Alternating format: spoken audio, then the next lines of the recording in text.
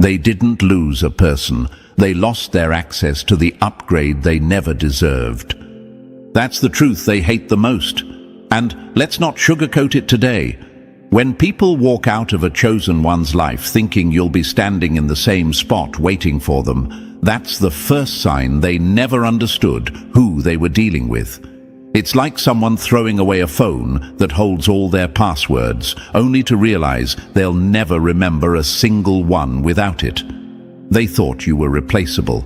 They thought someone better was one swipe away. But now they're learning the most painful lesson the universe gives out.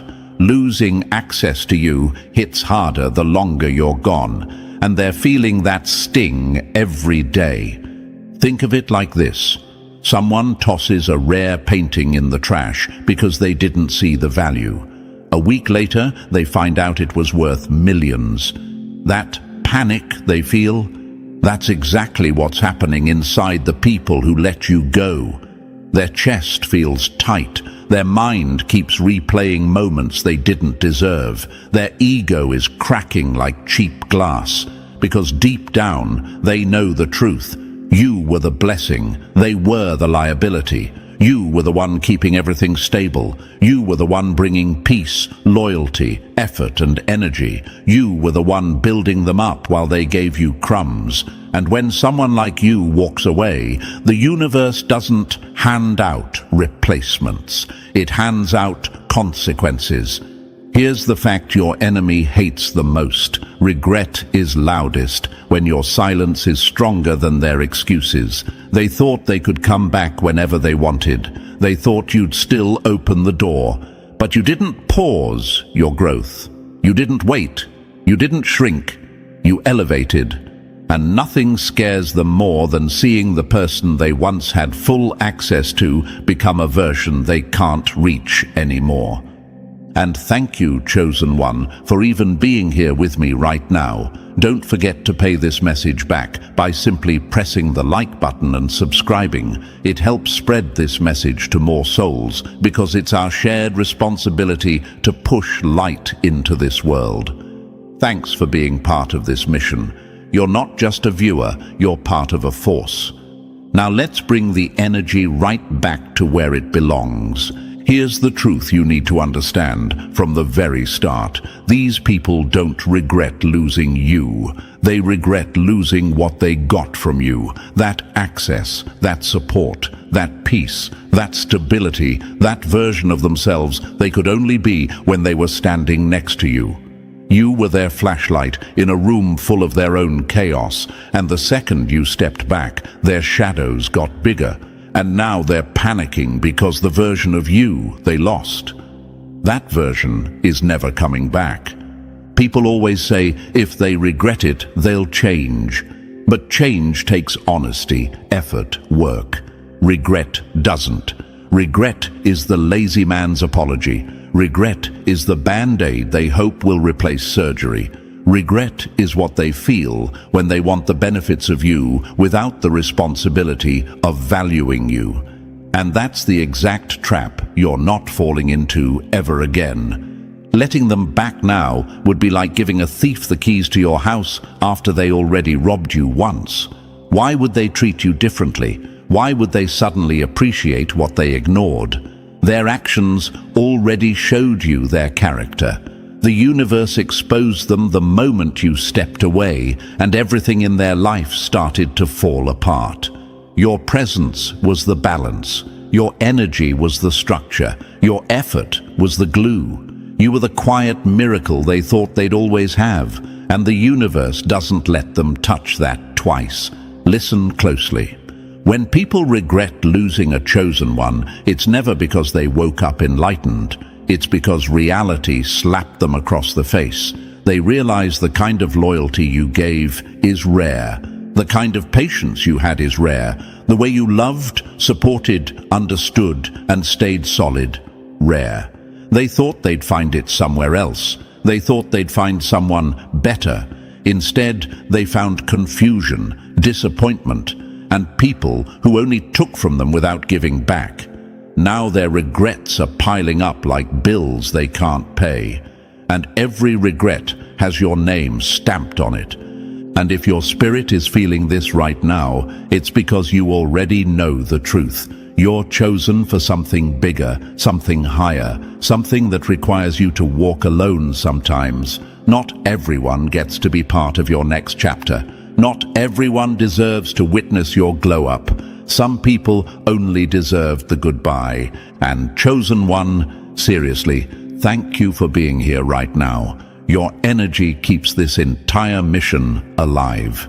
Before we go any further, take a second to lock in with me. If this message is hitting your chest, if you can feel the truth of it in your bones, press like and subscribe so this reality reaches more souls who need to hear it. Drop 777 in the comments if you're ready to stop letting people who wasted their chance circle back into your life like nothing happened. And if you feel called to support the team behind this message with a super thanks, know that even the smallest contribution keeps this work alive. Every bit of support pushes this movement forward and helps spread the truth. Your access is valuable, and not everyone deserves it. Now take a breath, chosen one. We're about to break this down step by step, and if you're truly stepping into your worth, you're going to feel pulled to stay until the very last word. Let's get into it. Number 1. When they lose their only source of warmth, reality hits them like ice. They didn't lose a person. They lost the one soul they could never upgrade, replace, imitate, or re-access. They hate that sentence. It slices straight through their ego like glass. And honestly, it should, because people who think they can walk in and out of a chosen one's life like it's some free trial are exactly the ones who deserve to feel the cold when the subscription ends forever. They thought you were just another warm body in their orbit. They didn't realize you were the entire climate holding their stormy little world together. That's the joke life played on them. They only understood your value when the universe cut their access and threw them into the dark for good. Here's the truth they're choking on right now. When they walked away, they didn't lose someone. They lost the source, the secret ingredient, the rare energy that kept their life from collapsing. You were the warmth they mistook for background temperature. You were the consistency they assumed would always refill. You were the peace they thought would stay, even when they disrespected it. They didn't know they were standing next to the sun until they wandered into the frost. And now, they're shivering in a reality they created themselves. Think about a person who takes sunlight for granted. They enjoy the warmth without appreciating the source. They ignore the glow because it's always there. Then one day, winter hits, and suddenly they're begging for even a sliver of heat. That's them right now. They're waking up every day wrapped in a cold that feels like punishment, because the truth is brutally simple. No one else brings what you bring. They're out here trying to find another you, but guess what? They're running into knockoffs, diet versions, imitations with no spark, no substance, no soul. They talk to other people, and it feels like eating a meal with no seasoning. They try to bond with someone new, and it tastes like cardboard. They're trying to feel something, anything, that reminds them of you, but nothing hits the same. Nothing feels as real, nothing feels alive. Because what they lost wasn't a relationship, a friendship, or a situationship. What they lost was access to their only real source of warmth.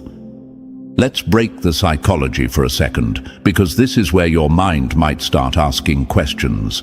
Why do they suddenly regret it? Why now? Why after everything they did? Because regret doesn't show up when they hurt you.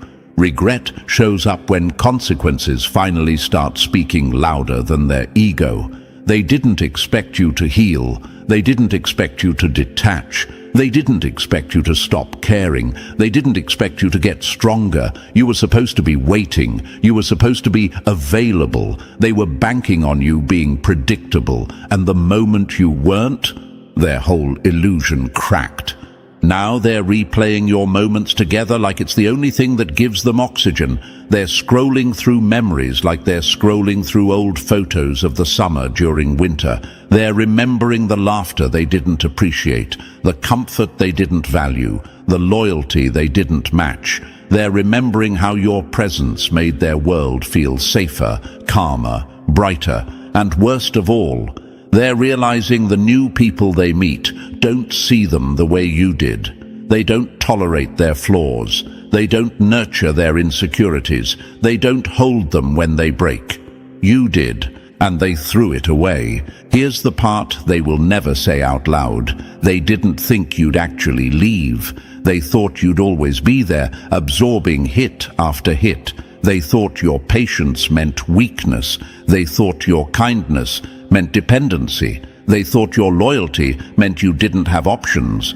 But when you finally walked, the universe flipped the switch, and they've been stumbling in the dark ever since. It's like someone smashing their phone because they're annoyed, then realizing all their passwords, photos, contacts, and memories were inside. They didn't just break the phone, they destroyed their access, and no, they can't restore it. That's why they're panicking. That's why they're spiraling. That's why their regret is suffocating them. But here's something important for you, chosen one. Don't confuse regret with growth. Don't confuse "I miss the benefits" with "I value the person." Don't confuse a lonely moment with a changed heart. People don't evolve just because they lost something valuable. Most people only get bitter, not better. They miss what you did for them, not who you are. They miss the comfort, not the connection. They miss the support, not the soul. They miss the stability, not the relationship. If you let them back in now, you're not giving someone a second chance. You're signing up to repeat the same heartbreak with someone who already showed you their pattern. A snake shedding its skin doesn't stop being a snake. A taker who regrets the consequences doesn't magically become a giver. A person who couldn't value you when they had you won't suddenly value you now that they lost the privilege. Let them miss you. Let them sit with the silence. Let them taste the cold they created. Let them try to replace you and fail every single time. That's not revenge. That's reality. Your absence is their lesson. Your growth is their punishment. Your elevation is the reminder of what they'll never touch again. And here's another gut punch they'll never admit. You were their emotional heater. When you left, the temperature in their life dropped so fast, it shocked their system. That's why they're desperate for a way back in. Not because they're healed, not because they're changed, but because winter hits harder when you're the one who caused it. So when your mind wonders, do they regret losing me? The answer is yes, but not in the romantic way you think. They regret losing the benefits, the safety, the comfort, the access. They regret losing the person who made them feel like they were more than their mistakes. They regret losing the ecosystem they never watered. But here's the twist. Their regret is not your responsibility. Their cold is not your warmth to fix. Their consequences are not your job to soften. Your life is moving without them. Your energy is rising without them. Your path is opening without them. And that's exactly how it's supposed to be. You are not the lesson they get to retake. You are the lesson they live with for the rest of their life. And while they freeze in the world they created, you're stepping into a future that was never meant to include them in the first place. Their regret only confirms your worth. Their loss only confirms your power. Their cold only confirms you were the sun all along. Now keep moving forward. Let them sit in the darkness. Your light isn't theirs anymore. Number 2. When they lose the fire that held their world together, the cold feels like punishment. They didn't just lose warmth, they lost the only flame that ever cared enough to keep them alive. People don't miss you. They miss the version of themselves they could only be when you were holding their world together. Regret doesn't mean they've changed. It means the cold finally slapped them with the truth. They thought your fire was infinite. The universe showed them it wasn't. They're not just missing you, they're freezing because the fire they depended on is gone. And here's the part that hits them like a brick to the face. You were the one keeping their entire internal climate stable, and they never realized it until the universe yanked you out of their reach. They treated you like a fireplace they could walk away from and return to whenever their life got cold again. They thought your warmth was automatic, effortless, guaranteed. They never stopped to think that even fire has limits, and even warmth can burn out when someone refuses to appreciate it. Imagine this. Someone builds their life around a campfire, but never bothers to add wood. They enjoy the heat, sit close, stretch out their hands, get comfortable, but they don't contribute a single branch. Then one day, they look up, and the flame is dying. Instead of feeding it, they walk away, assuming the fire will magically fix itself. By the time they return, the fire is gone, the ashes are cold, and the night is freezing. That's exactly what they did to you. They enjoyed your warmth. They loved the comfort. But they didn't add anything. Not effort, not care, not consistency, nothing. And now they're out in the cold, trembling, confused and angry at themselves because the fire they betrayed will never light for them again. Let's bring this even closer. Imagine someone having a heated room in the middle of winter, cozy, safe, secure. But they get bored. They open the door, wander outside, and explore the snow like they're invincible. They tell themselves they'll come back whenever they feel like it. But when they try to return, the door is locked. The room is no longer theirs. They're stuck in the cold they chose. That's them right now, wandering in a winter they created, shivering because they miscalculated your value. And I know what might be running through your mind right now. Do they miss me, or just what I did for them? Would they be acting this way if they truly cared? Why are they suddenly popping up now that I'm gone? Let's answer it plainly.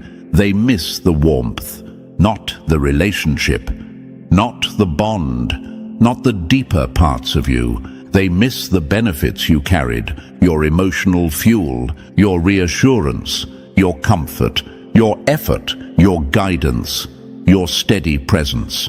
They miss how you made their world feel less chaotic.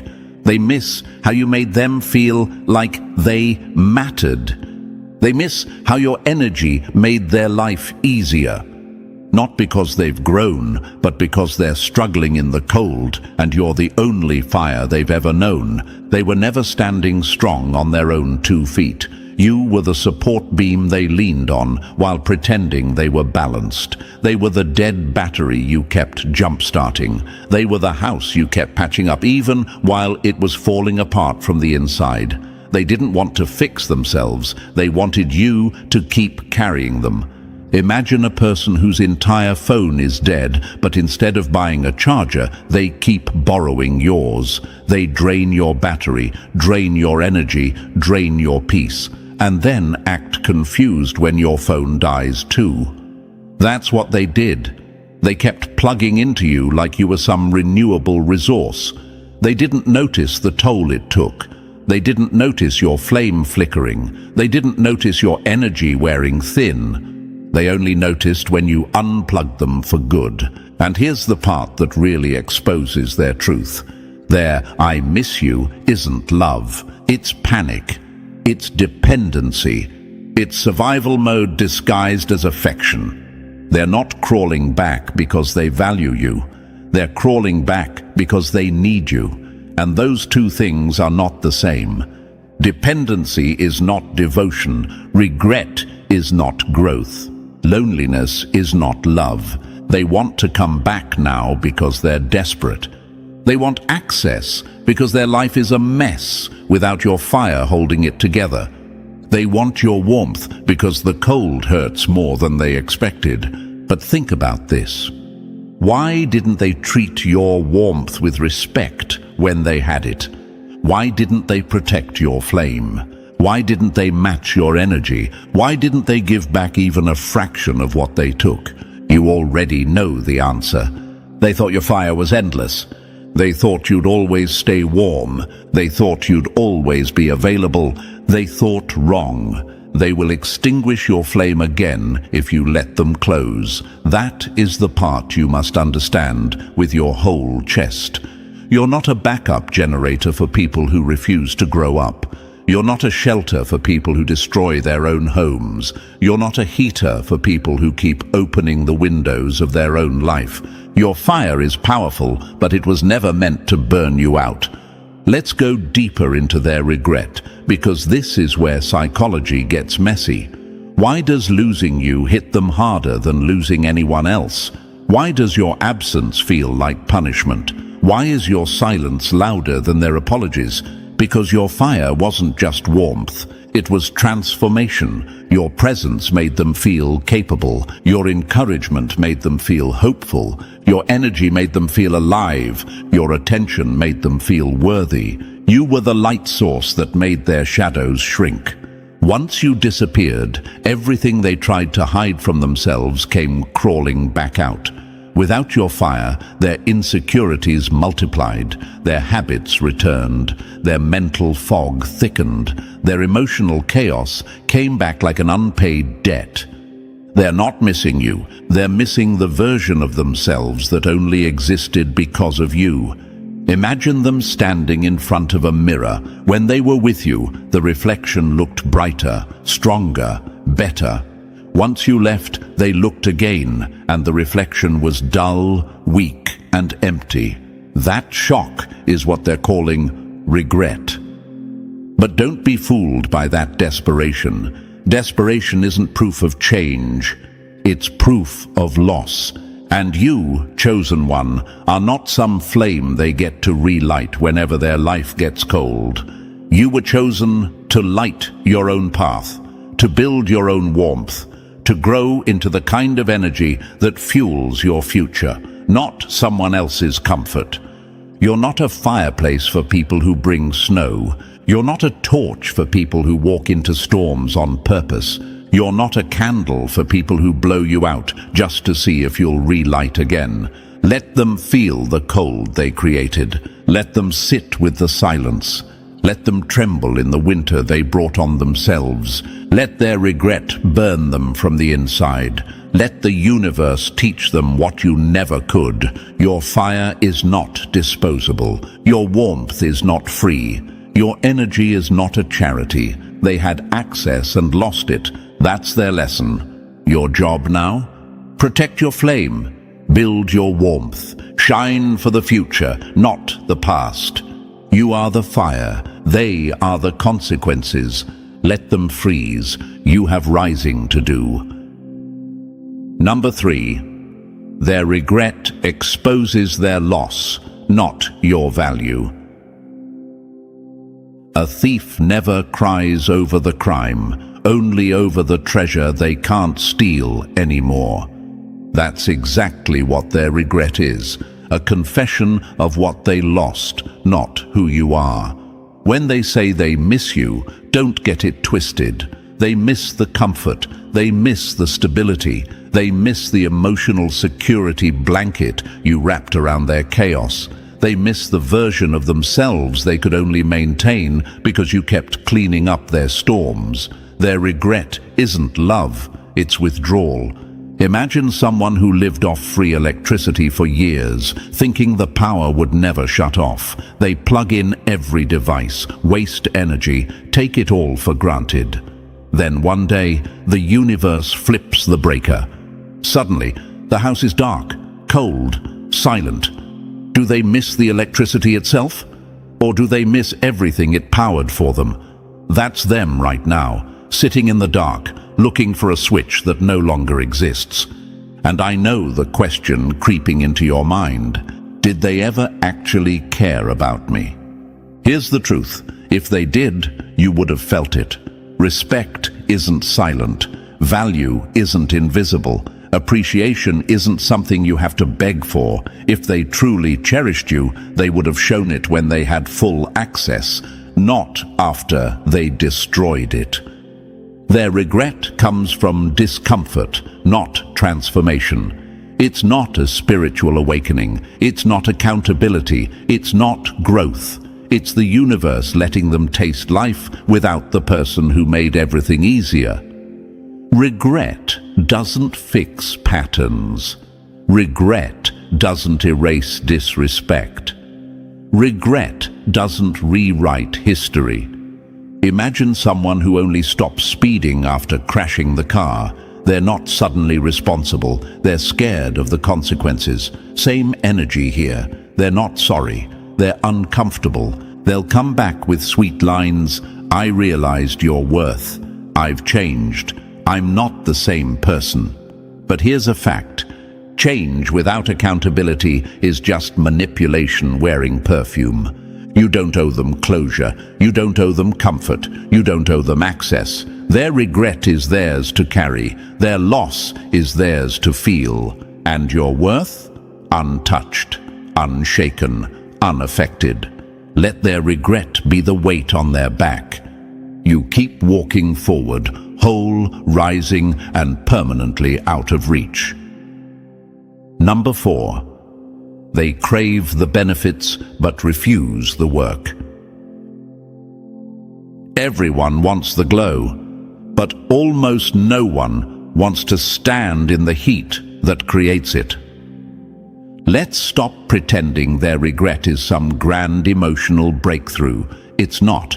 What they really want is access to the perks they once enjoyed without ever doing the work required to stand beside you.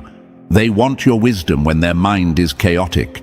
They want your loyalty when the world stops clapping for them. They want your steady presence when their life collapses again. But rise to your standard, match your effort, show actual consistency, not a chance. They want the treasure without lifting a single tool to dig for it. Imagine someone who only wants front row seats but refuses to buy a ticket. That's them. They want the experience, but not the cost. They want the light, but they won't take a single step toward becoming someone who can hold it. They want first-class treatment while offering economy-level effort. And when they say, "I miss you," what they really mean is, "I miss the benefits package I didn't earn." Here's a question that might be poking your mind right now, but what if they really changed? Simple answer. Change shows in action, not in access requests. If they truly transformed, you wouldn't need to guess. You'd see it, feel it, believe it without being convinced. Growth announces itself through consistency, not apologies crafted like bait. Imagine someone showing up to a locked door they broke themselves and acting shocked it won't open. They're not sorry they smashed it. They're upset that they can't walk through it anymore. That's what their regret really is. Entitlement gasping for air. They'll return with soft tones, vague apologies, recycled lines they hope you'll swallow. But regret without effort is just manipulation wearing a mask. These people haven't evolved. They're operating with the same laziness, the same comfort-seeking mindset, the same unwillingness to rise that drained you the first time. Letting them back in now wouldn't be giving someone a chance. It would be betraying the self-respect you fought like hell to build. If they want access, they have to elevate. They have to meet your energy. They have to rise to your level, not pull you down to theirs. Those who value you will climb. The rest will stay behind, staring at the life they could have had, regretting the access they will never touch again. Number 5. You were their life support, not their free pass to greatness. People don't cling to you because they love you. They cling because without your energy, their life flatlines. Let's cut straight through the noise. You weren't a friend, a partner, or a companion to them. You were their oxygen mask, their safety net, their emotional first aid kit. You kept their spirit alive when they had nothing left in them. You believed in their potential when they didn't even believe in their next breath. And the worst part, they took all that power from you like it was some bottomless dispenser they could refill from whenever life punched them in the face. Imagine someone drowning, and instead of learning how to swim, they just grab your neck and pull you under with them. That's exactly how these people operated. They didn't want to grow. They didn't want to elevate. They didn't want to match your effort. They wanted a shortcut, and you were the shortcut. They wanted your fire without building one of their own. They wanted your strength without developing any. They wanted your support while giving back nothing except excuses, laziness, and emotional baggage wrapped in a smile. And I know the question sliding into your mind: was I too kind, too patient, too giving? Here's the truth. Your kindness was never the problem. Their entitlement was. You weren't a free ride. You weren't a step stool. You weren't a ladder for someone who refused to climb. You were the one doing the heavy lifting while they dangled off you like dead weight, expecting you to drag them into a future they never planned to contribute to. Letting people like this stay isn't compassion. It's sabotage. Every time you carry someone who refuses to walk, you slow your own elevation. Every time you lower your standards to keep someone comfortable, you shrink your destiny to fit their limitations. And you didn't survive what you survived just to be someone's emotional Uber driver. Elevation isn't just about going up. It's about choosing who gets to ride with you. Those who belong in your future will rise on their own legs. The rest can stay behind. Your energy is sacred. Protect it like your life depends on it, because it does. Number 6. They can search every corner of this earth. They'll never find another you. People only realize you were rare after life hands them a collection of cheap replacements. They really believed you were replaceable. They walked away thinking the universe had a whole lineup of people just like you. They assumed your depth was common, your loyalty was standard, and your energy was something they could snag from the next person who smiled their way. Now reality is smacking them in the face, because the deeper they search, the clearer the truth becomes. You aren't a type. You're a one-time phenomenon, and losing you wasn't a mistake. They detonated their own blessing. Imagine someone tossing away a rare masterpiece because they thought they could buy another version at the dollar store. That's exactly how they treated you. They didn't understand the value of authenticity, so they went out collecting counterfeits. And every person they meet now feels thinner, duller, weaker. The conversations don't hit. The energy doesn't feel safe. The connection doesn't reach their soul. Everything feels watered down compared to what you gave effortlessly. And I know the question that slips into your mind. Do they regret losing me, or just the feeling they got from me? Here's the truth. They regret losing the experience of you because no one else gives what you naturally give. But that regret is not love. It's not change. It's not maturity. It's just the universe forcing them to face the consequences of their choices. Imagine them scrolling through people like shopping items, hoping someone will match your depth. But all they keep finding are knockoffs, people who lack your soul, people who can't understand them, people who don't stay steady, people who don't build, don't care, don't know how to hold space the way you did. Their regret grows every time they compare someone else to you. And guess what? Every comparison ends with the same painful truth. There is no second you. But their searching isn't your responsibility. Their loneliness isn't your invitation. Their regret isn't your cue to return. They didn't value you when you were accessible. They won't magically value you now that you're gone. Let them wander. Let them compare. Let them miss you. Their regret is their burden. Your worth remains untouched. You're one of one, and that's why they'll never find your replacement. Number 7, their apology is a temporary patch on a permanent problem. A guilty conscience doesn't create change, it just creates prettier lies. Their apology isn't healing. It isn't growth. It isn't accountability. It's a reflex, a reaction, a panic button they hit now that the comfort you once provided is gone. When people lose access to a chosen one, they don't suddenly evolve, they scramble. They reach for whatever words sound soft enough, sweet enough, emotional enough to slip past your boundaries and get them back into the position they already mishandled. But an apology is cheap. Transformation? That costs work. And work is exactly what they've always avoided.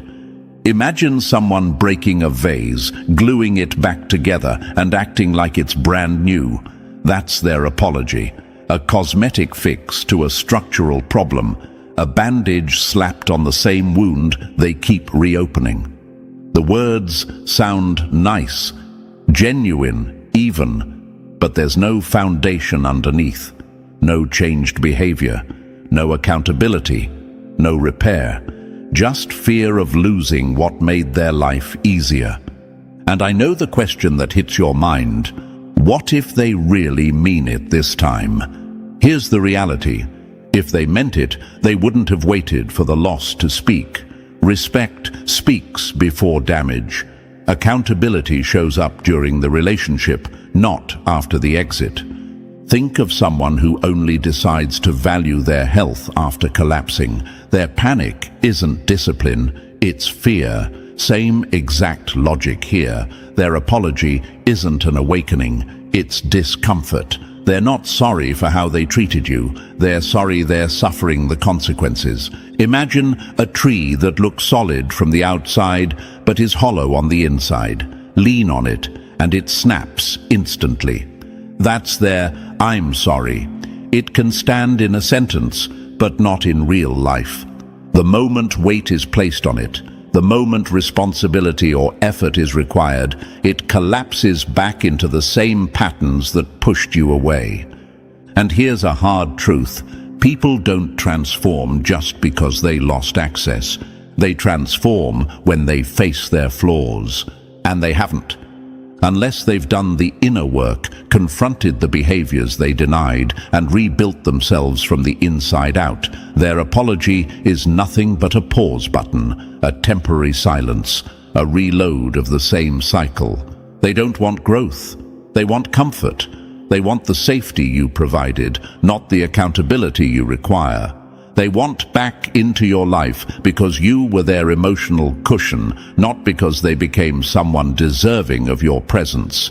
Letting them back in without proof is not compassion, it's self-harm. It sets the stage for the same disappointment, same betrayal, same emotional wounds, same exhausting loops that drained you before. Your kindness shouldn't be used like a weakness. Your heart shouldn't be treated like a doormat. Your peace was earned, not borrowed. So let them carry their regret like a weight. Let them sit with the silence you left. Let them face the reality they created. Their apology is theirs. Their discomfort is theirs. Their consequences are theirs. You move forward untouched, unbothered, and unavailable. Their regret changes nothing.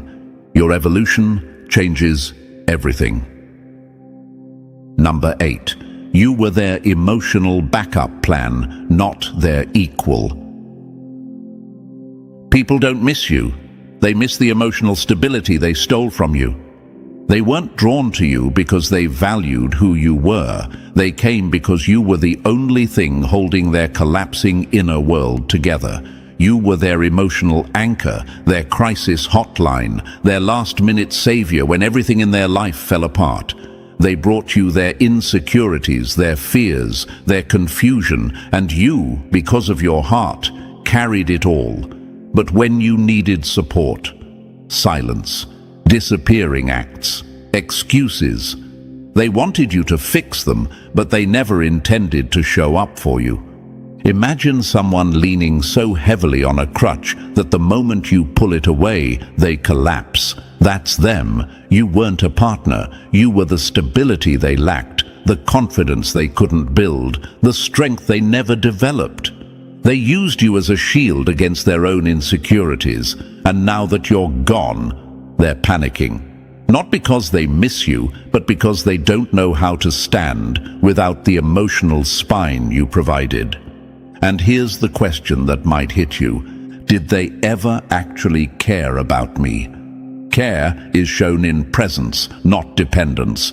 If they truly cared, they would have shown up when you were hurting. They would have matched effort. They would have offered support instead of draining every drop of yours. Their regret isn't soulful. It's survival. They miss the emotional labor you performed. They miss the reassurance you gave them. They miss the comfort you became. But none of that is your responsibility now. You are not a therapist they don't pay. You are not a safety net for someone who won't learn to walk. You are not a life raft for someone who jumps overboard on purpose. A one-sided connection is not love. It's emotional extraction. You walked away empty so they could walk away full, and they had the nerve to act like it was normal. Let them face the void they created. Let them deal with their own insecurities. If they only show up during their crisis and vanish during yours, they don't deserve access. Protect your peace. Protect your heart. Protect your energy. You're not their crutch. You are your own sanctuary, balanced, whole, and done carrying people who refuse to carry themselves. Number 9. Your absence forces them to face the truth they've been hiding from themselves. Your silence doesn't punish them, it exposes them. When you walked away, you didn't just remove your presence. You removed their hiding place. You were the shield that kept them from feeling the impact of their own decisions. You were the filter that made their life look cleaner than it actually was. You were the buffer that softened their chaos and made their flaws feel survivable. And now that you're gone, they're finally face to face with the truth they've dodged for years. Imagine someone covering a cracked mirror with a beautiful painting. As long as you're there, they never have to look at what's underneath. But once you take the painting away, the mirror is still there. Broken, messy, undeniable. That's what your absence feels like to them. Every insecurity they hid behind your love is standing in front of them now. Every flaw you masked with your patience is screaming at them. Every mistake you softened is now hitting at full force. And I know the question drifting through your head. Were they really avoiding themselves this whole time? Absolutely. Your presence made it easy for them to pretend they were more stable, more healed, more grown than they actually were. You carried the emotional weight they never learned to lift.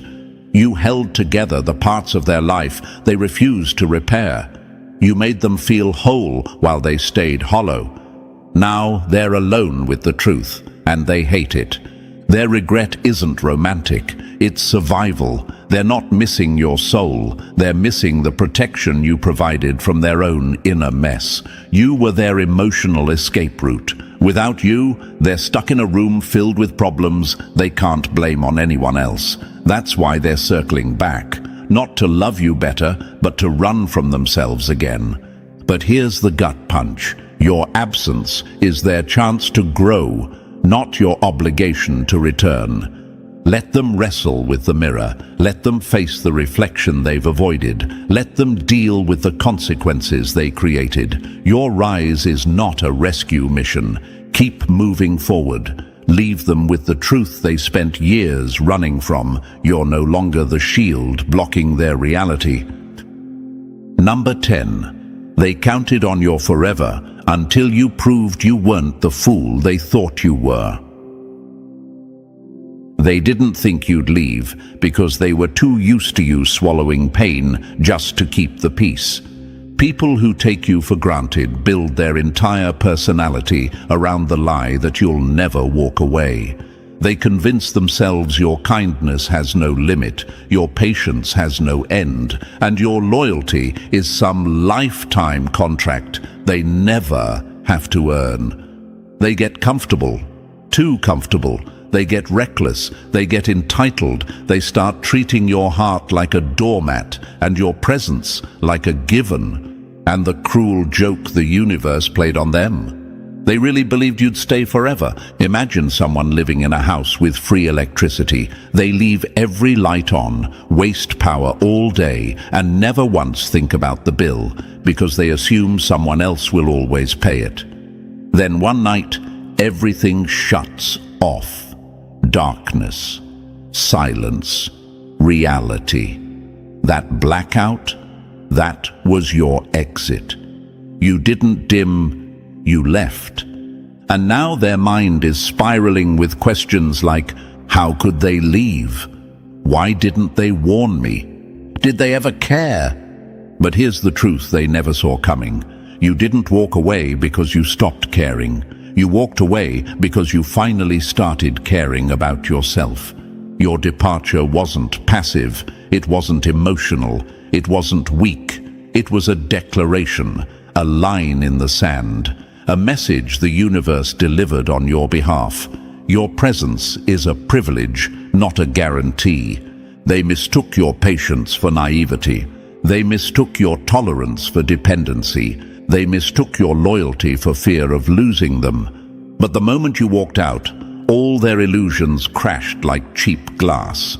Imagine a child tossing a toy aside, thinking it'll always be there, until someone else picks it up, or it gets taken away for good. That's the shock they're choking on now. They never expected you to leave because they never believed you had the strength to choose yourself over them. But you did, and that strength is exactly what haunts them every day. Now they're drowning in regret, replaying every moment they dismissed you, every disrespect they shrugged off, every sign of love they refused to reciprocate. They thought the door would always be open. They thought they had infinite chances. They thought you'd keep bending. Instead, you broke the cycle. And let's answer the question they hope you'll ask. Does their regret mean anything? No. Regret doesn't undo the disrespect. Regret doesn't rewrite the past. Regret doesn't prove growth. Regret doesn't make them worthy of access again. What their regret really is fear. Fear of your distance. Fear of your strength. Fear of realizing you were the one person they never should have played with. Fear of knowing someone else will benefit from what they mishandled. Imagine them standing outside a door they used to walk through freely, now locked, sealed, deadbolt shut. They knock, they beg, they replay conversations. They say all the right words too late, and the irony is brutal. They only learned your value in your absence, but that education came at a price they can't afford. You didn't leave because you became cold. You left because staying became self-betrayal. Walking away wasn't giving up. It was leveling up. It was choosing yourself. It was protecting your peace. And it was proving, finally, that you were never the one who needed them. They were the ones who depended on your softness to survive. Let their regret sit with them. Let it burn. Let it teach them everything they refused to learn when they had access to you. You don't return to cycles you've outgrown. You don't reopen doors you closed for your sanity. You don't shrink back into the version of yourself they once took for granted. Keep rising. Keep moving. Let your absence stay louder than their apologies, their tears, their promises, and their regret combined. Number 11. Knowing your worth is the move that makes you untouchable. The second you realize you're the prize, every person who mishandled you becomes irrelevant. Here's the truth they never wanted you to figure out. The moment you understand your worth, you stop being accessible to people who only valued the perks of being near you. You stop being their fallback option, their emergency number, their emotional repair shop. You stop being the person they could drain on Monday, ignore on Tuesday, and come crawling back to by Friday. Once you recognize who you truly are, you become the one thing they can't manipulate anymore: unreachable. Imagine someone picking up a diamond, thinking it's glass, tossing it aside, and later discovering it was the rarest gem they will ever touch. That panic that hits them, that's exactly what's haunting them now. Their regret isn't a sign that you were worthless. It's proof that they threw away something priceless. They're not grieving the loss of you, the person. They're grieving the loss of the stability you brought, the clarity you provided, the peace you carried, the strength you infused into their life. And here's the question rising inside you. Does their regret mean I was valuable? You were valuable long before they regretted losing you. Their regret doesn't define your worth. It exposes their blindness. If they truly valued you, their actions would have matched their words when they still had access.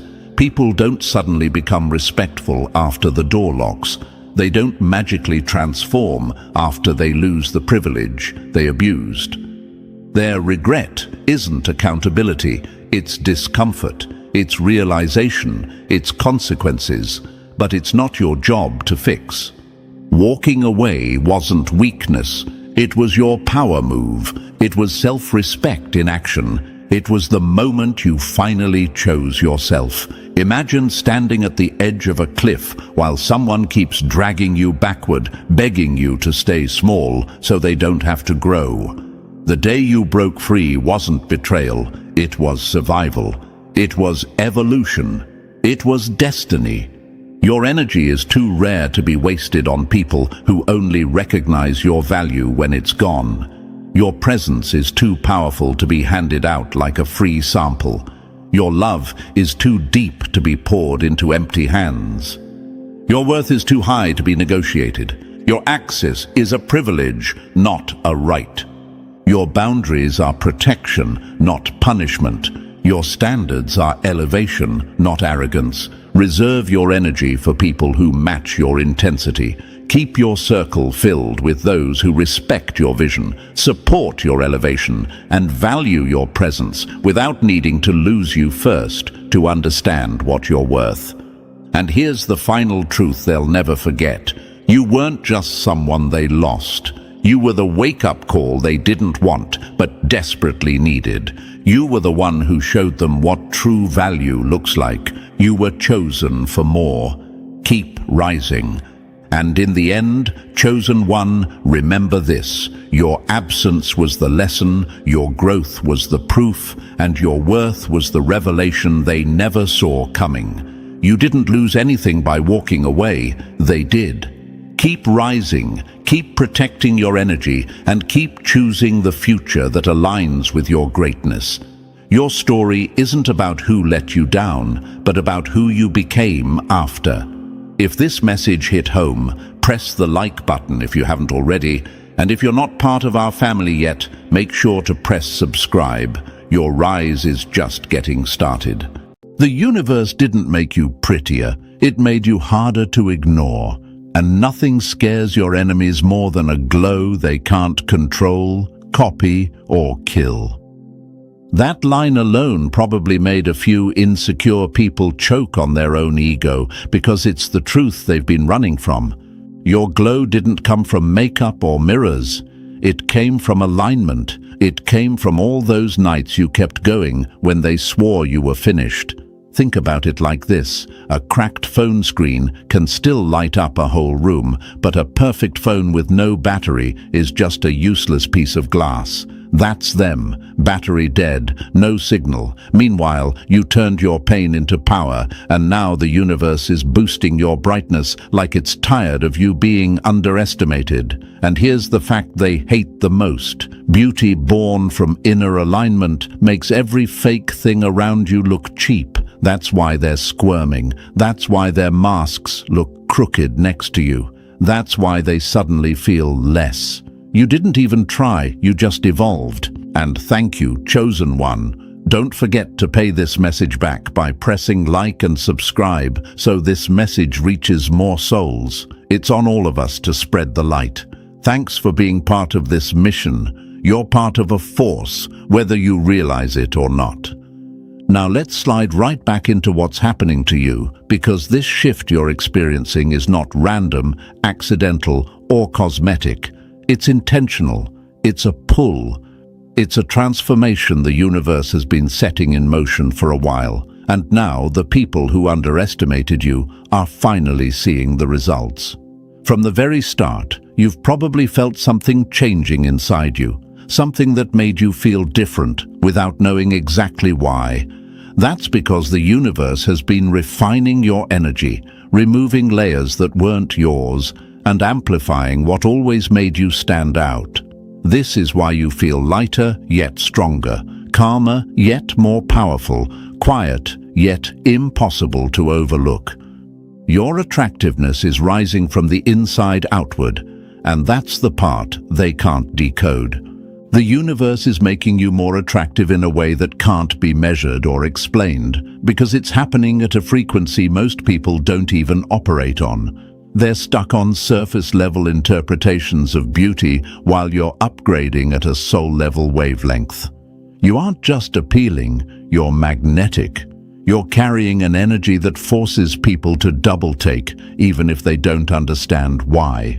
It's not your face that changed. It's your presence. It's the way you walk into a room like you're finally aware of your own worth. It's the way you speak with more clarity, move with more intention, breathe with more peace. People notice these things even if they pretend they don't. They feel you before they see you, and that's what's driving them absolutely wild. This shift is messing with your enemies because suddenly all the effort they put into making you feel small is falling apart. They don't get how you're glowing after everything you went through. They can't understand why your confidence is rising when they expected you to collapse. They don't realize the universe was using all of that negativity as fertilizer. They tried to bury you, but the universe planted you. They thought they were dimming your light, but they were actually creating the perfect environment for your glow to burst through. And now they're staring like they're seeing a different person, even though it's still you. It's just that the real you finally stepped out of hiding. When you're aligned, your attractiveness becomes a truth bomb. It exposes illusions. It reveals hidden motives. It pulls real ones closer and pushes fake ones away.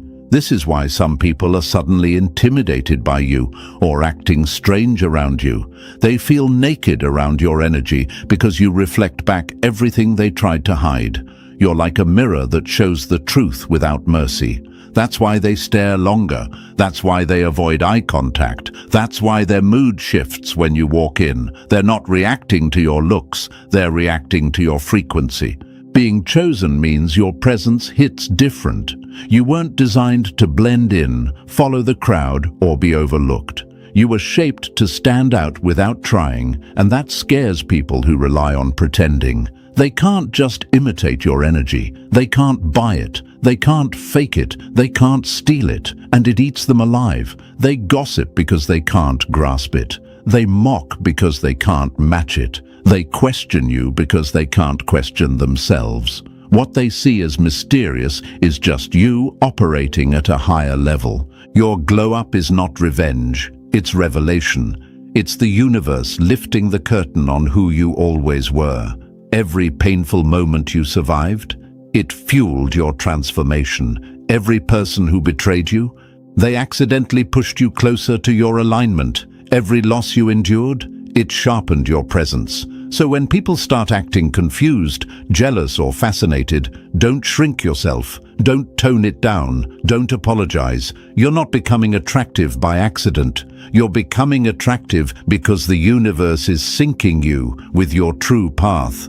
You're stepping into a version of yourself the world always needed but wasn't ready for. And now that you're here, everything is reacting to you. Old energies are falling away because they can't survive your upgrade. People who doubted you are second-guessing their choices. People who slept on you are waking up in panic. And the ones who thought they could replace you, they're realizing there's no replacement for authenticity. You were never meant to chase attention. You are the attention. You were never meant to dim your light. You are the light. And while the insecure scramble to understand your transformation, the universe is smiling because it knows exactly what it's doing. Your attractiveness isn't something you wear, it's something you are. And now that it's rising, there's no going back. And chosen one, seriously, thank you for still being here. Your energy shows every time you stay present, and the universe notices that. Before we go deeper into why your attractiveness is rising and why it's driving certain people insane, do something small that creates a big ripple. Drop a comment with the number 777 if you're ready to step into the version of yourself that the universe has been shaping behind the scenes. And if you want to fuel this mission, bless the creators behind this message with a super thanks. It keeps this truth circulating, and it keeps this space alive for every soul waking up to their own transformation. Whether it's a penny or a fortune, it keeps the light moving. And chosen one, the universe sees every intention behind your actions. Now take a breath, because we're about to break this whole thing down piece by piece. If you really are who you think you are, you'll feel that pull to stay until the very end. Let's get into it. Number 1, stop shrinking for people who couldn't handle you at full power. No. They didn't break you, they calibrated you, and now your existence is the reminder they never wanted. You shine without their permission. That line alone probably burned a hole straight through the ego of anyone who ever tried to keep you small. Because let's be real, your enemies were never afraid of you failing. They were terrified of you realizing you were never meant to sit in the background in the first place.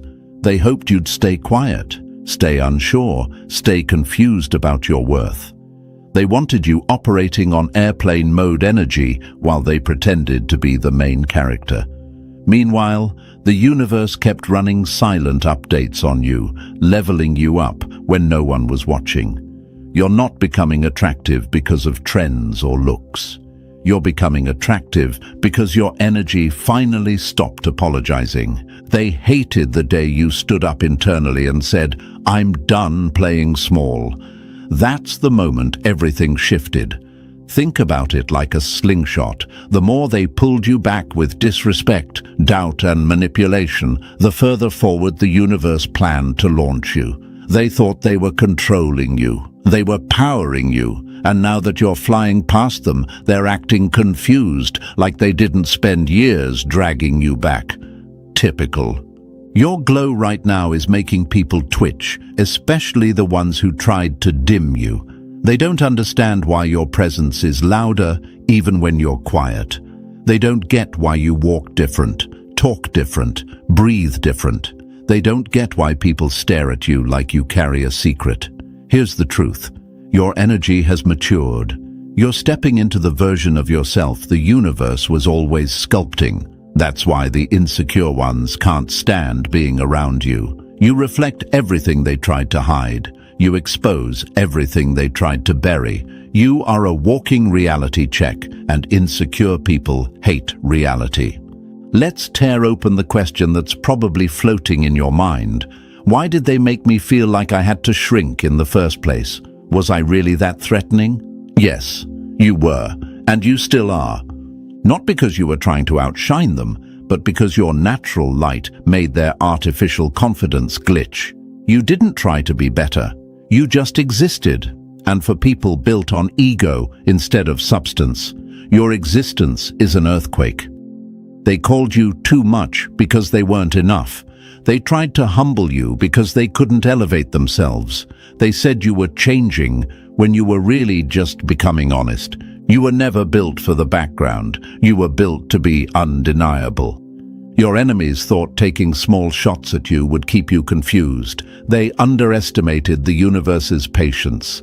Energy always returns to sender. Every joke, every insult, every dismissal, they're choking on it now. Your glow is their karma. Your rise is their reminder. Your confidence is their consequence. And the best part? You're not even trying to flex. You just stopped dimming your own greatness. When the universe chooses someone, it doesn't come with fireworks or announcements. It comes through pressure, through isolation, through the kind of growth that breaks old identities. You didn't rise because life was easy. You rose because life forced you to discover what you're made of. And now that you've mastered the art of surviving, you're naturally becoming magnetic. Attraction isn't always about beauty. Sometimes it's about the aura of someone who walked through hell and didn't drop their integrity. And that's you. Your attractiveness comes from the way you carry pain without turning bitter, from the way you show strength without seeking attention, from the way your silence holds more power than their loudest attacks. People can sense when someone is connected to their true path. They feel the vibration before they see the person. That's why they're staring. That's why they're whispering. That's why they're watching you like you're becoming someone dangerous. Because you are. Dangerous to mediocrity, dangerous to insecurity, dangerous to anyone who believed you'd stay small. Here's another thought you might be wrestling with. Why didn't they want me to see who I really am? Why did they react so strongly to my growth? Because your growth exposes their stagnation. Your glow exposes their laziness. Your alignment exposes their chaos. Being around you is like standing near a bright screen in a dark room. It reveals everything. They didn't want exposure. They wanted control. But the universe doesn't put chosen energy into someone who stays small for others' comfort. The universe doesn't elevate people who keep themselves dim so others don't feel insecure. You weren't selected to fit in. You were shaped to stand out in a way that makes people question their entire approach to life. You are attractive now because your energy is clean, your boundaries are sharp, and your presence has weight. You're not bending over backward for validation anymore. You're not keeping quiet to maintain fake peace. You're not pretending you don't see what you see. You stopped shrinking, and suddenly the whole room feels smaller around you. That's the real reason they're uncomfortable. You stopped hiding. Let's break it down even deeper. Imagine a room full of dusty light bulbs that flicker on and off with excuses. Then imagine one bulb, bright, steady, unbothered, lighting up the entire space. That's you. They're the dusty ones. They're annoyed not because you're shining, but because your clarity exposes their haze. They weren't prepared for someone who could outgrow their manipulation. They weren't ready for someone who could heal the wounds they caused. They weren't expecting someone who could rise without stepping on anyone. Your glow is hurting the eyes of people who chose not to grow. Some people will try to tell you you're acting different. You're not. You just stopped playing small. You stopped shrinking your energy to make average people comfortable. You stopped apologizing for qualities they secretly wished they had. And now suddenly, they can't categorize you. They can't predict you. They can't influence you. This is where your attractiveness spikes even higher, because uncertainty is intimidating. You are unpredictable now, and unpredictable people are powerful. This is a shift the universe orchestrated to free you from environments that couldn't hold your potential. The universe doesn't want you surrounded by people who only liked you when you were confused. It aligns you with people who respect your growth, not fear it. The version of you emerging right now, that one is magnetic. That one is noticeable. That one is unforgettable.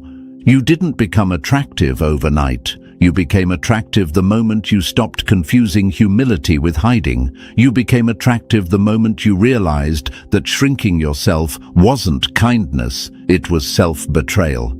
And now the universe is amplifying the real you, the version that was always meant to stand out. So let them stare, let them whisper, let them wonder how you did it. Because the truth is simple. You didn't change, you stopped pretending, and once a chosen one stops pretending, the whole world feels the shift. Number 2. You turned into the storm they hoped you'd never survive. They wanted you predictable so they could control you. Instead, you became the kind of force they can't forecast, measure, or outrun. Let that sink in for a second. That one sentence alone is probably enough to make every insecure person who used to underestimate you feel their stomach drop, because for the longest time, they counted on you being soft, unsure, apologetic, and desperate for their approval. They counted on you bending so they could stay comfortable. They counted on you trying to win them over while they sat there pretending to be unbothered. What they didn't know was that the universe was using every moment of your confusion, every crack in your heart, every night you questioned your worth to turn you into something they never planned for, unpredictable power. Here's the first truth bomb. You didn't change, you evolved, and evolution terrifies the stagnant. Imagine this.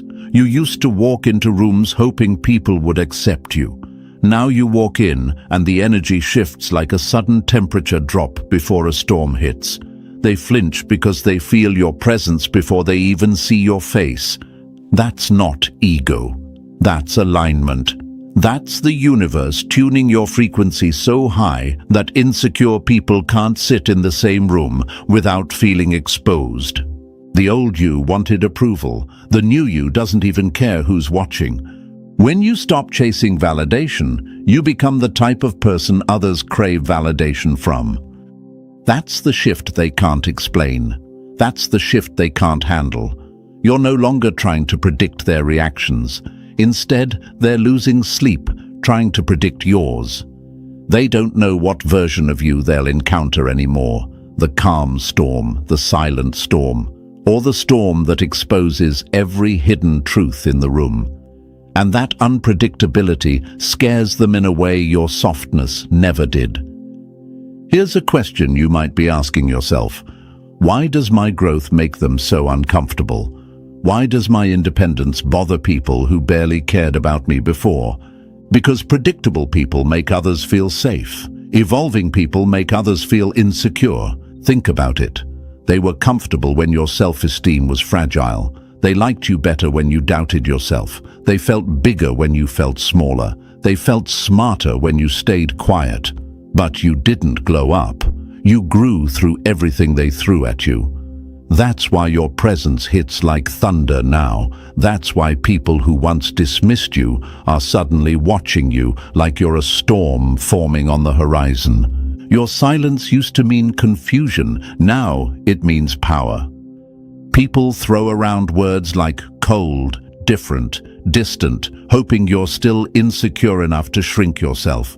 But the version of you they're talking about doesn't exist anymore. You're not distant, you're selective. You're not cold, you're clear-minded. You're not arrogant, you're aware. Huge difference. Imagine this. You used to stand at the shoreline letting others tell you how big the ocean was. Now you're the ocean. Deep, unpredictable, untouchable. People can only access you if they're willing to swim, and most people never learned how to deal with depth. They preferred when you were shallow enough for them to stand comfortably. Now you drown their illusions without saying a single word. And here's something else they'll never admit out loud. You becoming unpredictable means they can't manipulate you anymore. They can't guess your fears. They can't weaponize your empathy. They can't guilt-trip you with fake affection. They can't breadcrumb you with attention. They can't pull you in with lies or push you away with silence.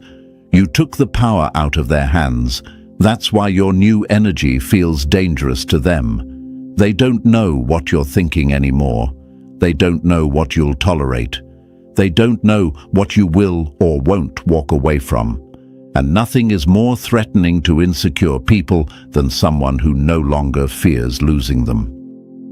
When you realize your worth, their control ends instantly. This is what they can't stand. You no longer need them. You no longer need anyone's approval, validation, or permission. Your attractiveness now comes from the way you protect your peace, from the way you walk away from chaos, from the way you no longer justify your boundaries. People feel that energy. They feel the shift. They feel the independence, and it shakes them because they're used to people begging, chasing, or over-explaining. But you're done with that era. Imagine this. A lighthouse doesn't move around trying to convince ships of its value. It stands firm, shines bright, and lets everything else navigate around it. You are that lighthouse now, and the people who once laughed at your confusion are now blinded by your clarity. And here's another question you might be thinking. Why do they talk more now that I speak less? Why are their eyes on me when I'm not even trying to get attention? Because mystery is magnetic, and you've become the kind of mystery that rattles shallow minds. Your silence makes them nervous, your growth makes them paranoid, your boundaries make them insecure. They're not watching you out of admiration, even though some secretly are. They're watching because your evolution exposes their lack of evolution. You are the storm that forces them to look at their own unfinished work. Imagine this. When you were soft, they treated you like a breeze they could ignore. Now you're the kind of storm that makes people close windows and pray they're prepared. They see the transformation, and even if they pretend they don't, their reactions give them away. Their sudden distance, their awkward compliments, their passive-aggressive questions, their fake concern, their weird tension. All of that is just code for, I didn't expect you to become this. Your attractiveness now isn't about your face or body or style. It's the intensity of someone who's walked through the fire and didn't lose their identity. It's the mystery of someone who's no longer readable. It's the calm of someone who trusts the universe more than people. It's the strength of someone who stopped overgiving. It's the confidence of someone who finally sees their own worth. People can sense this level of energy before you even speak. They feel it in the way you walk, in the way you hold eye contact, in the way you don't rush, in the way you don't explain. Your presence hits like pressure in the air right before a storm, that quiet heaviness that lets everyone know something powerful is approaching. You're not intimidating, they're intimidated. Big difference. No matter what they say, no matter what rumors they spread, no matter how they spin the story, one thing stays true. They can't predict you anymore. They can't place you in a box, label you, or shrink you into the version they preferred. You've outgrown every expectation they put on your name. You're the storm they never prepared for, the unexpected shift, the force they underestimated, the energy they can't copy, the presence they can't ignore. Your unpredictability isn't chaos, it's evolution. It's what happens when a chosen one finally realizes they were never meant to seek permission from people who were threatened by their potential. You've become attractive in a way that can't be faked, copied, or imitated. Your glow is not cosmetic, it's cosmic, and now the universe moves with you. While they talk, your energy expands. While they watch, your light rises. While they try to figure you out, you keep evolving. They wanted you predictable. The universe made you powerful, and now you're the storm they can't outrun. Number 3. Real power doesn't chase anyone, it pulls everything. They wanted you begging for a seat at their table. Instead, you became the reason their whole room feels cheap. You didn't get here by trying to impress anyone. You got here by refusing to dim yourself just to make insecure people feel taller. While everyone else is bending into shapes that don't fit them, You walk in as you are, and that's exactly why people can't stop staring. They're so used to masks that when someone shows up real, it hits like a shockwave. You don't need to pretend, you don't need to perform. And the wild part? That's what makes you shine without even trying. Imagine this: a crowd full of echoes, and you're the only voice. A room full of painted smiles, and you're the one with real eyes. A sea of copy-paste personalities, and you're the only original.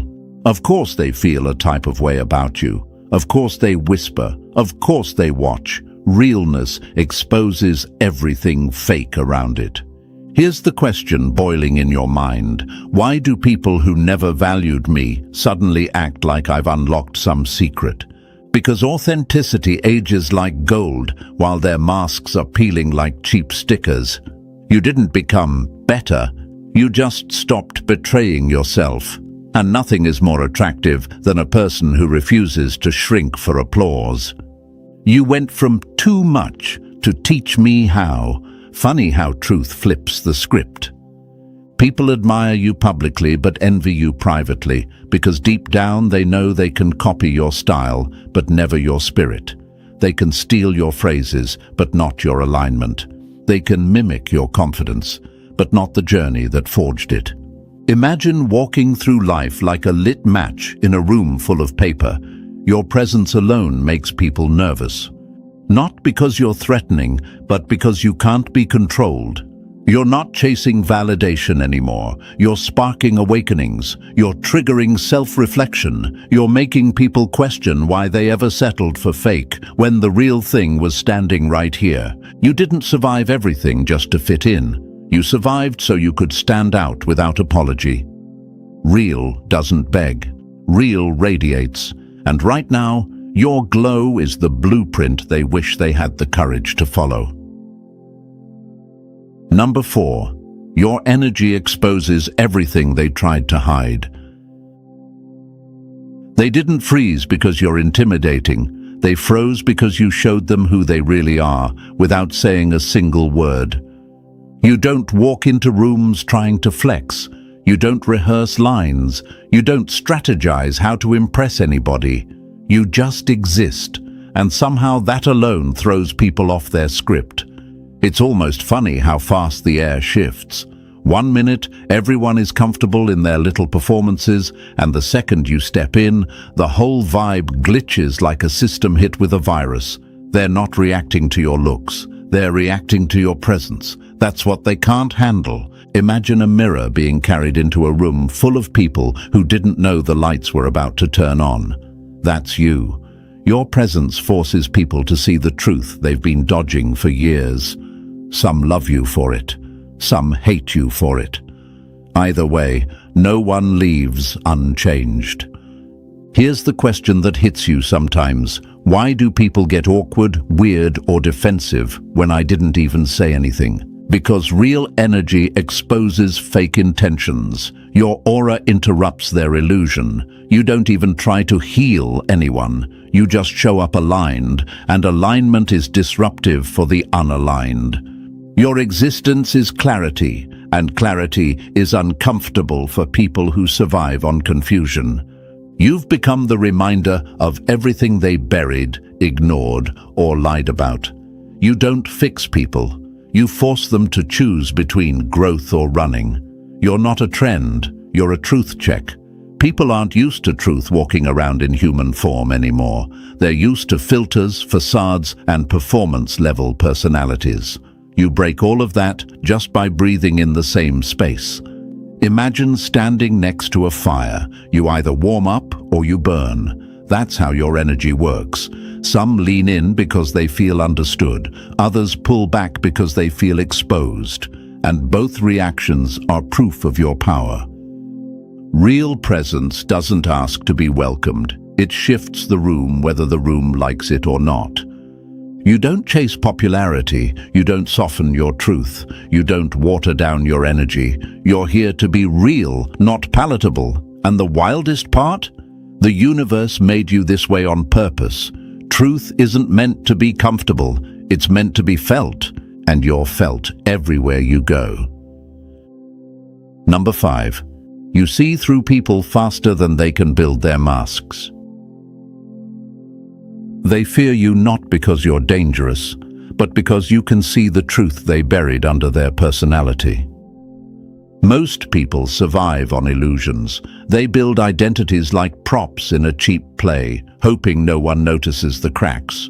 But you spot the cracks before they even finish the sentence. You read what their eyes won't say. You feel what their energy tries to hide, and that alone makes insecure people sweat.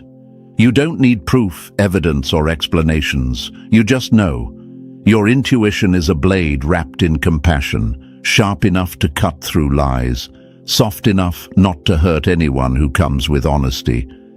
Imagine walking through a world where everyone else reads subtitles, but you're watching the director's cut. Nothing gets past you. Every fake smile, every forced laugh, every "I'm fine" that isn't fine. You sense it before they admit it. That's not overthinking, that's alignment. Here's the question that hits you sometimes. Why do people tell me their secrets when I didn't even ask? Why do they look exposed around me? What did I do? You didn't do anything. Your energy is safety. Your presence is permission. They feel seen without being judged, and some people haven't felt that in years. That's why they remember you long after you forget them. Depth is rare, and rarity is unforgettable. Your empathy isn't softness, it's surveillance, and it protects you better than any armor. They call you too sensitive because they're too shallow to understand the level you operate on. They call it paranoia because they don't want to admit you're right about them. They call it overthinking because if they admitted your intuition was accurate, their mask would fall off completely. Imagine a lighthouse in the dark. You don't chase ships. Ships come to you. That's why people are drawn to you even when they pretend they're not.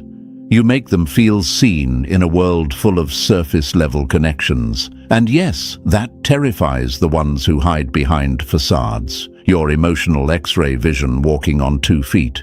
You pick up on shifts most people miss. You sense danger before it strikes. You catch lies before they form. That's not a burden. That's your advantage. Attraction isn't about beauty. It's about the way you make people feel exposed without raising your voice. They thought attraction lived in your face. No, it lives in your depth, in your awareness, in your ability to decode what others pretend doesn't exist. You're not unforgettable because you impressed them. You're unforgettable because you saw them, and most people aren't used to being seen. Number 6. You're the mirror that makes cowards see themselves. You didn't ruin their peace. You ruined their illusion, and that's why they react like you're the problem. You don't go around exposing people. You don't dig for secrets. You don't hunt for flaws.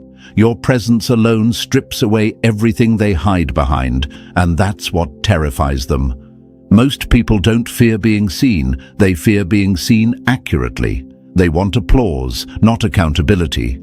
They want admiration, not reflection. They want to keep running from themselves, and somehow you became the one thing they can't outrun. Imagine holding up a mirror in a room full of people who've spent their whole lives rehearsing a version of themselves they don't even believe in. The moment you walk in, the rehearsal ends. The mask slips. The truth leaks. They're not avoiding you because you're too much. They're avoiding you because you're the first person who ever made them feel transparent. Here's the question haunting you. Why do some people pull away even when I'm kind, quiet, and not judging them? Because kindness hits different when it's coming from someone who sees through the facade. You don't weaponize truth, you just hold it. You don't manipulate, you illuminate. You reveal what they've been avoiding, and that's a mirror they're not ready to look into. People don't run from you. They run from the version of themselves they meet when you're around. Imagine this. You're a flashlight in a house that's lived in the dark too long. You didn't ask to illuminate anything. You just exist, and everything becomes clearer. Some people appreciate that light. Others panic and run for the shadows. Either reaction proves your impact. You're unforgettable not because you demand attention, but because you awaken parts of people they've tried to bury. You show them their wasted potential, their unmade choices, their dishonesty with themselves. And for some, that's liberating. For others, it's uncomfortable to the point of fear. You're not deep, they're just shallow. You're not threatening, they're unprepared. You are the reflection they didn't ask for but desperately needed. And whether they admit it or not, your presence is the truth they can't silence. You're not their enemy. You're their awakening. Number 7. Your boundaries are the earthquake they never saw coming. You didn't cut them off. You just stopped letting people eat at a table they never contributed to.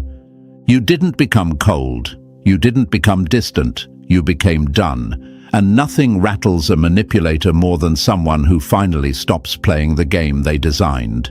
You didn't raise your voice. You didn't send long paragraphs. You didn't beg for understanding. You simply created a boundary so sharp it spoke louder than any argument ever could. That silence they're choking on, that's your new power. It's the sound of someone who finally values their peace more than someone else's chaos. Imagine a phone that used to light up at every notification but suddenly goes still. They mistake silence for emptiness, but silence is strategy. Silence is you saying, "You no longer have access to the version of me you exploited." And the wild thing? You didn't block them. You didn't announce anything. You just upgraded the lock, and they no longer have the key. Here's the question echoing in your mind. Why do people act offended when I choose peace? Why do they look hurt when I stop explaining myself? Because your boundaries expose every entitlement they hid behind. People who loved the old, softer you are grieving the version they could manipulate.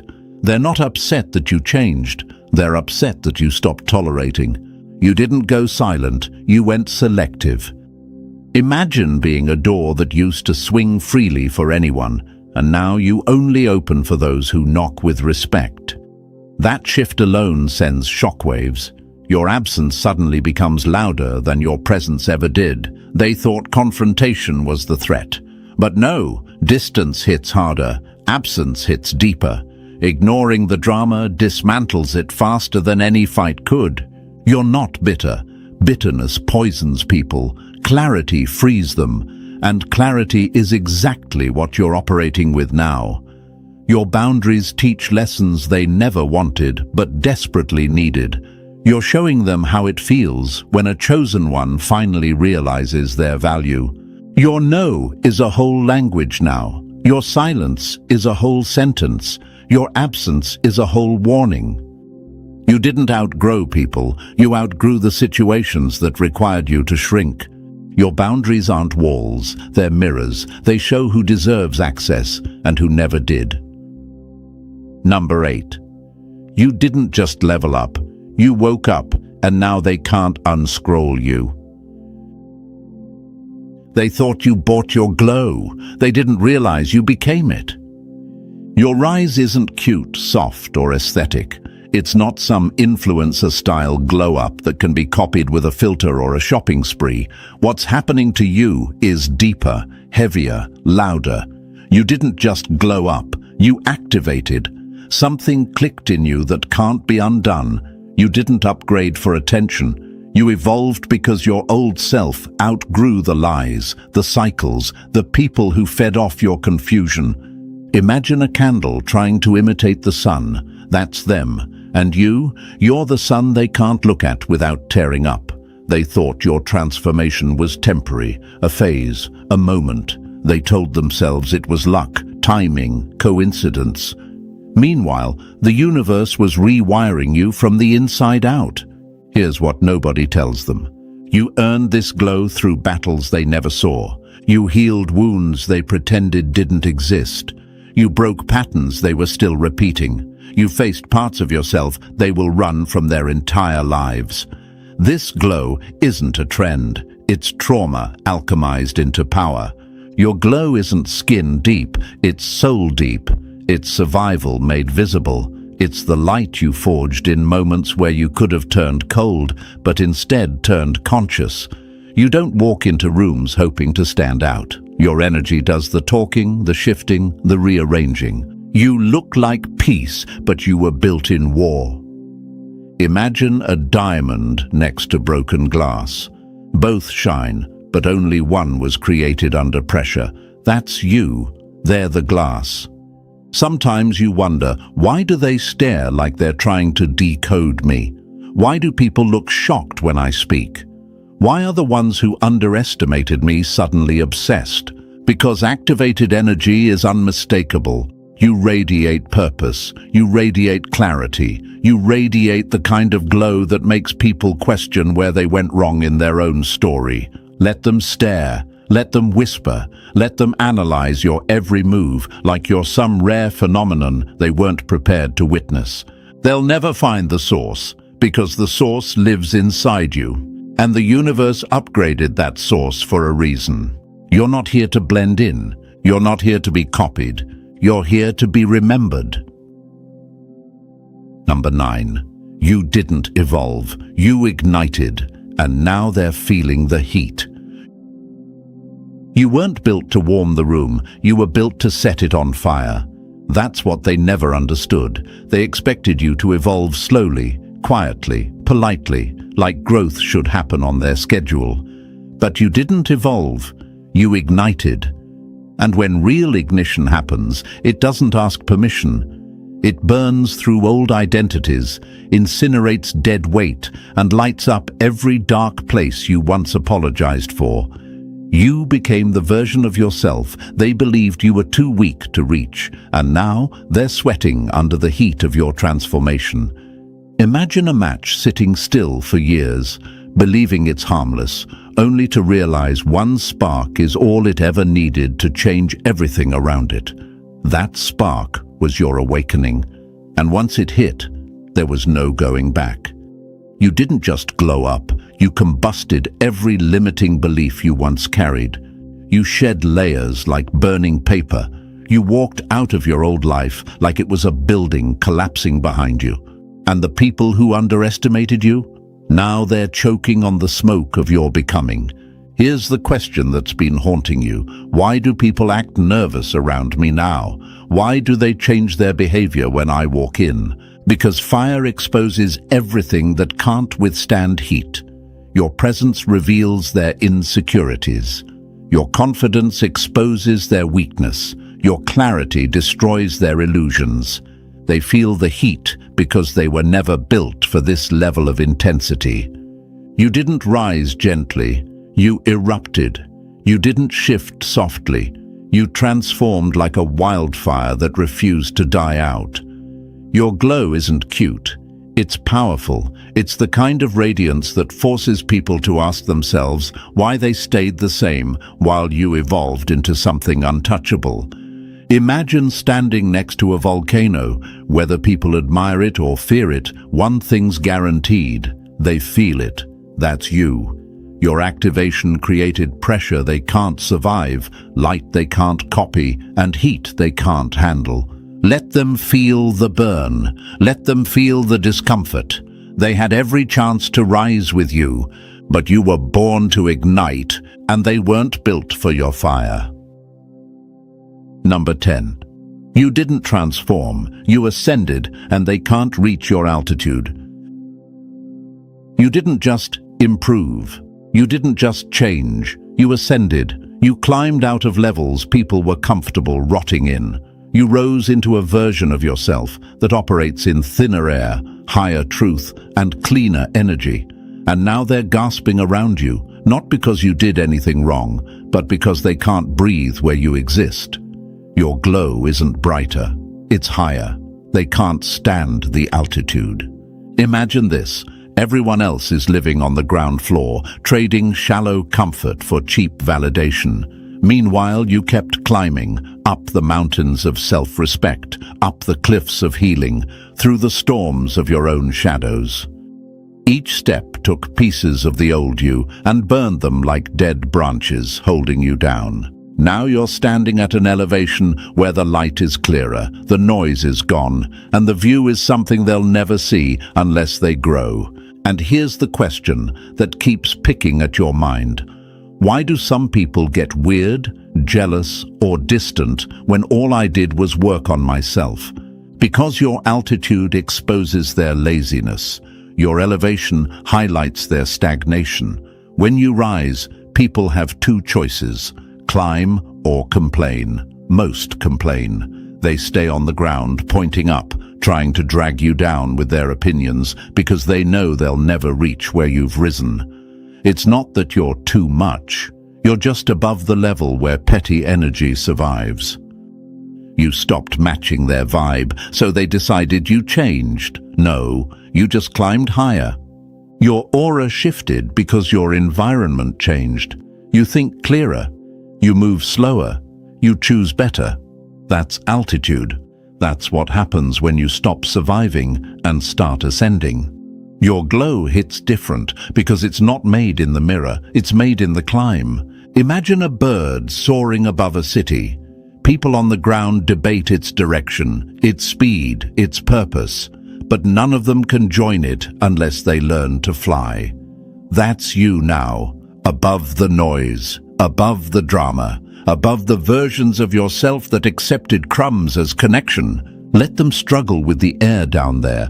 You're not coming back down to explain your shine. You earned this altitude, and not everyone is built for your atmosphere. Number 11. You didn't improve. You outgrew them, and now they're choking on your dust. You didn't glow up for anyone. You didn't get stronger to prove a point. You didn't get wiser to impress people who barely understood the old you. You outgrew the environments, the expectations, and the versions of yourself that allowed small-minded people to sit at your table. And now that you've stepped into a higher version of yourself, they're left behind gasping like runners who sprinted the first mile and realized too late you were built for the whole marathon. They thought you'd stay beside them. Instead, you ascended past their entire reality. You're not shining because of makeup, timing, or luck. You're shining because you dropped the dead weight, the emotional parasites, and the anchors disguised as friends. Your glow isn't a gentle little improvement, it's escape velocity. You didn't just rise, you launched into a version of yourself they never believed you could reach. And the further you climb, the clearer it becomes. They were never meant to breathe the air at your new altitude. Imagine this. Every heartbreak became fuel. Every betrayal became metal for your armor. Every lonely night where you rebuilt yourself became a tool the universe slipped into your hands. Meanwhile, they laughed, gossiped, and assumed you'd fold. They thought you were breaking, but that breaking was ignition. They were watching a launch sequence they didn't understand. And now, you broke the atmosphere. You are too high up for their noise to reach you. They look up now, confused, squinting at the trail of fire you left behind, wondering how the version of you they underestimated became untouchable. They scroll your glow like it's a plot twist they didn't see coming. They study you from a distance because getting close requires growth they're incapable of, and the truth burns them in silence. You didn't leave them. You left their level. And here's the part they'll never admit. Because admitting it would crush their ego, they didn't lose you. They lost access to the upgraded version of themselves they pretended to be around you. You were the blueprint. You were the inspiration. You were the mirror showing them who they could be if they weren't so committed to staying basic. You didn't change too much. They stayed the same for too long. You didn't become distant. You became disciplined. You didn't think you're better now. You simply realized you were never meant to crawl just because they refused to stand. Your shine is too fast for them. Your growth is too real for them. Your energy is too rare for them. They want the new you without doing the inner work that created it. They want proximity without responsibility. They want the glow without surviving the fire. Imagine a rocket and the dust cloud it leaves behind. The rocket doesn't apologize for rising. The dust doesn't follow, it settles. That's them, settling, complaining, watching, while you're out here rewriting your entire destiny. Let this be the final slap to their delusion. They were never competition. They were never equals. They were background noise in the story you were meant to outgrow. And the most beautiful part? You're not even looking back to check who's watching. Because when a chosen one truly outgrows a level, the only direction that exists is up. And now, chosen one, as we close this chapter, take a second to breathe in the truth you just unlocked. You didn't rise by accident. You rose because the universe is done letting you play small. If this message hit you where it needed to, press that like button if you haven't already, and if you're still not part of this family, make sure to smash that subscribe button. Your journey isn't ending, it's leveling up. People love to laugh at someone they think is beneath them, until the universe shows them they were actually laughing at the wrong person. That's the punch they never see coming. And it hits harder when the truth finally snaps back at them. Because here's the thing, the person acting loud, arrogant, and full of fake confidence had no clue who they were messing with. They didn't know the silent one in the room was the one the universe actually pays attention to. They didn't know mocking you was basically signing their own warning letter. Picture this. There's a loud kid on a playground kicking sand everywhere, bragging about things nobody cares about. Everyone claps for him because they're scared of him or need him. Meanwhile, there's you, quiet, watching, minding your business. You barely speak because you don't need to.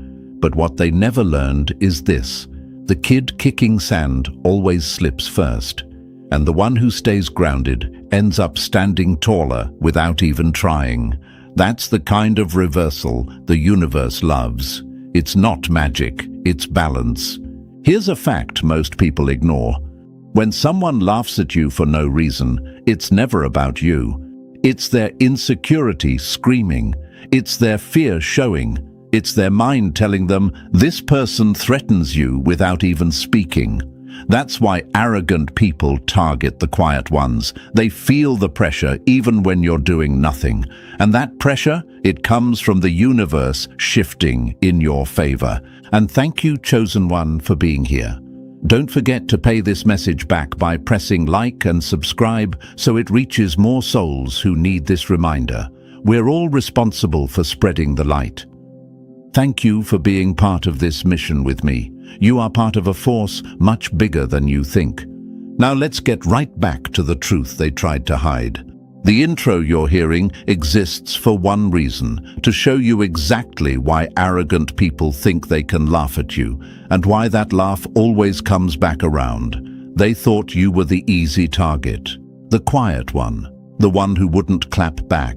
They thought your silence meant fear, that your calm was weakness, that your humility was a sign that they could walk all over you. But the universe watches silence more than noise. It watches action more than bragging. It watches intention more than the show. Arrogant people always assume the universe is on their side because they're used to getting attention. They think attention equals power. They think loud equals strong. They think putting others down makes them important. But there's something they always miss. The universe moves for the ones who stay honest, real, humble, and aligned. Not the ones who fake strength with noise. The irony is painful. They laughed at you because they thought you had nothing behind you. No squad, no backup, no energy supporting you. What they didn't realize is that the universe supports you quietly. It doesn't clap. It doesn't shout. It doesn't post about what it's doing. It just shifts things behind the scenes. And when it moves, the people who mocked you suddenly stop laughing. That arrogant person never knew what happens when they cross someone protected by universal timing. They never knew that mocking someone aligned with their purpose comes with consequences. They never knew that disrespecting someone who minds their own business is a dangerous game. They thought you were ordinary. They didn't understand what they were dealing with. The universe has this strange way of checking people who think they can look down on others. It exposes them. It removes their mask. It flips their plans. It empties their pride. Slowly, quietly, right when they think they're winning. They don't realize the universe doesn't like arrogance that harms others. It doesn't like people who laugh at the wrong souls. It's always the same story. They mock you because they think you're weak. Then something in their life starts collapsing and they don't connect the dots. They think it's bad luck. They think it's just life. They think it's random. Meanwhile, the universe is basically telling them, this is what happens when you laugh at someone who was never meant to be stepped on. Every chosen one knows this pattern. People try to embarrass you, then end up embarrassing themselves. They try to pull you down, then fall into their own hole. They try to use you, then get used by the very people they trusted. That's the cycle arrogance always creates. And the funniest part? They're confused. They don't understand how you keep rising. They don't get why you don't break. They don't get why life keeps pushing you forward even when you're quiet. They don't understand why their attacks don't land. That's because they don't know who you are. You're the type who survives storms without telling anyone. You heal in silence. You build alone. You rise without noise. You don't need to prove yourself. You're not looking for approval. You're not chasing praise. You're just aligned. And alignment is louder than arrogance, even when it's silent. That's what scares them. That's why they laugh. Not because you're weak, but because you're strong in a way they can't understand. You move differently. You think differently. You grow differently. And the universe responds to you differently. Arrogant people hate what they can't explain. And the moment they try to cross you, the universe steps in, not with fireworks, not with threats, but with timing, with shifts, with consequences that unfold slowly but surely. Your glow exposes their insecurity. Your presence exposes their lies. Your energy exposes their fake confidence. And suddenly, the same person who laughed at you starts feeling uncomfortable around you. They sense something they didn't expect. Their arrogance doesn't work on someone chosen. The universe doesn't let arrogant people win long term. They can brag, they can mock, they can pretend, but the universe cares about balance. And every time someone tries to harm a chosen one, that balance corrects itself. You are not just someone they laughed at. You're the one they shouldn't have laughed at. You're the lesson they didn't want to learn. You're the chapter they didn't expect to face. And when the universe steps in for you, their fake confidence breaks like glass. They thought you were quiet because you were scared, but you were quiet because you were focused. They thought you were alone because you had no support, but you were alone because the universe was separating you from people who couldn't go where you're going. They thought your silence meant defeat, but your silence was the calm before a shift. You're not the victim in this story. You're the turning point. You're the one whose presence exposes the arrogant. You're the one whose energy reveals people's real intentions. And the universe backs you every time someone tries to tear you down. So yes, let them laugh. Let them talk. Let them think they know who you are. Because the universe will always remind them why mocking a chosen one is the biggest mistake they could make. Their laughter is temporary. Your rise is permanent. Their noise fades. Your glow grows. And by the time they realize who they tried to belittle, it will be too late for them to undo anything. You weren't made to be underestimated. You were made to be unforgettable. And chosen one, thanks for staying locked in with me. Before we go deeper, take a breath, because what's coming next will change the way you look at every arrogant person who ever laughed at you. If you're feeling that little pull inside you right now, that's not hype. That's recognition. That's the universe tapping your shoulder saying, don't miss this. So drop a comment with the number 777 if you're ready to see what really happens when someone crosses a chosen one without knowing who they're dealing with. And if you want to help this message reach more people who've been mocked or underestimated, bless the team behind this with a super thanks. Every bit of support, whether tiny or massive, fuels this mission and helps more chosen ones finally hear the truth they were denied. And now, let's move step by step into what actually unfolds when ego tries to challenge alignment. Trust me, if you're a real chosen one, you'll feel pulled to stay till the very last word. Let's get into it. Number 1. They laughed before they knew who they were dealing with. They laughed at you because they thought you were small, but the universe loves exposing people who celebrate too early. That's the kind of gut punch the arrogant never recover from, and honestly, they earned every bit of it. They thought they understood the story, but they only read the first page. They thought you were the weak one, the quiet one, the one they could clown without consequences. They didn't realize the universe was standing behind you the whole time, watching them act brave with borrowed confidence. They were laughing at someone who wasn't even using their full power yet, and that's what makes this part so entertaining. The truth is simple. They didn't laugh because you were funny. They laughed because they were scared. Arrogant people always laugh at what threatens them the most. You didn't move how they expected. You didn't break when they pushed. You didn't collapse when they tried to embarrass you. That silence of yours hit them harder than a punch. It made them uncomfortable because deep down they felt you were built differently. But instead of dealing with that truth, they covered their fear with jokes and fake confidence, hoping nobody would notice their insecurity leaking through their teeth. Imagine someone dancing around a fire they don't understand, bragging about how untouchable they are, while not realizing the flames are slowly creeping toward their own feet. That's exactly what these people did. They played with heat they weren't prepared for. They laughed like the ending was already written. They didn't know plot twists exist. They didn't know the quiet one was actually the main character. They didn't know the universe hates premature celebration from people who operate with empty pride. And chosen one, here's the part they never expected.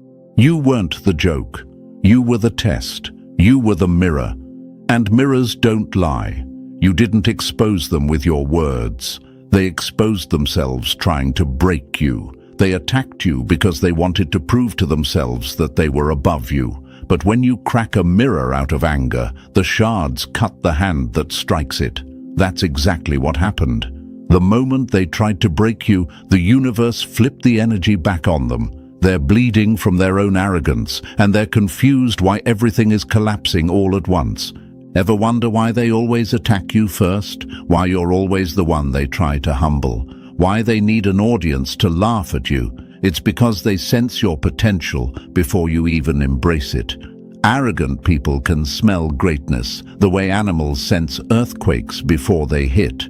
They feel the shift in your energy, even if you haven't spoken a word. And since they can't match your energy, they try to mock it. They think if they laugh early, they can control the narrative. But that's exactly how they lose every time. Here's a fact the universe proves again and again. Laughing at a chosen one too soon is the fastest way to embarrass yourself later. They thought they were the storm, but you were the lightning strike waiting in silence. They thought they could bend your reality, but you were aligned with something they couldn't even see. They thought your warnings were paranoia, but your instincts were accurate enough to make their future look like reruns. Everything you said, everything you sensed, everything they dismissed is now happening in real time, and they're panicking. The arrogant always fall into the same trap. They confuse being loud with being right. They confuse attention with authority. They confuse mockery with power. But power isn't in the noise. Power is in alignment. Power is in awareness. Power is in the calm you carry while they perform for claps. And what they didn't know is that the universe sides with calm truth, not loud ego. So when they mocked you, they weren't just mocking you, they were mocking universal timing, and that's a fight nobody wins. Let's talk about why they misjudged you. You were quiet. You kept to yourself. You didn't explain everything you sensed. You didn't try to prove your instincts, and insecure people hate that. They mistake silence for stupidity. They mistake humility for weakness. They mistake observation for fear. But you weren't silent because you were scared. You were silent because you already knew the ending. You could see the patterns forming. You could feel the shift in people's intentions. You noticed the red flags long before they exploded. They called you dramatic, crazy, paranoid. But now they're living inside the consequences you predicted.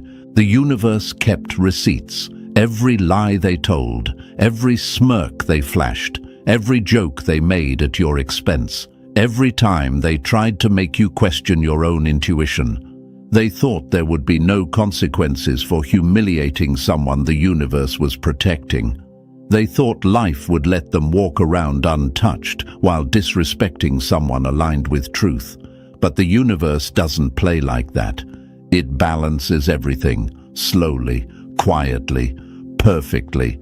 Now those same people who laughed too soon, they speak your name differently, not with jokes, not with arrogance, but with fear. They whisper because they don't want anyone to know they're dealing with karma. They hide their problems because they know exactly where the shift began. They're embarrassed because everything they said about you is happening to them. They mocked your instincts, and now they're drowning in the consequences you tried to warn them about. They weren't fighting you. They thought they were, but they weren't. They were fighting the universe's plan, and you were simply the messenger standing in their path. That's why they hated you. Not because you were wrong, but because you were right too early. You saw truth before they were ready to face it, and their ego attacked the truth instead of adjusting to it. Here's the part that hits even harder. They didn't just underestimate you, they underestimated your journey. They thought your struggles made you weak. They thought your silence made you powerless. They thought your isolation made you irrelevant. But that's exactly what strengthened you. Every setback sharpened your vision. Every betrayal increased your awareness. Every mocking laugh built your resilience. You didn't break, you evolved. Your evolution is what humiliates them now. They laughed because they assumed you'd stay down. They didn't know you were the kind of person who grows in darkness. They didn't know your glow gets brighter after every hit. They didn't know your strength upgrades quietly while theirs depends on attention.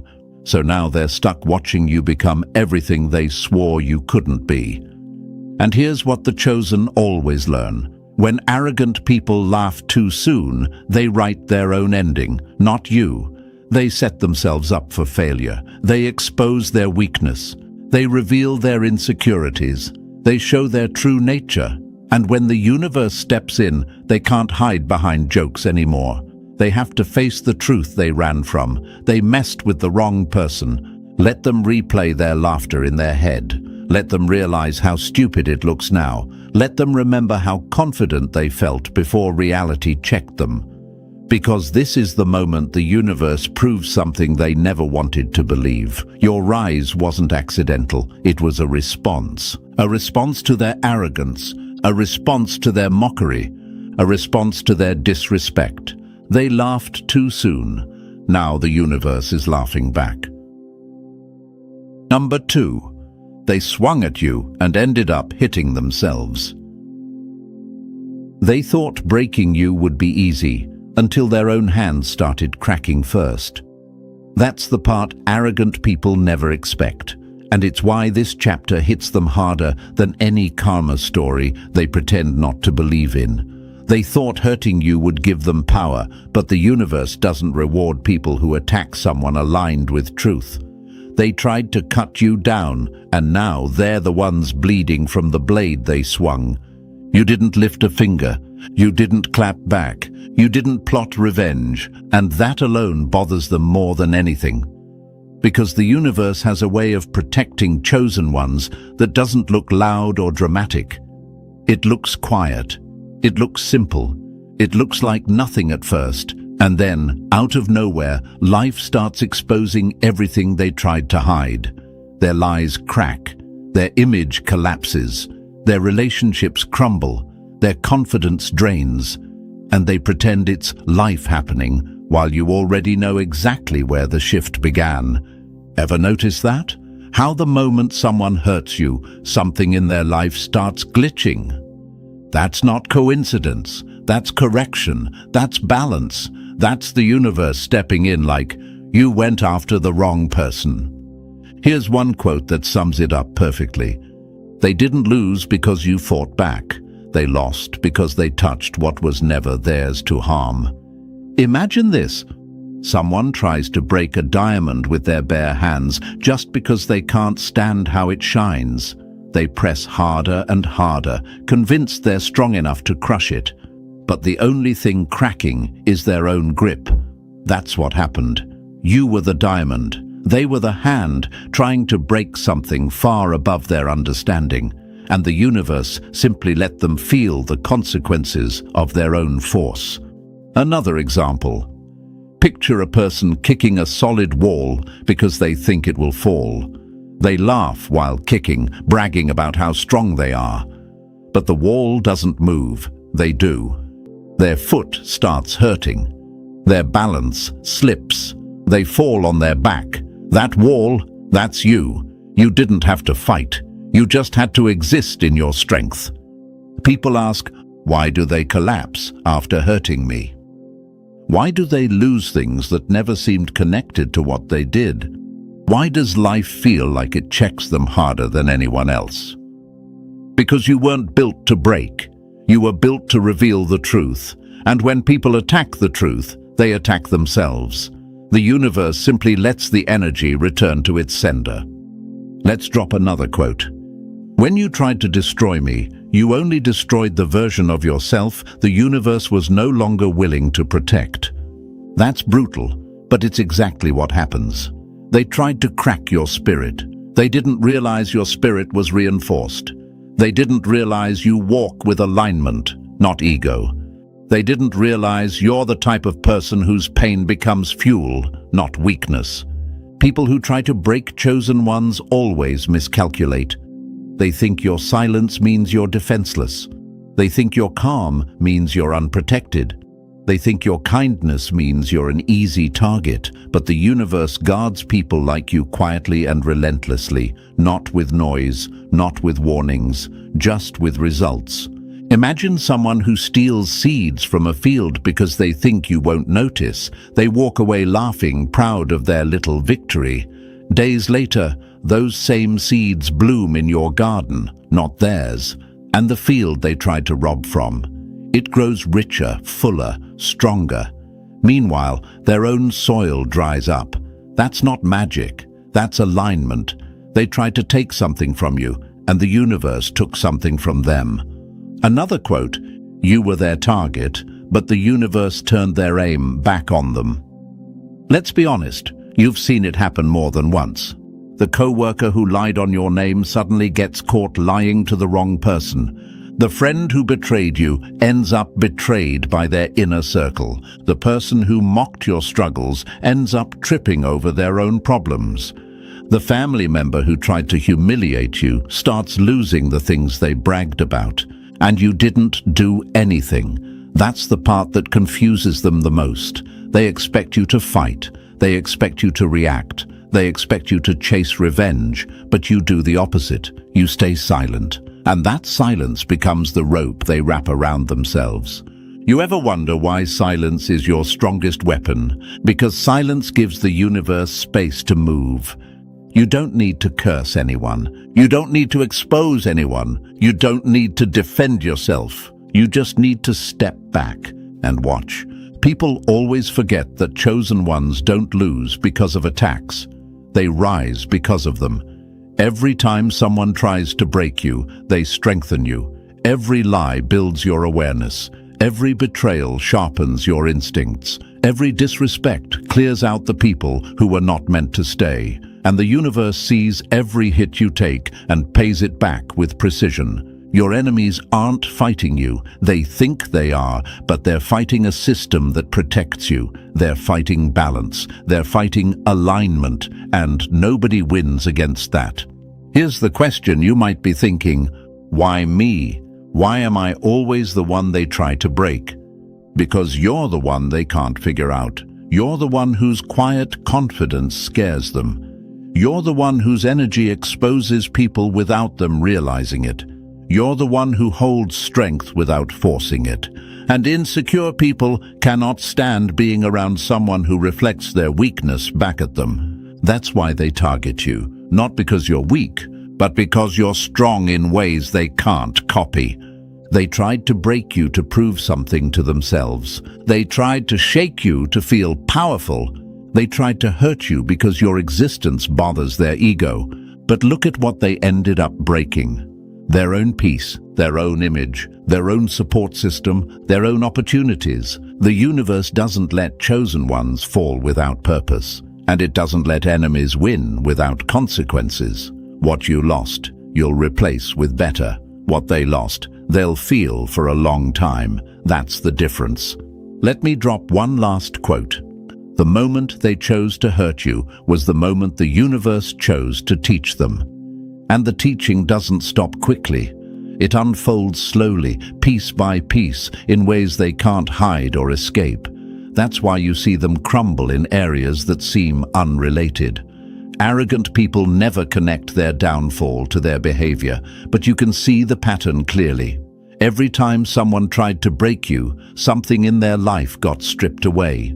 Not because you wished it, not because you wanted it, but because the universe protects chosen ones with ruthless accuracy.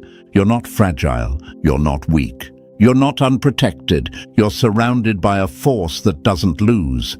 And the people who tried to break you, they ended up breaking themselves, piece by piece, mistake by mistake, lie by lie, until they realized the one thing they never wanted to admit: they messed with the wrong soul. Number 3. The traps they set became their own burial grounds. They thought they were burying you, but the whole time they were digging the hole they'd eventually fall into. That's the funny thing about people who plot in the dark. They're so focused on taking you down that they never look at where their own feet are standing. They don't until the ground cracks under them. They didn't fall because you fought them. They fell because your energy rejects anything built on lies, jealousy, or manipulation. You were never compatible with their schemes. Your alignment doesn't sync with their chaos. And when two frequencies don't match, one gets pushed out. And it's not you. Imagine this. Someone digs a pit beside your path, smirking, convinced you'll fall the second you walk by.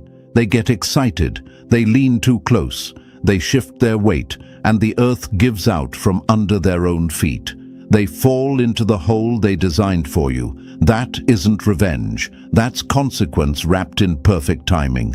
There's a harsh truth they never understood. Every plan built on your downfall was built on their instability. They didn't crumble because you wished anything on them. They crumbled because betrayal eats the person holding it, not the one it's aimed at. Think of another example. Someone tries to poison your well out of spite. They throw in toxins, believing they've won. But the wind shifts. The powder blows back toward their own bucket. They drink from it proudly, and then wonder why everything in their life starts falling apart. They weren't cursed. They were corrected. You might even ask yourself, why does everything they do eventually backfire? Because the universe doesn't let disorder beat someone who's aligned. What was built to trap you collapses under them. What was meant to expose you ends up revealing them. What was designed to bury you becomes the place where their own actions get exposed. They dug graves for you. They fell in, and the universe didn't interrupt. Because someone walking in order can't be defeated by people living in chaos. Number 4. Time is about to embarrass everyone who doubted you. They mocked you in the moment, but the moment was never the full story. That's the mistake they always make. Arrogant people judge you by the chapter you're standing in, never realizing the plot twist is already being written behind the scenes. They laughed early, they doubted loudly, and they thought your silence meant defeat. What they never considered is that time has a vicious loyalty to those who are aligned. Time has always been your witness, even when nobody else believed you. You might not have had proof back then, but you had direction. You had instinct. You had that strange pressure telling you, keep going, this is leading somewhere. And while they whispered, gossiped, and rolled their eyes, the clock was collecting every moment like evidence. Imagine this. Someone looks at a seed and calls it useless because it hasn't sprouted yet. They laugh at it, kick dirt over it, brag about how dead it looks. Meanwhile, under the soil, the seed is splitting open, building strength, forming roots. And the day it breaks through the ground, the same people who laughed suddenly get quiet. That's how time works for chosen ones.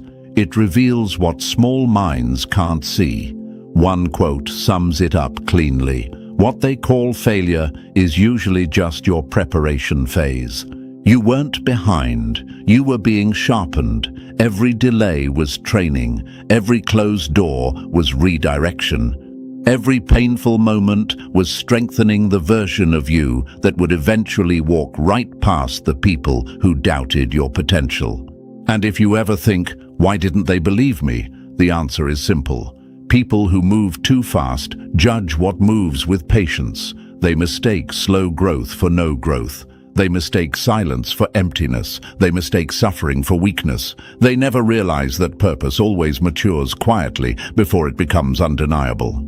Time will prove them wrong, not because you're lucky, but because you're aligned. And when the truth finally hits them, it won't just hit, it will humble them. They doubted you. Time won't. Time always exposes who was chosen. Number 5. They mocked your mind because it saw too far. They didn't call you crazy because you were wrong. They called you crazy because you were right too early. That's the part that stings them now. Back then, they laughed at your warnings, your instincts, your reactions. But you weren't reacting. You were reading the future before they even understood the present. You weren't too emotional. You were too aware for their comfort. People like that never attack your logic. They attack your timing. You spoke truth while they were still living in denial, and nothing threatens a fragile ego more than someone who sees the storm before the clouds even show. They wanted you quiet. They wanted you confused. They wanted you doubting yourself so they didn't have to face the truth sitting right in front of them. Imagine this. You see a bridge cracking long before anyone else notices. You point it out. You warn them. You beg them to pay attention. They roll their eyes, whisper to each other, and call you dramatic. Then weeks later, the bridge collapses under their feet, and suddenly the crazy one was the only one who understood the danger. That's been your whole life. They weren't calling you crazy. They were calling you accurate, but their ego couldn't handle the wording. And here's a quote they'll never admit was true. You didn't predict the fall. You recognized the pattern. Your mind collects details others overlook. Your instincts connect dots faster than their excuses. You feel shifts they ignore. That's why your warnings sound emotional to them, because their awareness is delayed. They mistake early awareness for instability because they've never experienced intuition that sharp. Ask yourself, was I dramatic? Or was I the only one paying attention? Deep down, you already know the answer. You wanted to protect them, not win an argument. You didn't want to be right. You wanted peace. But truth doesn't care about comfort. If a fire is coming, your voice rises, whether they like it or not. They called you crazy because it was easier than admitting you saw what they refused to see. You weren't sensitive. You were precise. And now they're standing in the wreckage your mind detected long before their pride ever did. Number 6. They ignored your calm. until the consequences started screaming. They didn't hear a word you said, but they heard every consequence that followed. That's how people like them operate. They don't listen to warnings. They only listen to the aftermath. They brush off every sign, every shift, every quiet message life tries to send them, until the fire finally touches their skin. And suddenly you're not crazy, you're not dramatic, you're not doing too much. You're right, you always were. They laughed at your silence, thinking it meant you were done fighting. But your silence wasn't surrender. It was your final warning. You've seen the pattern too many times. Someone crosses a line, smirks about it, dismisses your instinct, and then life responds without hesitation. You don't even flinch anymore. You just watch it unfold like a movie you've already seen. Imagine this. A person walks into a forest, ignoring every warning sign about wildfire danger. You try to tell them the wind feels wrong, the air feels heavy, the land feels unstable. They shrug, call you paranoid, and keep walking. Minutes later, the blaze hits, and that same person sprints back screaming for help. They didn't listen to you. They listened to the fire. That's how it always works.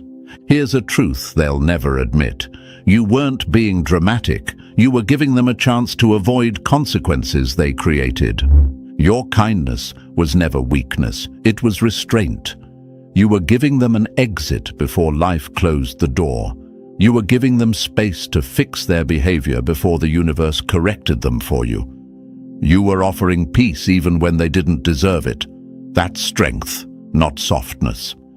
And now you're done giving repeat warnings. You don't explain yourself twice. You don't beg people to act right. You don't fight battles the universe already claimed.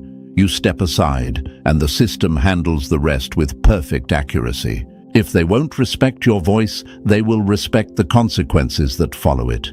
They never listen until they feel the fire. And by then, the lesson is already burning their ego to ashes.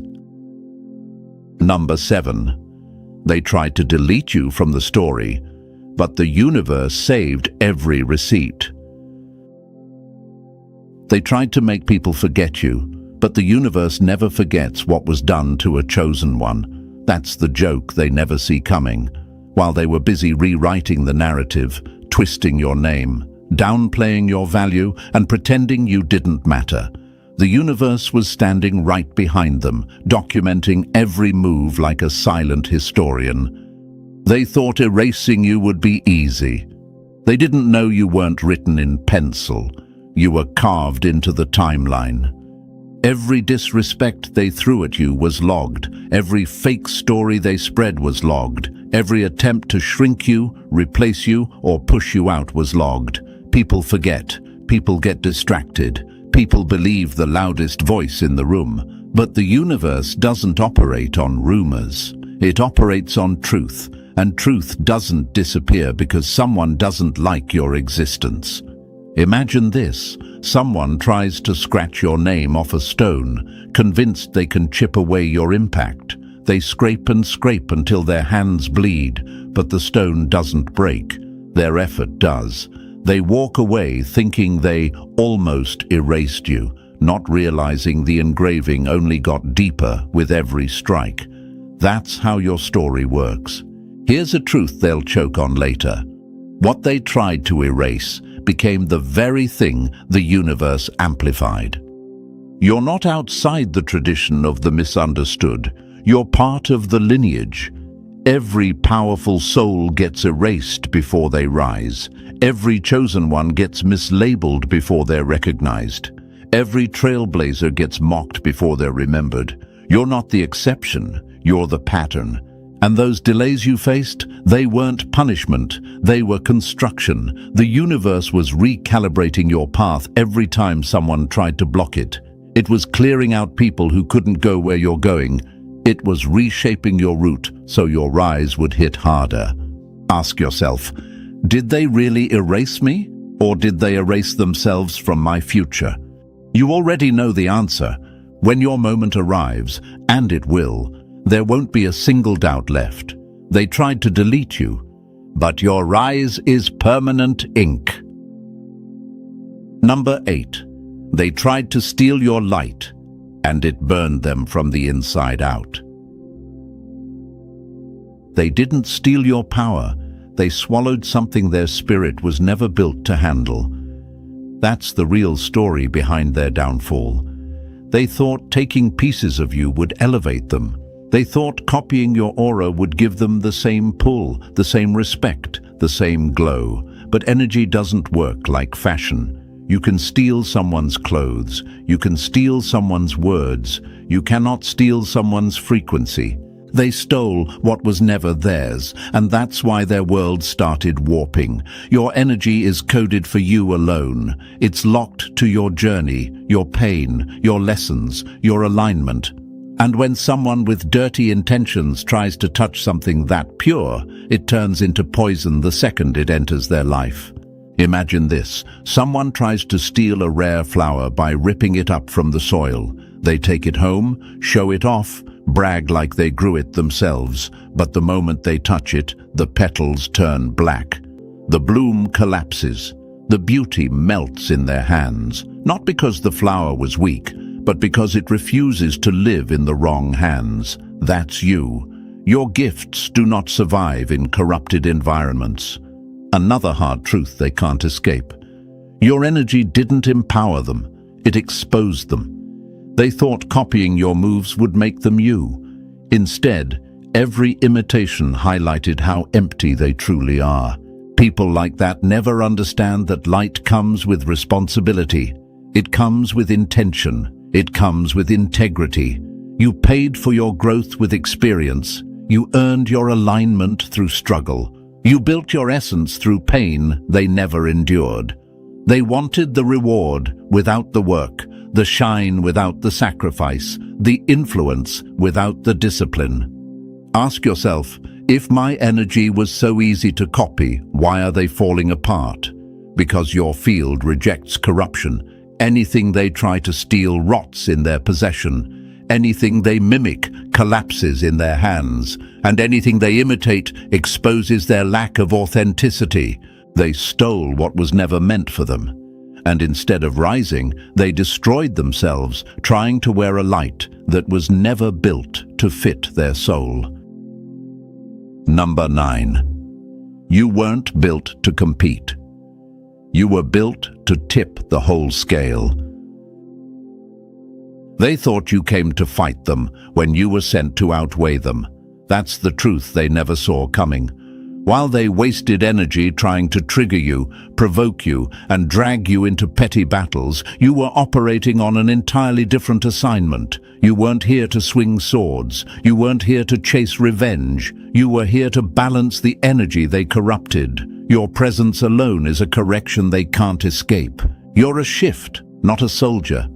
Your existence alters rooms without you trying. People feel your energy before they understand it. That's why insecure souls attack you first. Your alignment highlights their instability. You don't punish them. You don't expose them. You simply show up, and the universe does the rest. Imagine a scale tilted completely to one side because people have been feeding negativity into it for years. Then you walk in, steady, grounded, carrying weight they can't measure. You don't push. You don't argue. You just stand on your side, and the entire balance resets. That's what your life does. You're a living recalibration. Here's a truth they choke on. You didn't destroy them. Their imbalance collapsed when it collided with your alignment. You were never meant to be understood. People like you are meant to be recognized after the shift happens. They don't get the blueprint until the building is already standing. That's why they misjudge you at first. You don't fit their patterns. You don't match their expectations. You break every mold they try to place you in. And if you ever wonder, why can't I just be normal? It's because you weren't designed to blend into broken systems. You were sent to reset them. Let them fall. Let time teach. You don't interfere because you don't have to.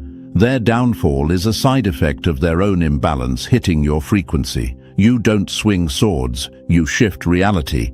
You weren't born to survive. You were born to alter the energy of every space you walk into. You're not a threat. You're a turning point. And the universe has never once miscalculated who it chooses to carry that role. Number 10. They expected your collapse, but you turned into their blueprint. They waited for the moment you'd fall apart, and instead, you became the manual they now study in silence. That's the twist they never calculated. While they were betting on your breakdown, you were quietly building your backbone. Every hit they threw turned into a skill. Every setback sharpened your edge. Every betrayal trained your instincts. You didn't just survive, you upgraded. They thought your silence meant you were overwhelmed. They thought your pain meant you'd quit. They thought your isolation meant you were done. They didn't realize they were watching your construction phase, not your collapse. You weren't breaking, you were becoming. Imagine this: someone smashes a piece of coal expecting dust, but instead they reveal a diamond forming under pressure. That's you. Their attacks weren't destroying you. They were shaping you into something stronger than their intentions. And here's the part that eats them alive. The survival they mocked turned into the strength they now copy. Look at their behavior now. They study your moves. They imitate your tone. They mimic your decisions. They watch your growth like students watching a masterclass they can't afford to admit they're enrolled in. The same people who laughed at your pain now chew through your old lessons, trying to figure out how you didn't break where they would have shattered. Ask yourself, if they thought I was weak, why do they follow everything I do now? Because weakness was never your story, transformation was. Their plan was simple: push you until you collapsed. But what actually happened was even simpler. Their pressure exposed your design. You weren't built like them. You weren't built to crumble. You were built to adapt. Every hit taught you a strategy. Every loss taught you a pattern. Every disappointment taught you timing. You became the blueprint for strength they can't develop and resilience they can't copy. They expected your end. Instead, you became their example, and they'll never admit it. But your rise is the reference they secretly use to rebuild their own broken selves. Number 11. Their laughter faded, but their obsession never did. They mocked you when they thought you were small. Now they monitor you like you're the weather forecast that decides their day. That's how fast the story flips. People love to laugh when they assume you'll never rise. They joke, they dismiss, they roll their eyes. But the second you survive what should have destroyed you, something in them snaps. The same mouths that mocked you become the same eyes that can't stop watching you. Their laughter wasn't confidence, it was fear, disguised as comedy. People laugh at what they can't understand. They insult what threatens them. They pretend you're irrelevant because admitting your strength would expose their weakness. But fear has a funny habit. It eventually turns into fascination. Imagine this: someone stands at the edge of a cliff, laughing at a bird learning to fly. They call it clumsy. They call it stupid. They call it hopeless. But when that bird finally catches the wind and soars, the same person leans forward, staring, mesmerized, trying to figure out how it happened. That's them now. They can't look away. Here's a truth they'll never say out loud. Their insults were never about you. They were reactions to your potential. Now look at their behavior. They check your social media before they check their messages. They pretend not to care, but replay your wins in their head. They compare their progress to yours silently. They stalk your growth, hoping to find the trick behind your resilience. You became the metric they measure themselves against, even though they once claimed you didn't matter. Ask yourself this: if I was so unimportant, why do they keep coming back to study me? Because your rise exposes their stagnation. Your progress highlights their excuses. Your strength destroys the identity they built on being above you. Their mockery was temporary.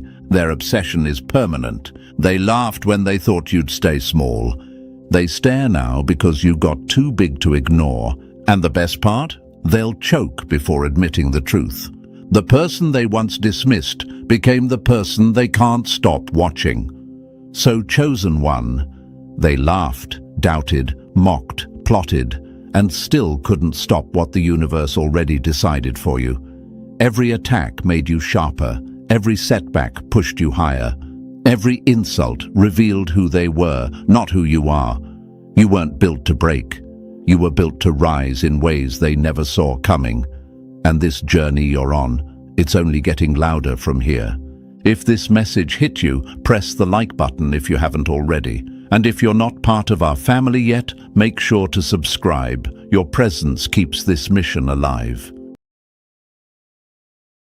The loudest critics always seem to forget one thing. Brilliance doesn't ask for permission before it exposes weakness. That's really the painful part for your enemies. They keep trying to act unbothered, but every time you take one simple step, it reminds them of everything they never had the courage to become. It's like your existence is a spotlight they never asked for, shining directly on the lies they built their confidence on. And the funniest part is that you're not even trying. The universe wrapped your mind in this quiet sharpness, this natural glow, and people who rely on pretending can't stand when someone real walks into the room. Imagine a knife so clean it reflects the truth back at whoever looks into it. Your presence works the same way. That reflection hits them in their ego, not their eyes. And here's a fact that should make you smirk. Behavioral studies show that when a person displays real courage or intelligence without bragging, it triggers both admiration and insecurity in the people around them at the exact same time. That's why folks study you like a mystery they can't decode. That's why your moves feel like plot twists they can't predict. You're not just living your life, you're reminding people of everything they could be doing but aren't. Chosen one, thank you for being here, and thank you for being exactly the kind of person who can handle this message. Don't forget to pay this message back by pressing like and subscribe to help spread this light to more souls. It's on all of us to push this mission forward. Thanks for being part of the force that's actually building something real.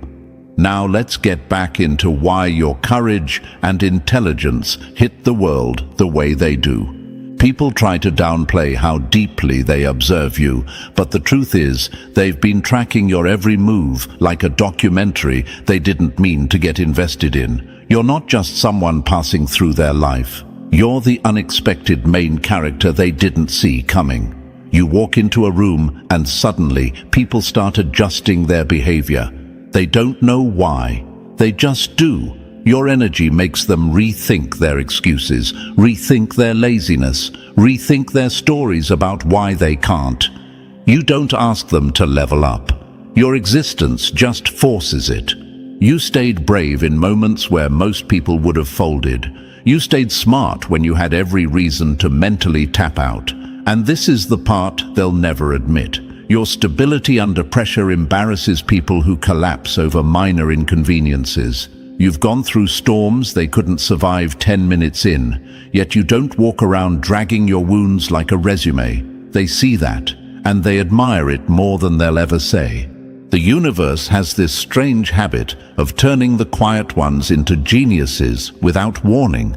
You didn't go around announcing your growth. You let your actions do the talking. You evolved while others were trying to look evolved. You learned while others were busy pretending they already knew everything, and somehow that combination of silence and strength transformed you into someone they can't ignore. What makes it even funnier is how people who once doubted you now use your behavior as their blueprint. They imitate the way you speak, the way you move, the way you think things through. They try to match your discipline, copy your style, even mimic your patience. People cling to the behaviors of the person they're secretly inspired by. That's Psychology 101. They try to disguise it as coincidence, but the universe loves exposing little truths like that. And the admiration? It's loud behind your back. People talk about you in rooms you have never stepped into. They repeat your lines. They reference your decisions. They bring up your strength as an example. Even the ones who pretend they don't care still adjust themselves because of you. You are the unannounced teacher of people who thought they'd never need lessons. Your brilliance doesn't come from being perfect. It comes from being real. Your courage doesn't come from never being scared. It comes from moving anyway. That's the difference between you and them. People admire those who can keep going without needing applause or validation every 5 minutes. People admire those who take losses privately and come back stronger instead of seeking pity. Your intelligence isn't just about having a sharp mind. It's about knowing when to stay quiet, when to observe, when to act, and when to walk away without making noise. You've mastered things that others are still Googling. You've healed from things others use as lifelong excuses. You've faced situations that would have broken most people into scattered pieces. Every time you rebuilt yourself, you got sharper, smarter, more intentional. And that's what they feel when you walk by. Not arrogance, not superiority. Just undeniable proof that you're built differently.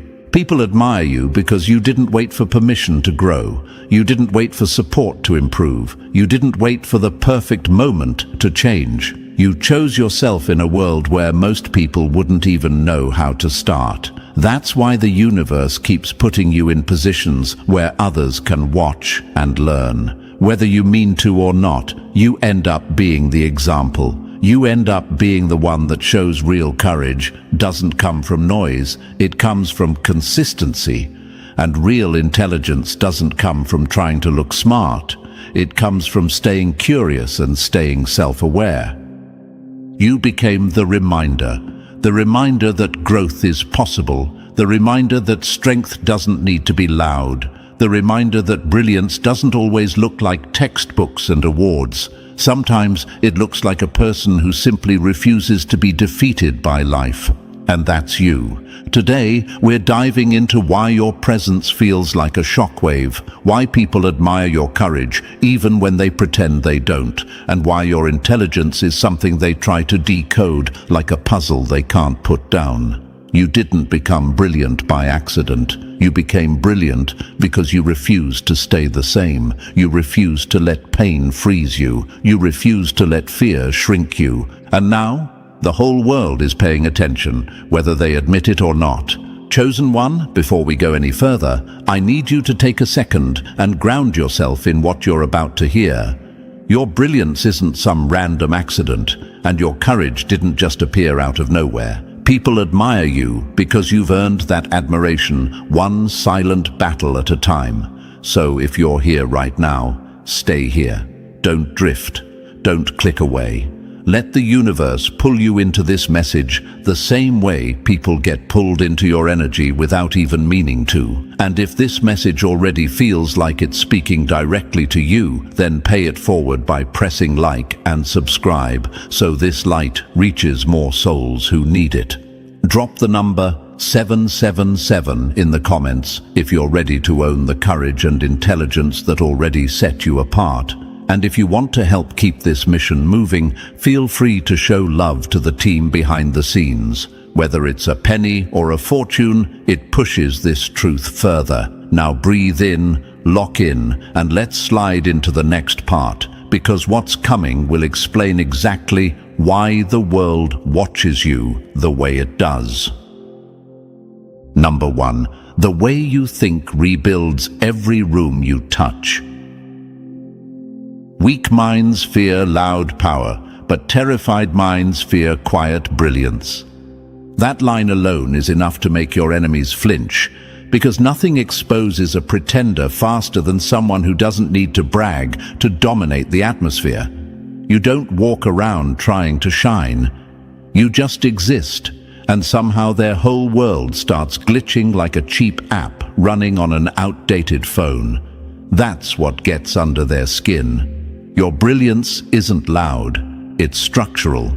It rewires the entire environment without asking for permission, without announcing itself, without flexing for attention. And the people who rely on noise to seem important can't stand when someone like you walks in and rearranges the entire energy without saying a word. Think of it like this: a poorly built house shakes when someone slams a door, but a strong foundation doesn't move no matter how much chaos surrounds it. That's you. Your presence is the foundation that upgrades the whole structure. And here's a psychological fact to back it. Humans pick up on stability faster than intelligence. It's instinctive. People don't admire you just because you're smart. They admire you because you're internally put together in a world where most people are held together by temporary fixes. Your stability forces them to confront their own instability, and that confrontation is what hits the enemy right in their ego. People try to pretend they don't notice you, but the moment you step into a room, there's a tiny shift. Maybe in how someone speaks, in how someone sits, in how someone suddenly becomes more aware of their own behavior. Why does that happen? Why do people straighten up around you? Why do they rethink what they were about to say? Why do they suddenly choose their words more carefully? It's because your presence is a silent checkmate. You don't overpower them. They overpower themselves in response to you. They feel the need to elevate because you walk in already elevated.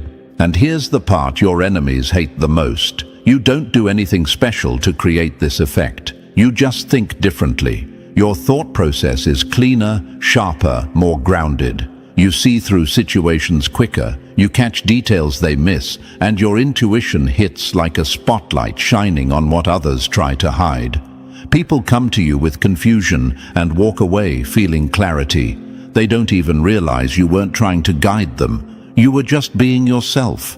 Your brilliance doesn't sit on the surface like decoration. It works underneath everything, like the wiring that powers a whole building. That's why people feel calmer around you. That's why they feel safer telling you things they don't say to others. That's why they treat your sentences like anchors.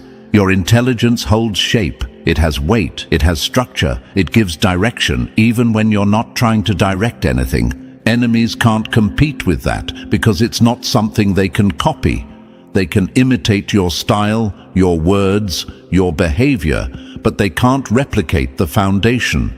They don't have the mental architecture you have. That's why they get frustrated. That's why they feel exposed. That's why being in the same space as you makes them nervous, even if they pretend it doesn't. You don't have to speak loudly for your value to be felt. You just have to breathe. People admire the subtle way you shift things. They admire how you listen before you speak. They admire how your words land with intention, not impulse. And they admire how you stay calm when the room feels chaotic. Your brilliance isn't loud because it doesn't need to be. It's not an announcement, it's an influence. It works from the inside out, not the outside in. And think about the conversations you've had. How many times has someone been rambling about their problem and you say one sentence, just one, and suddenly everything clicks for them? You're not casting spells. You're not trying to impress anyone. That's just how someone with a strong internal structure speaks.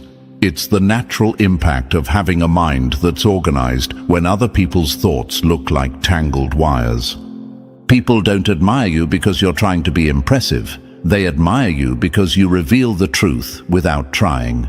Your existence quietly removes the fog from the air. People walk away from you seeing their situation more clearly because you bring clarity without forcing it on them. And yes, this is exactly why you leave such a deep impression. They may not tell you, they may not admit it, but they feel it. Even the ones who compete with you feel it. Even the ones who pretend not to notice you feel it. Even the ones who talk behind your back feel it. You're unforgettable because your presence interacts with the room like gravity. People shift around you the way objects shift around a strong force. You don't change the vibe. You reveal the truth inside it.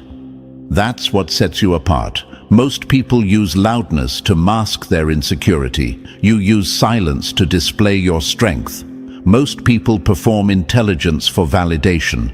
Your intelligence shows itself in how you move, how you think, how you make decisions. You don't need a stage. You don't need applause. You don't need to prove anything. Your brilliance isn't about attention, it's about alignment. People admire you because you live in a way that forces them to level up. You don't say, be better. You just exist in a way that makes them want to be better. And that's what true influence looks like. That's the difference between someone who's pretending and someone who's built from the inside. People may not always celebrate you, but they always adjust around you. They become more intentional, they become more aware, they become more thoughtful. They try harder, not because you pressure them, but because being around you reminds them of what real courage and intelligence look like. You've become the standard without trying to be. Your enemies, though, they hate that you don't shout. They hate that you don't brag. They hate that you don't need external validation to feel powerful. Loud people can't stand quiet power because quiet power proves how unnecessary their noise is. You're not competing with them. You never were. They're the only ones in the race. You're too busy building foundations to care about winning arguments. And here's the irony. The quieter your brilliance is, the more others feel it. You're like strong architecture, unshakable, precise, intentional, strong in all the ways that matter. And people admire architecture not because it screams, but because it stands. They admire your courage because they've seen you stay calm when things were falling apart. They admire your intelligence because they've watched you solve things without drama. They admire your strength because you turned pain into focus instead of excuses. You didn't get here by following the crowd. You got here by building yourself, by strengthening your mind, by learning from your mistakes, by refusing to collapse. And every room you enter reflects that back at you. People sense it instantly. They feel the structure of your character long before they hear the details of your past. This is why you're unforgettable. This is why people admire you. This is why you stand out without trying. Your brilliance isn't noise, it's architecture. It rebuilds the energy around you. It stabilizes the space. It elevates the standard. And every time someone watches you, they walk away changed. You don't have to shout to reshape the world around you. You already do. Number 2. The bravest part of you is the way you evolve while everyone else stays still. Cowards wait for the perfect moment. The courageous evolve in the middle of the mess. Nothing hits your enemies harder than that truth. They keep waiting for life to feel easy before they make a move, while you've been upgrading yourself even during the storms they swore would break you. Your courage has never needed noise or witnesses. It never needed applause. It never needed a spotlight. It shows itself in the choices you make when absolutely no one is clapping. Your courage is the quiet, stubborn decision to keep evolving when everyone around you has already tapped out. That's what burns them. They're still recycling the same excuses, the same habits, the same mindset, while you've turned growth into your default mode. You don't announce your upgrades, you just show up as a new version of yourself, and suddenly people who thought they outgrew you don't even recognize you anymore. Imagine this. 2 people in the dark, both scared, both unsure. One waits for the lights to turn on. The other learns how to move by memory, touch, instinct. That second one is you. Your courage isn't dramatic. It's the steady ability to keep moving even when the next step is invisible. Most people freeze in the dark. You evolve in it, and your enemies hate that. Nothing humiliates stagnant people more than someone who grows quietly. They can handle loud courage because loudness is easy to mock, but your courage is subtle. It's built from choices, discipline, and self-honesty. That kind of courage is threatening because it can't be performed. It can't be pretended. It can only be lived. People admire you because evolution requires honesty, and honesty is the one thing most people avoid. You tell yourself the truth about who you are, what needs to change, what needs to die, and what needs to be reborn. That level of self-respect is rare. Most people lie to themselves and call it peace. You rip off the bandage and call it growth. Imagine a tree cracking through concrete. No sound, no applause, no announcement, just steady upward movement. That's you. You've outgrown situations, beliefs, versions of yourself that once felt permanent. And you didn't do it because it was easy. You did it because staying the same felt like suffocating. At this point, you might wonder, why does my evolution bother people so much? Because your courage exposes their avoidance. Because your improvement highlights their stagnation. Because your growth forces them to confront the reality they've been avoiding for years. Your courage is proof that their excuses were never real. That's why they watch you with a mix of admiration and jealousy. They want your results, but not your discipline. They want your mindset, but not your sacrifices. They want your evolution without shedding their old skins. And deep down, they know you're going somewhere they can't follow unless they leave behind everything they're scared to let go of. Your courage isn't about being fearless. It's about choosing truth over comfort. Every time you rise, you shed something, an old habit, a limited belief, a draining person, a small version of yourself. And evolution isn't soft. It requires letting go of the familiar, even when the familiar is comforting. You've learned to walk away from versions of yourself that others were perfectly fine with. That's emotional strength 99% of people don't have. Imagine a snake trying to keep its old skin because shedding feels uncomfortable. That's how most people live, clinging to expired identities because the new version requires effort. But you shed repeatedly. You evolve repeatedly. You choose transformation even when it hurts. That's real courage. People admire you because you don't wait for perfect timing. You evolve in real time, in imperfect conditions, with imperfect support. You've reinvented yourself more times than they've even tried. You've healed parts of yourself people spend their whole lives avoiding. You've outgrown people who expected you to stay behind. And you've walked away from seasons that were too small for your potential. Your courage is quiet but powerful. It's in the mornings you wake up and choose not to repeat yesterday's mistakes. It's in the moments you face something difficult and still choose forward. It's in the days where you feel drained but still choose growth instead of collapse. You don't call your courage courage. You call it surviving. You call it adjusting. You call it doing what needs to be done. But the world sees it for what it is: strength. Most people treat courage like a performance, loud, dramatic, and theatrical. They want to look brave instead of being brave. They want to brag about their growth instead of actually doing the work. They want to evolve once and stay there forever. But growth isn't a moment. It's a lifestyle, a decision you make again and again. And you've been making that decision even when no one gave you credit for it. And your enemies, they've been studying your upgrades like they're trying to decode a system they don't understand. They can't grasp how someone with your obstacles ended up with your courage. They can't understand how you kept evolving through situations that would have broken them. They don't get how you keep rising even when life keeps throwing you curveballs.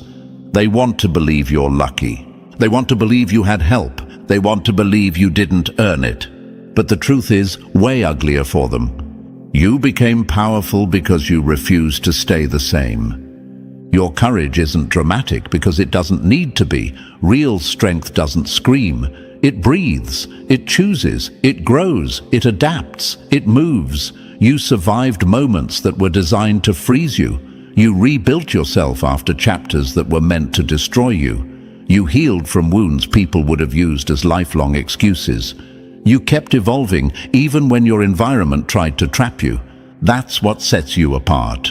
And now, people admire you because your courage makes them rethink their entire definition of bravery. You've shown them that real courage happens in silence, in private, in the small decisions that accumulate into a completely different person. Growth isn't loud. Healing isn't loud. Evolution isn't loud. But the results are.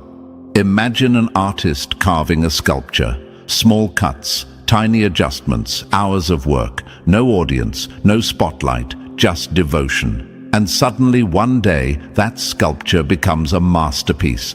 That's how your transformation looks to others. Slow, steady, then suddenly undeniable. Your courage reveals things people don't want to acknowledge. That they had time to change, that they had chances to grow, that they had opportunities to evolve. They just didn't take them. You did. And that's why you stand out. That's why you're admired. That's why your evolution feels threatening to your enemies and inspiring to everyone else. People can fake confidence. They can fake strength. They can fake intelligence. But they can't fake evolution. They can't fake becoming a better version of themselves every year. And that's where your courage shines the brightest. It's real. It's earned. It's lived. You've evolved past versions of yourself people thought were permanent. You've shed identities others tried to trap you in. You've rebuilt the parts of you that were shattered. You've kept growing in ways even you didn't expect. And you did it all without performing for anyone. So when people admire your courage, they're not admiring a show. They're admiring the quiet decisions you've made day after day. They're admiring your refusal to settle. They're admiring your ability to walk away from comfort. They're admiring your hunger to evolve even when it hurt, even when it scared you, even when it required losing things you once held tightly. You didn't become courageous because life was gentle. You became courageous because you refused to let pain harden you. You refused to let fear own you. You refused to let stagnation define you. And that repeated choice, the choice to evolve when staying the same would have been easier, that's what makes your courage unforgettable. Your bravery isn't loud, it's transformational. And transformation is the most powerful courage there is. Number 3, you don't inspire them. You force their true potential out of hiding. You don't spark their greatness, you expose it. And that's why they flinch. Your enemies hate this section the most because it reminds them of the one thing you do better than anyone else. You make people see themselves clearly. Not through motivational speeches, not through fake positivity, just by being you. Your discipline, your clarity, your honesty with yourself.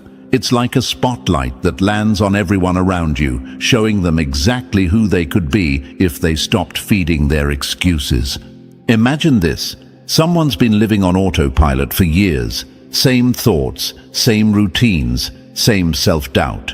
Then you walk in, not loud, not dramatic, just grounded and real. Suddenly, their brain starts glitching like an outdated system trying to handle a new upgrade. That's what your presence does. It disrupts stagnation. People don't envy your success. They envy the version of themselves you remind them they abandoned. Your growth exposes the dreams they dropped. Your discipline exposes the laziness they justified. Your progress exposes the potential they buried. And the universe has a funny way of using you as the reminder they needed but never asked for. They look at you and think, why am I not there? Then comes the second punch. I could have been. And that's where the admiration creeps in, even if they try to cover it with jealousy or attitude. Imagine someone looking into a clean mirror after years of avoiding their reflection. It stings, it shocks, it wakes them up. That's you. You're the mirror they didn't know they needed, the reflection of everything they still have inside, but were too scared to chase. You don't motivate through noise. You motivate through truth. Your life is the proof that their excuses were never real. That's why your presence is powerful. It shakes them awake. It forces them to face their own potential. And even if they pretend to be irritated by you, deep down they know you represent the version of themselves they still have time to become. Number 4. You don't think outside the box. You expose the box as a cheap illusion. Most people aren't trapped in a box. They're trapped in a belief that someone else built one. Nothing humiliates your enemies more than realizing you were never playing the same tiny mental game they worship. They keep trying to escape limits, while you're standing there wondering who convinced them those limits were real in the first place. Your mind doesn't rebel. It just refuses to pretend nonsense makes sense. People follow trends like their commandments. You examine them like a scientist holding a weak theory up to the light.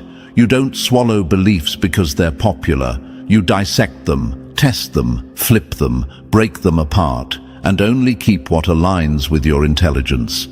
That's why your brilliance feels threatening. You're not controlled by invisible rules. You're not hypnotized by groupthink. You're aware. Imagine everyone standing in a field surrounded by imaginary fences. They treat those fences like sacred boundaries. They decorate them. They warn others not to cross them. You walk straight through because you can see the walls don't even touch the ground. That's how your mind works. You see truth where others see tradition. You see possibilities where they see limits. You see openings where they see barriers. Your enemies hate you for this because it exposes how trapped they actually are. You don't break the rules. You break the illusion that the rules were ever real. They mistake your clarity for rebellion, your originality for defiance. But you're not trying to be different. You just refuse to live inside someone else's mental blueprint. People call your ideas revolutionary because they lack the courage to think for themselves. You're not trying to innovate. You're just honest. And honesty is radical in a world addicted to imitation. While they obsess over fitting in, you're too busy understanding what's actually true. You don't follow systems. You evaluate them. You don't accept limits. You analyze their logic.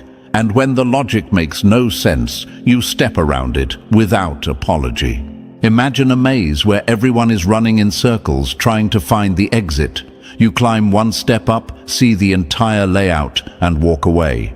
That's why you're unstoppable. Your awareness isn't boxed in by conditioning. You don't let fear shrink your thinking. You don't let comfort cage your mind. You think freely because you dare to. And that's exactly why people admire you, even if they never say it out loud. Number 5. Your courage didn't come from heroics. It came from war you never talk about. People admire your strength, but they'd panic if they had to survive what built it. That's the truth your enemies choke on. They think your courage is some aesthetic, some vibe, some natural talent. They have no idea it was hammered into you by nights that felt like they would never end. You didn't become brave because it looked cool. You became brave because collapsing simply wasn't an option. Your courage wasn't learned from speeches, quotes, or motivational garbage. It was carved out of survival. Imagine someone learning to swim because the boat suddenly sank. That's you. You didn't choose courage because you wanted to be impressive.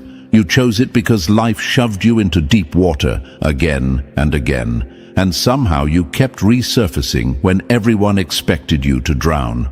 Your confidence isn't confidence, it's muscle memory from surviving things that should have destroyed you.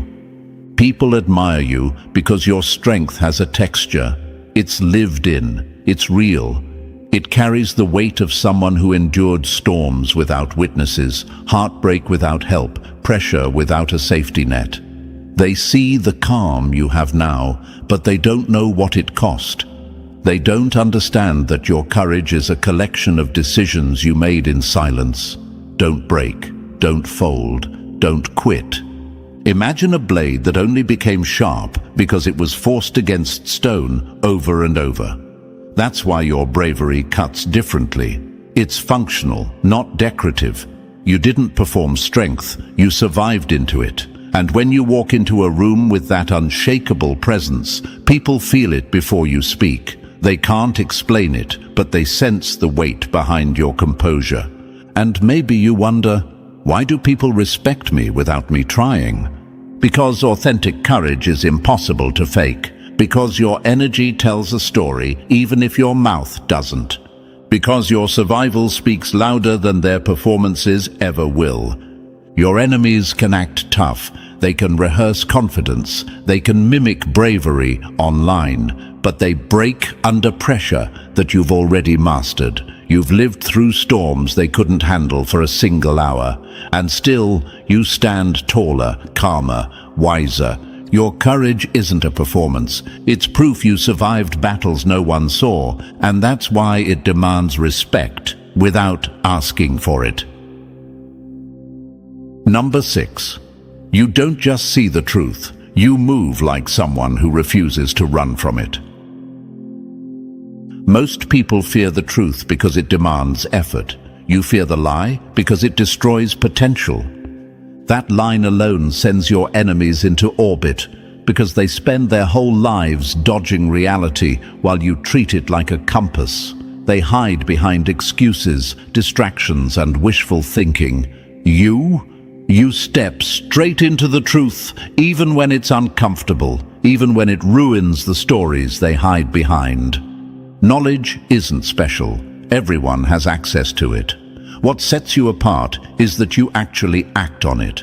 You don't debate endlessly. You don't wait for a committee meeting. You don't rehearse the move until the moment passes. When you see what needs to be done, you do it. That's why people stare. That's why they whisper. That's why they can't imitate your results no matter how badly they want to. Imagine two people standing in front of a locked door. One keeps explaining why the door is locked, analyzing the angle of the hinges, discussing who built the door, and writing down theories about how it might open. You're the second person, the one who tests the handle, finds it unlocked, and walks through while they're still overthinking. That's what acting on truth looks like. You don't admire reality, you obey it. And that's where your power comes from. You don't sit around hoping life will adjust to your comfort zone. You adjust to the truth and move forward with clarity that most people never develop. When something is wrong, you stop doing it. When something is right, you commit. When something needs to change, you change it. No performance, no delay, no ceremony. People admire this because deep down they know how rare it is. They know how often they saw the truth and still did nothing. They know how many times they stayed in situations that were draining them because change felt scary. You are the reminder that action is what separates potential from reality. Imagine a flashlight in a dark room. Most people point it everywhere except the corner they fear. You shine it exactly where the truth is hiding, and then you walk toward it. That's why your presence feels powerful. You don't run, you don't hide, you don't lie to yourself. Your life proves something simple and brutal. Truth becomes power only when someone brave enough decides to act on it. And that someone is you. Number 7. Your presence shakes them because you move like someone who doesn't need a single witness. Nothing scares a fragile ego more than someone who doesn't need applause to know who they are. That's why your presence makes people tense up before you even speak. They're used to dealing with individuals who perform confidence like it's a costume. Then you walk in, calm, grounded, unbothered, and suddenly their entire personality starts glitching. You don't chase validation. You don't beg for permission. You act from an internal authority they've never developed, and it exposes just how hollow their confidence truly is. You don't move loudly, but you move decisively, and people can feel the difference. Nothing about you asks, "Is this okay?" You carry this subtle certainty, like someone who has fought enough battles within themselves that outside opinions barely register anymore. That's the part that intimidates them. You don't wobble. You don't shrink. You don't adjust yourself to make insecure people comfortable. Imagine two individuals walking into a room. One scans every face, waiting to be accepted. The other knows who they are before the door even closes behind them. You are the second one. Your presence hits like gravity, quiet but undeniable. People automatically adjust around you, straighten up around you, rethink their tone around you. Not because you threaten them, but because your internal authority highlights how little power they hold within themselves. You don't dominate the room, you dominate your mind. The room just reacts to it. That's the truth they don't want to admit. Your calm exposes their chaos. Your composure exposes their performance. Your certainty exposes their insecurity. You don't swing your confidence around like a weapon. It's simply there, and that stability feels dangerous to people who were never taught how to build their own. And maybe you've wondered, why do people act weird around me? Why do they get quiet? Why do they stare? Because you exist with a level of self-trust they can't fake. Because your presence reminds them of the authority they never developed. Because your conviction feels like freedom, and freedom scares people who depend on approval to function. Imagine a lion resting in the sun, no roaring, no flexing, just existing. Every animal nearby moves differently, not because the lion is aggressive, but because its presence carries undeniable truth. That's you. Your quiet self-assurance forces people to reveal who they really are around you. Your presence doesn't intimidate because you're loud. It intimidates because you're free. And freedom is the rarest power of all. Number 8. You don't follow the pattern. You're the reason a new one exists. They don't echo you because they admire you. They echo you because you said it first. That's the punch that knocks the enemy off their high horse every single time. They try to act like you're just like everyone else, but your mind keeps exposing the truth. You don't follow paths, you generate them. You don't mimic ideas, you build structures other people eventually climb. Your thinking isn't borrowed, it's born, and that alone is enough to rattle people who rely on imitation to survive socially. While they cling to trends like life rafts, you're designing currents. You don't ask, what are others doing? You ask, what actually makes sense? And that simple shift turns you into someone whose ideas feel like upgrades to everyone else's outdated software. Imagine a group of people staring at a constellation trying to guess its meaning. They squint, argue, and point fingers. Then you show up and instantly see the pattern no one else saw. You connect the stars differently, and suddenly their entire perspective flips. That's how your mind works, clear, intuitive, ahead. You don't follow the rhythm, you set the tempo. People repeat your sentences months later because your thoughts carry clarity before the world is ready to acknowledge them. You'll say something simple, truthful, real, and it grows inside their mind like a seed until it becomes their new standard.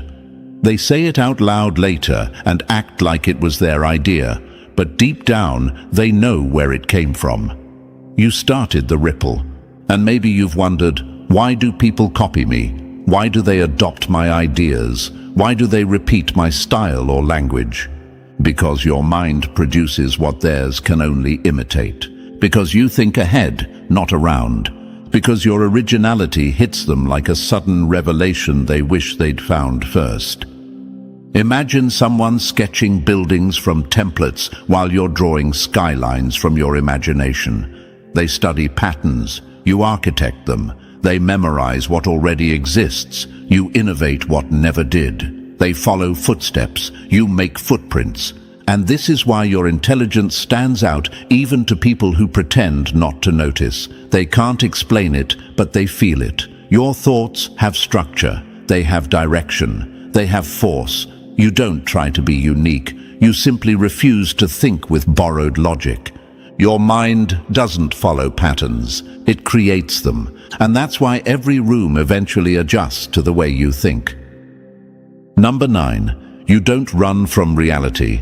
You stare it down until it breaks first. Most people hide from truth like it's a monster. You walk toward it and ask why it's knocking. That sentence alone makes your enemies swallow hard, because they've built their whole identity around avoiding the very truths you handle with steady hands. They escape into distractions, noise, fake confidence, shallow routines. You face the thing they fear. You sit with the discomfort they dodge. You confront the reality they pretend doesn't exist. Your courage isn't loud, it's surgical. You look at the pain, the confusion, the uncertainty, and you say, "Show me what you're trying to teach." That's the difference. While others repeat the same patterns for years, you grow because you're willing to confront the lessons they refuse to learn. That's why your evolution feels so dramatic to them. You're not getting lucky, you're getting honest. Imagine two people dealing with the same heartbreak. One numbs it with distractions, scrolling, noise, fake happiness. The other sits with the wound, studies it, learns from it. That second person turns pain into wisdom. That's you. You're not addicted to escaping reality. You're addicted to understanding it. You don't fear the truth. You fear what happens when you ignore it. That's why you move differently. You don't bargain with reality or try to negotiate softer versions of it. You face it head-on, and the universe rewards that kind of bravery with growth that shocks people watching from the sidelines. People around you try to avoid their flaws because facing them feels like humiliation. You face yours because facing them feels like freedom. And that's the psychological punch they can't handle. Your courage exposes how much running they still do. Maybe you've wondered, why do people respect me more than I expect? Why do they call me strong even when I'm struggling? Because they know they wouldn't survive the truths you're willing to confront. Because they see you doing emotional heavy lifting they've avoided for years. Because your growth reminds them of their own avoidance. Imagine a warrior sharpening their blade while others are pretending there's no battle coming. When the moment arrives, everyone knows who's ready.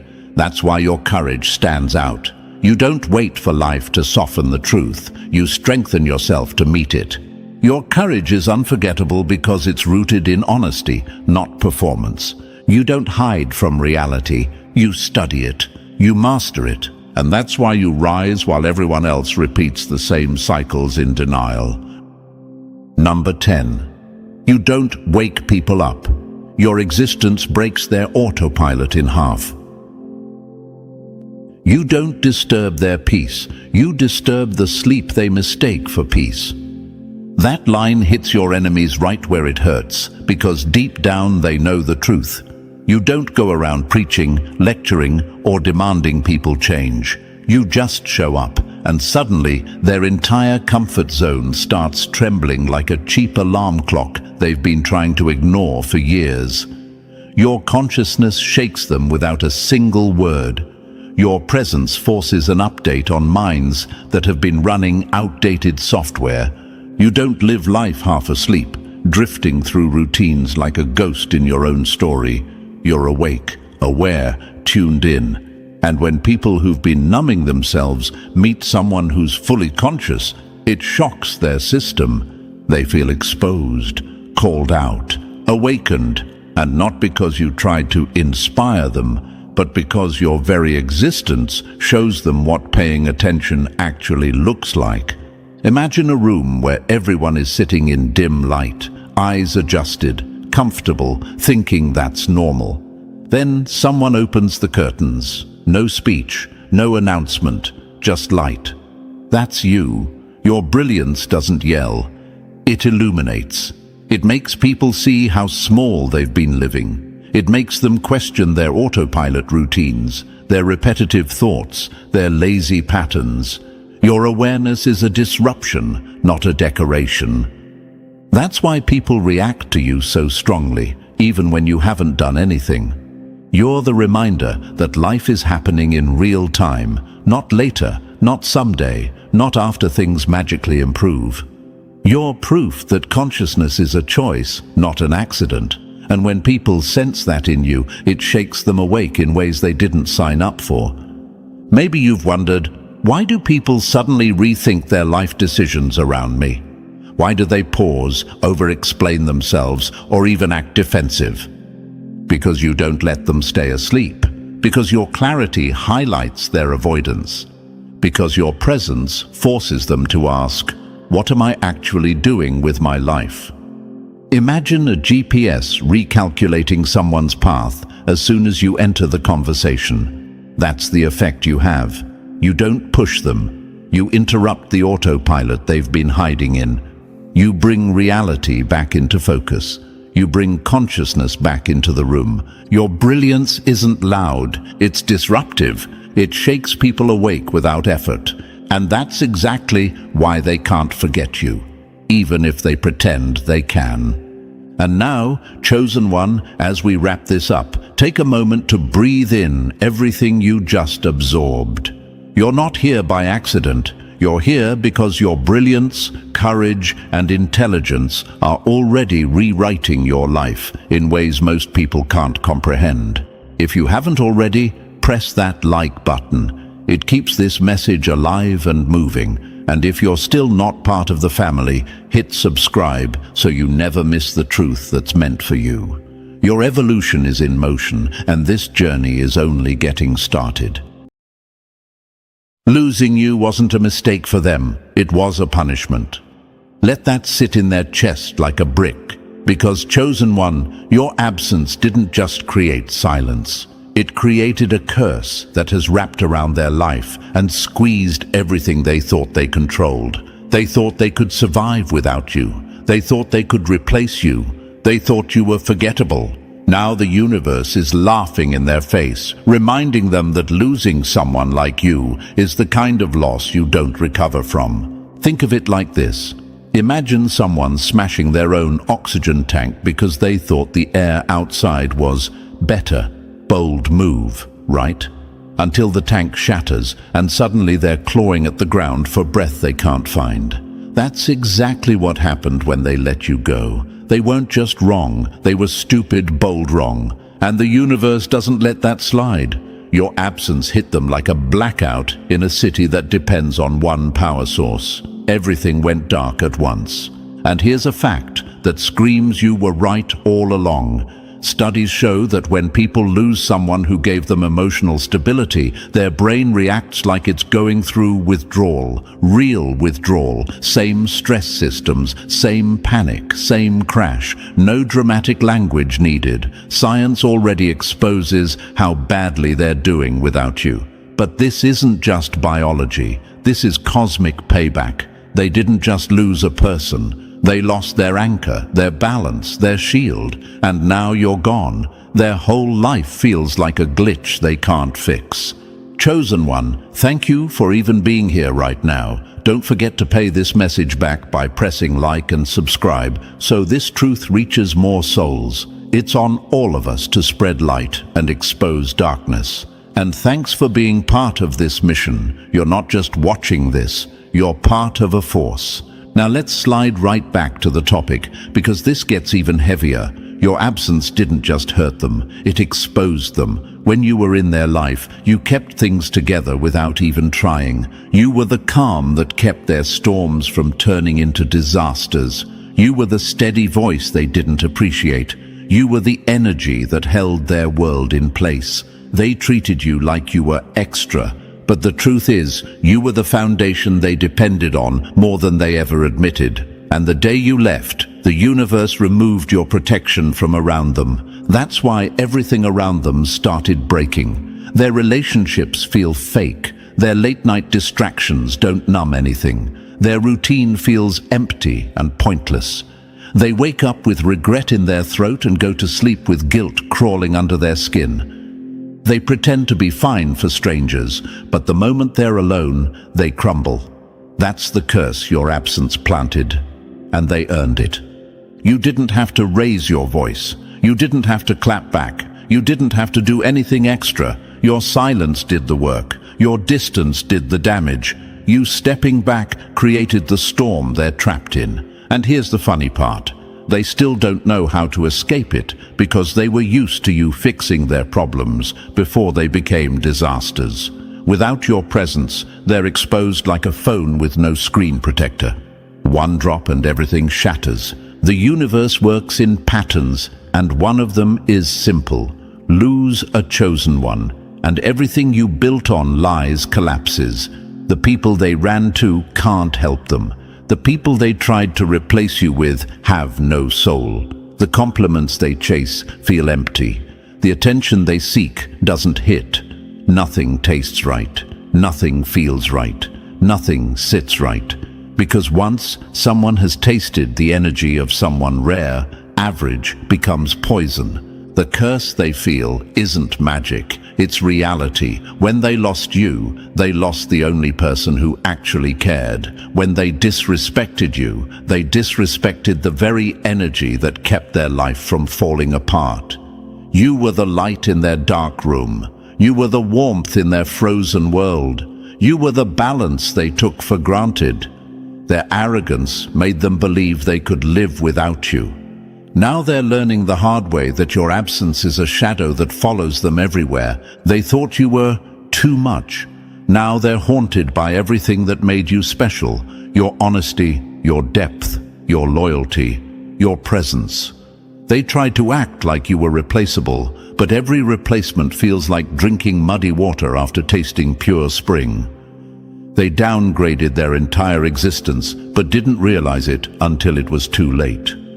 And now, here's the part they try to hide. They check your energy without checking your profile. They think about you when they should be sleeping. They remember you when they hear certain songs. They replay your voice in their mind like a broken record they can't shut off. They pretend they don't care, but their world bends around your absence. You left a mark they can't erase.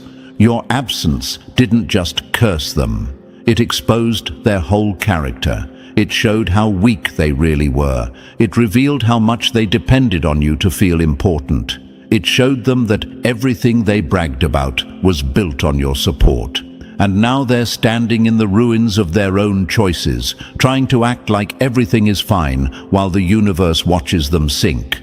And you? You're rising. Your peace returned. Your clarity grew, your blessings started flowing because you removed the blockage. Their energy was a chain around your neck, and the moment you cut it, your whole life shifted.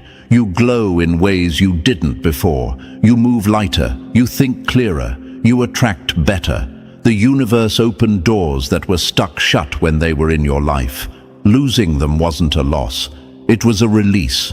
But for them, losing you was the curse. The universe didn't punish you, it punished them, and now they're stuck reliving the moment they let the best thing in their life walk away. And chosen one, thanks for sticking with me through this truth. Before we dive deeper, pause for a second and really feel what this message is unlocking inside you. Your absence became their curse, and what comes next will explain exactly why they can't escape the regret burning through their life right now. Drop the number 777 in the comments if you can already feel the universe exposing the ones who tried to break you. And if you want to push this mission even further, bless the team behind this message with a super thanks. It doesn't matter if it's a penny or a stack. Every gift keeps this truth alive and helps it reach the people who need it the most. And now, let's get into the real breakdown, step by step. If you're truly the chosen one, you'll feel this pull to stay until the last word. Let's begin. Number 1. They threw dirt on you. Now they're drowning in it. Mocking you was easy for them. Living with the regret, that's the part slowly killing them. Your absence didn't just hurt them, chosen one, it exposed them. It cracked open every lie they ever told themselves. The same people who acted like you were forgettable now feel your silence cutting into their days like cold metal. The same ones who smirked at your pain now wake up with theirs. They didn't just lose you, they lost the one person whose energy kept their life from collapsing. And now the universe is forcing them to face what they did. At this point, you might be thinking, why are they crashing so hard now? Why are they suddenly so miserable? Because they used your worth as a punching bag. They treated your kindness like weakness. They laughed at your loyalty as if it made you small, but the universe doesn't let that slide. When someone mocks a blessing, the loss becomes their curse, and losing you was the first crack in their entire structure. Imagine someone smashing the only lantern they had in a dark cave because they thought they could see without it. That's what they did when they underestimated your presence. They broke the very thing that gave them clarity. They thought the darkness would be fun, exciting, different. But now they're bumping into walls, tripping on every mistake, terrified of their own thoughts, because without you, their world went pitch black. They didn't just mock your worth, they depended on it. Your patience carried them, your empathy softened their chaos, your energy covered their flaws, your presence kept them from falling apart. But they never realized it. They were too wrapped up in their ego to admit they were standing on ground you held together. And the day you walked away, that ground cracked under their feet. Now they choke on every memory, every moment you gave, every truth you spoke, every small kindness they ignored. They replay the things they said, the disrespect they showed, the jokes they made at your expense. They thought it was harmless. Now those same jokes feel like ropes tightening around their chest. They can't escape the weight of their own actions because the universe won't let them forget what they did to someone rare. The people they ran to? Empty. The faces they entertain now? Dull. The validation they keep chasing? Flimsy. They tried to replace you the same way someone replaces a shattered screen with a cheap knockoff. It works for a day, maybe a week, then it glitches, it cracks, it cuts their fingers, it breaks again. That's how their new options feel. Nothing sticks, nothing satisfies, nothing fills the void you left. And let's be real, you were the one they didn't deserve. You were the one who showed up. You were the one with real depth, real warmth, real loyalty. They mocked what they didn't understand. They laughed at what they couldn't match. Their insults weren't about you, they were about their insecurity. Your glow reminded them how dull they were. Your heart reminded them how hollow they felt. So they tried to tear you down to feel taller. But here's the plot twist they never saw coming. Your absence became their karma. Every time they feel that emptiness in their chest, that's your silence working. Every time they try to connect with someone new and it falls flat, that's the universe reminding them what they threw away. Every time they scroll through their phone and feel the urge to reach out but can't, that's the curse settling in deeper. You didn't have to speak a word. You didn't have to seek revenge. The lack of you is doing everything. They mocked your worth, but now they're addicted to your memory. They once acted like they could live without you, but now they can't even enjoy a full day without being triggered by something that reminds them of you. Even the things they thought they liked now taste like cardboard. Their laughter sounds forced. Their relationships feel shallow. Their peace is gone. Your absence flipped their whole reality upside down. Think of them like someone who tossed away a seed because it looked small. They didn't realize it was the seed of a massive tree that would have given them shade, protection, fruit, and stability. They spat on it and walked away. Now they sit under a burning sun, starving, thirsty, miserable, looking at the empty ground where that tree should have been. That emptiness is your absence. That regret is their new shadow. And here's what will really sting them if they ever hear this truth. They didn't just lose someone good, they lost a turning point in their life.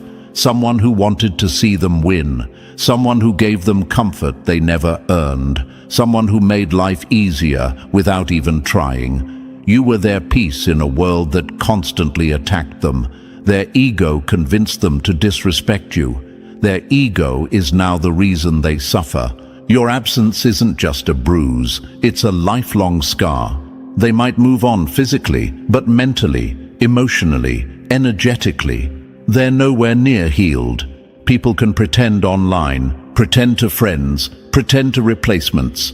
But regret is a shadow that doesn't go away. It follows them into every conversation, into every quiet moment, into every failed attempt at connection. They lost you in the name of pride, and now that same pride keeps them from admitting how much they want you back. But the universe sees everything, and it has a funny way of balancing the scales. When someone mocks the chosen one, the universe marks them. And when you leave, life pulls the curtain back on them. All the things you protected them from finally reach them. All the chaos you held back now floods their world. They thought you were the weak one. Now they're on their knees, praying for the peace they only had when you were around. Meanwhile, you rise, you heal, you grow, and every step you take forward feels like another weight tightening around their regret. They watch from afar, pretending they don't care, pretending they've moved on, pretending you never mattered. But their soul knows the truth. Their life knows the truth. The universe knows the truth. They mocked your worth. Now they choke on it. And chosen one, here's the part that should give you strength. Their regret isn't a compliment. It's confirmation. Confirmation that you were never the problem. Confirmation that your heart was real. Confirmation that your energy was rare. Confirmation that your absence is powerful enough to shake an entire life. You don't rise because they regret losing you. You rise because you finally see your own worth without needing their approval. Their regret is just the echo of their own mistake. It's the sound of karma doing exactly what it's supposed to do. So as they sit in the ruins of their choices, remember this: you were never forgettable. You were never replaceable. You were never weak. They threw dirt on you thinking it would bury you. Instead, you used it to grow roots. And now, they're the ones drowning in the very dirt they threw. Your worth didn't change. Their perception did. And now that perception is destroying them from the inside out. Chosen one, this chapter is yours. Their regret is just background noise. Your rise is the real story. Number 2. When you cut them off, their whole system crashed. Taking you for granted was their choice. Losing you forever was their punishment. Your energy was their shelter. Now they're standing in the storm with no roof. They didn't miss you first. They missed the power you gave them. You weren't their partner. You were their life support they thought would never unplug. Chosen one, the moment you pulled your energy back, their world didn't just shift, it collapsed. People like them always pretend strong until you take away the one thing keeping them alive: your presence. They thought losing you meant losing a person, but losing you meant losing their entire source of emotional oxygen. They weren't ready. They never are, because parasites never expect the host to wake up. You might be wondering right now, were they really that dependent on me? Was I truly their lifeline? And the hard truth is, yes. Yes, you were. Everything about their life was wired into your energy, your patience, your support, your stability. They fed on it like it was unlimited, like you'd never walk away, like you were stuck to them out of obligation. They confused your loyalty for weakness. They mistook your giving nature for a permanent supply. But the universe eventually opens the host's eyes, and the moment yours opened, theirs closed to darkness. Imagine this. Someone standing in the cold, shivering, holding a warm jacket they didn't appreciate, and tossing it aside because they claimed they didn't need it. The second the jacket hits the ground, the temperature drops even lower, the wind cuts harder, and reality slaps them across the face. That jacket was you. That warmth was you. And the cold biting into their bones now, that's your absence. Here's another one. Picture a phone at 1% battery, desperate for a charger, but still pretending everything is fine. That was them. and you were the charger. Your energy kept them functioning, kept their emotions steady, kept their insecurities from swallowing them whole. They mocked you while draining the last bits of your power. But when you unplugged yourself, the screen blacked out. No more fake brightness, no more forced stability, just a dead system staring back at them. And the most brutal example? Imagine a plant that keeps growing only because someone waters it every day.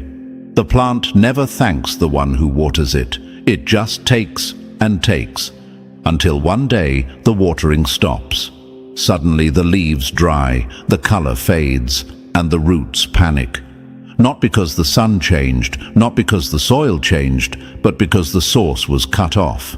That's them. You were the water. They were only surviving because of your effort. They weren't partners. They were parasites dressed as partners. They took your peace and gave you confusion. They took your time and gave you stress. They took your emotional stability and gave you chaos. They drained you and still had the nerve to act like you weren't enough. But parasites only thrive when the host forgets its power. And chosen one, the moment you remembered who you were, the moment you realized your worth, the parasite lost access to the one thing it can't live without: your energy. They didn't love you. They needed you. Big difference. Love grows with care. Need grows with desperation. And now their desperation is eating them alive. Let's answer something your mind might still whisper. Why are they struggling so badly now? Why can't they function without me? Why does my absence still haunt them? Because every single thing they pretended to be came from the energy you provided. You kept them grounded, you kept them calm, you kept them balanced. You were the emotional shield they never acknowledged. Without you, the insecurity they buried breaks out. The loneliness they ran from catches them. The truth they avoided stares them in the face. They're not in heartbreak. They're in withdrawal, real withdrawal. The kind that makes the body panic and the mind spiral.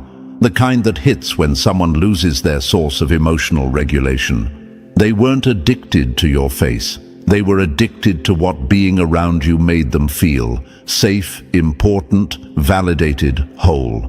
But they never admitted that because parasites never thank the host. They expect the host to serve. Here's another: imagine this. Picture someone with a broken boat bragging that the water won't sink them. They laugh at the cracks. They ignore the leaks. They brag about freedom. But the moment the person who was quietly patching the holes steps off the boat, the whole thing goes under. That person patching the holes was you. They thought they were floating on their own. Turns out they were floating on your efforts. Chosen one, your energy was their stability. When they lost it, their whole inner world turned into chaos. They now wake up heavy. Their thoughts race. Their sleep is broken. Their emotions swing out of control. That isn't coincidence. That's the effect you had on them. Without your light, their world is cold and colorless. Without your presence, their life feels like a glitchy, broken system they can't reboot. And here's the irony. They spent so much time trying to look powerful in front of you, but now they realize the only time they were ever strong was when they were feeding on your strength. They didn't outgrow you. They outgrew access to the energy they stole. Their mask is slipping. Their confidence is shaking. Their new connections feel empty. Their distractions don't hit. Their ego is cracking. They are starving for energy they will never taste again, because you didn't just walk away. You closed the gate. You locked the door. You unplugged the cord they depended on, and the universe made sure they felt every second of that loss. Let's address the question some chosen ones ask. Did they ever care? If everything was a lie, why did they act attached sometimes? Because parasites cling hardest when they feel the host waking up. When they sensed you gaining clarity, they held you tighter. Not out of love, but out of fear. Fear of losing the system keeping them alive. Fear of losing the person covering their flaws. Fear of losing the energy that made their empty life feel full. You were the generator powering their broken world. and once the generator shut off, the lights went out, the heat disappeared, and they had to face the cold truth they avoided. They have nothing without you. Nothing real, nothing deep, nothing that makes them feel whole. Now their days feel long, their emotions feel heavy, their confidence feels fake, their connections feel dull, their chest feels hollow. That's withdrawal, that's starvation. That's what happens when someone loses the host they fed on for far too long. And chosen one, here's the part the universe wants you to see. The parasite never had power. You did. The host always had the power to detach. The host always had the power to end the cycle. You finally remembered that. You finally realized that giving your energy to someone who only takes is a slow death. And you refused to die for them. Your absence exposed the truth they hid behind ego. It showed how weak they really are without you. It showed how lost they are when you're not there to guide them. It showed how empty their spirit is when you're not there to fill the space. Your silence did more damage than any argument ever could. And the beauty is this. Now that you've cut the cord, your energy is flowing back into your own life. Your confidence rises. Your clarity returns. Your peace grows.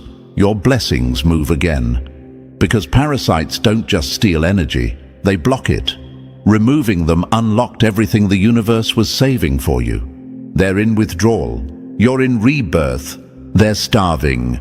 You're growing. They're collapsing. You're rising. They lost the host. You lost a parasite. And chosen one, that's the universe protecting you. Your absence cursed them. Your detachment freed you.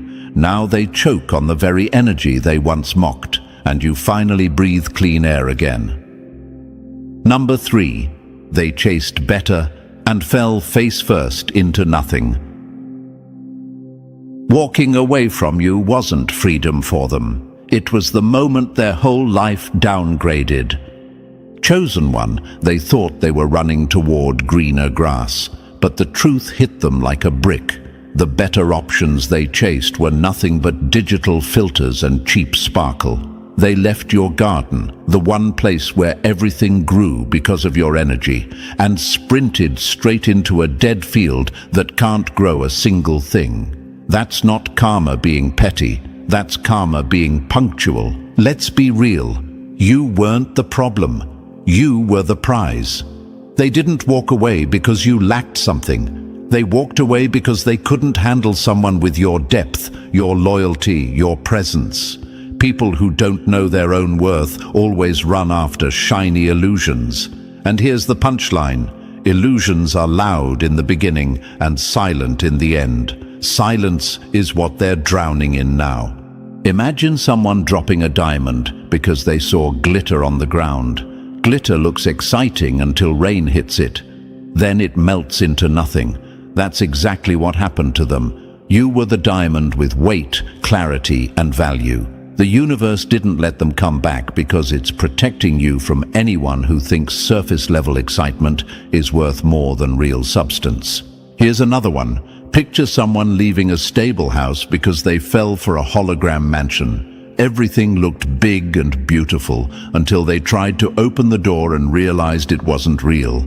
That moment of impact? That's their life right now. Regret doesn't just sit with them. It sleeps beside them. If you're wondering why their world is crumbling, why their choices backfired so fast, here's the truth. When someone abandons a blessing, the universe replaces that blessing's life, not theirs. You're leveling up. They're sinking deeper. They're standing in dirt, staring at a life that feels empty, remembering the garden they destroyed with their own hands.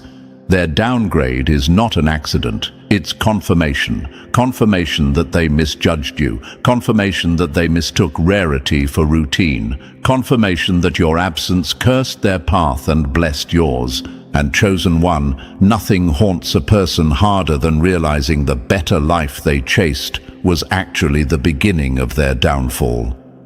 They wanted greener grass. Now they're stuck in dirt that will never grow back. Number 4, you were their shield, and they destroyed it themselves. Karma didn't hunt them down. It simply walked in the moment you stepped out. Chosen one, they mocked you with the confidence of someone who had no idea their entire life was being protected by the person they disrespected. Your presence wasn't just comforting, it was a shield. You absorbed hits meant for them. You softened storms they never even knew were on their way. You stood between them and the consequences of their own chaos. And the day you walked away, the universe simply stopped holding back. If you've ever wondered, why did everything fall apart for them after I left? Here's your answer. You weren't just in their life.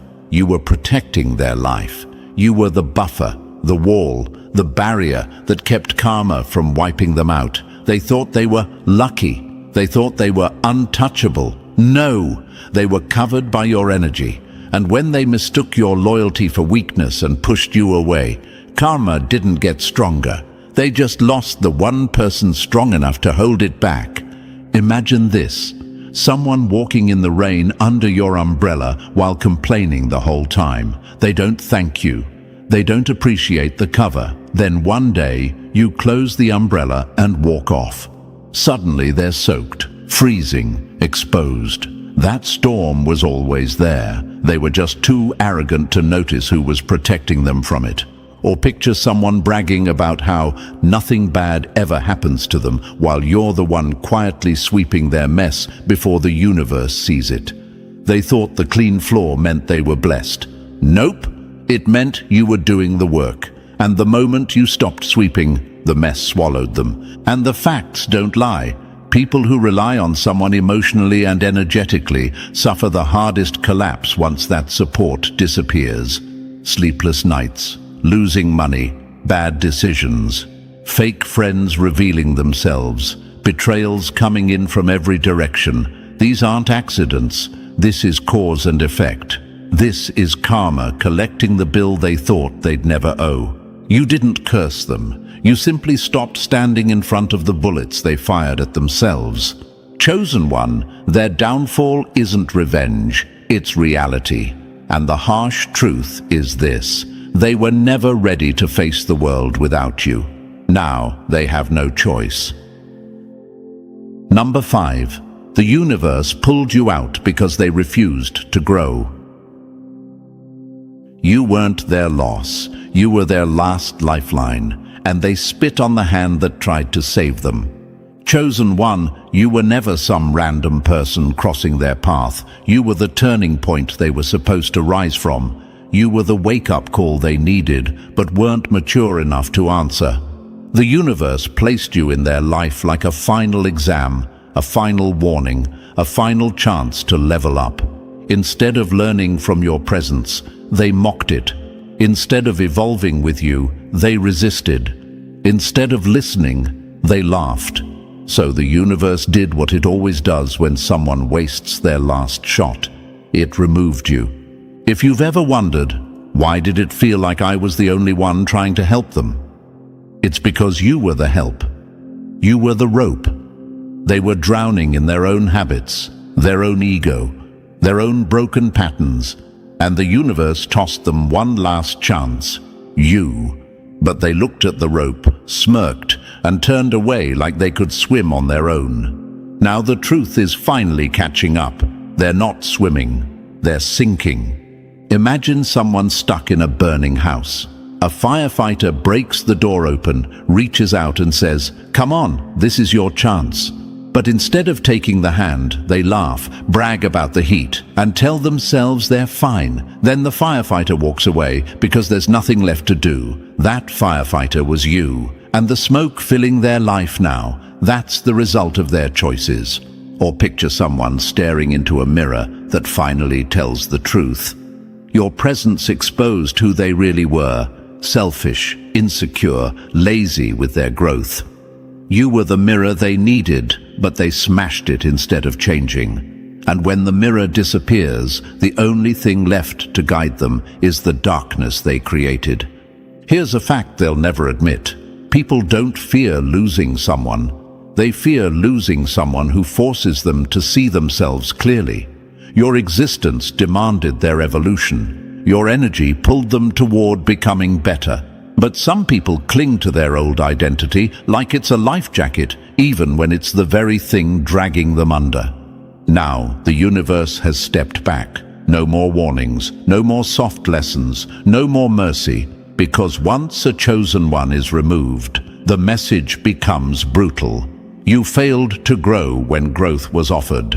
And chosen one, the universe didn't take you away to punish them. It took you away to protect you. You weren't meant to carry someone who refuses to walk. You weren't meant to guide someone who refuses to see. You weren't meant to teach someone who refuses to learn. They had their chance. They wasted it. Now their teacher is pain. Their lessons are consequences. Their classroom is regret. The universe didn't abandon them. They abandoned their own chance. And losing you? That was the final warning they'll never forget. Number 6.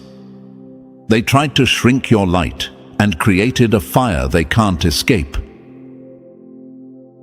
They thought dimming your spark would make them shine. Instead, it exposed how dark their world really is.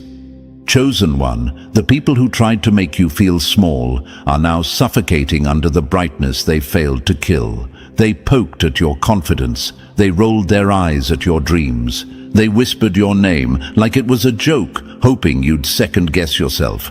But insecure people always target the brightest light in the room because it reveals how little glow they have on their own. Let's answer the question sitting in your mind. Why did they try so hard to break me? Because your fire reminded them of their lack of ambition. Your dreams reminded them of their stagnation. Your personality reminded them how dull they felt inside. You weren't the threat. They were threatened. Imagine this. Someone trying to blow out a candle, not realizing the candle is connected to a whole network of flames. The harder they blow, the more oxygen they give it. That was you. Every insult they threw was oxygen. Every doubt they tried to plant was fuel. Every attempt to dim you only fed the fire. Or picture someone shutting the curtains because the sun is too bright. The sun doesn't fade. The room just gets darker. The curtains are their insecurity. The sun is your energy. They hid from you because they couldn't handle your glow. And here's another one. Think of a spark trapped inside a box. They tried to box you in, limit you, make you question yourself. But sparks inside boxes don't die. They build pressure.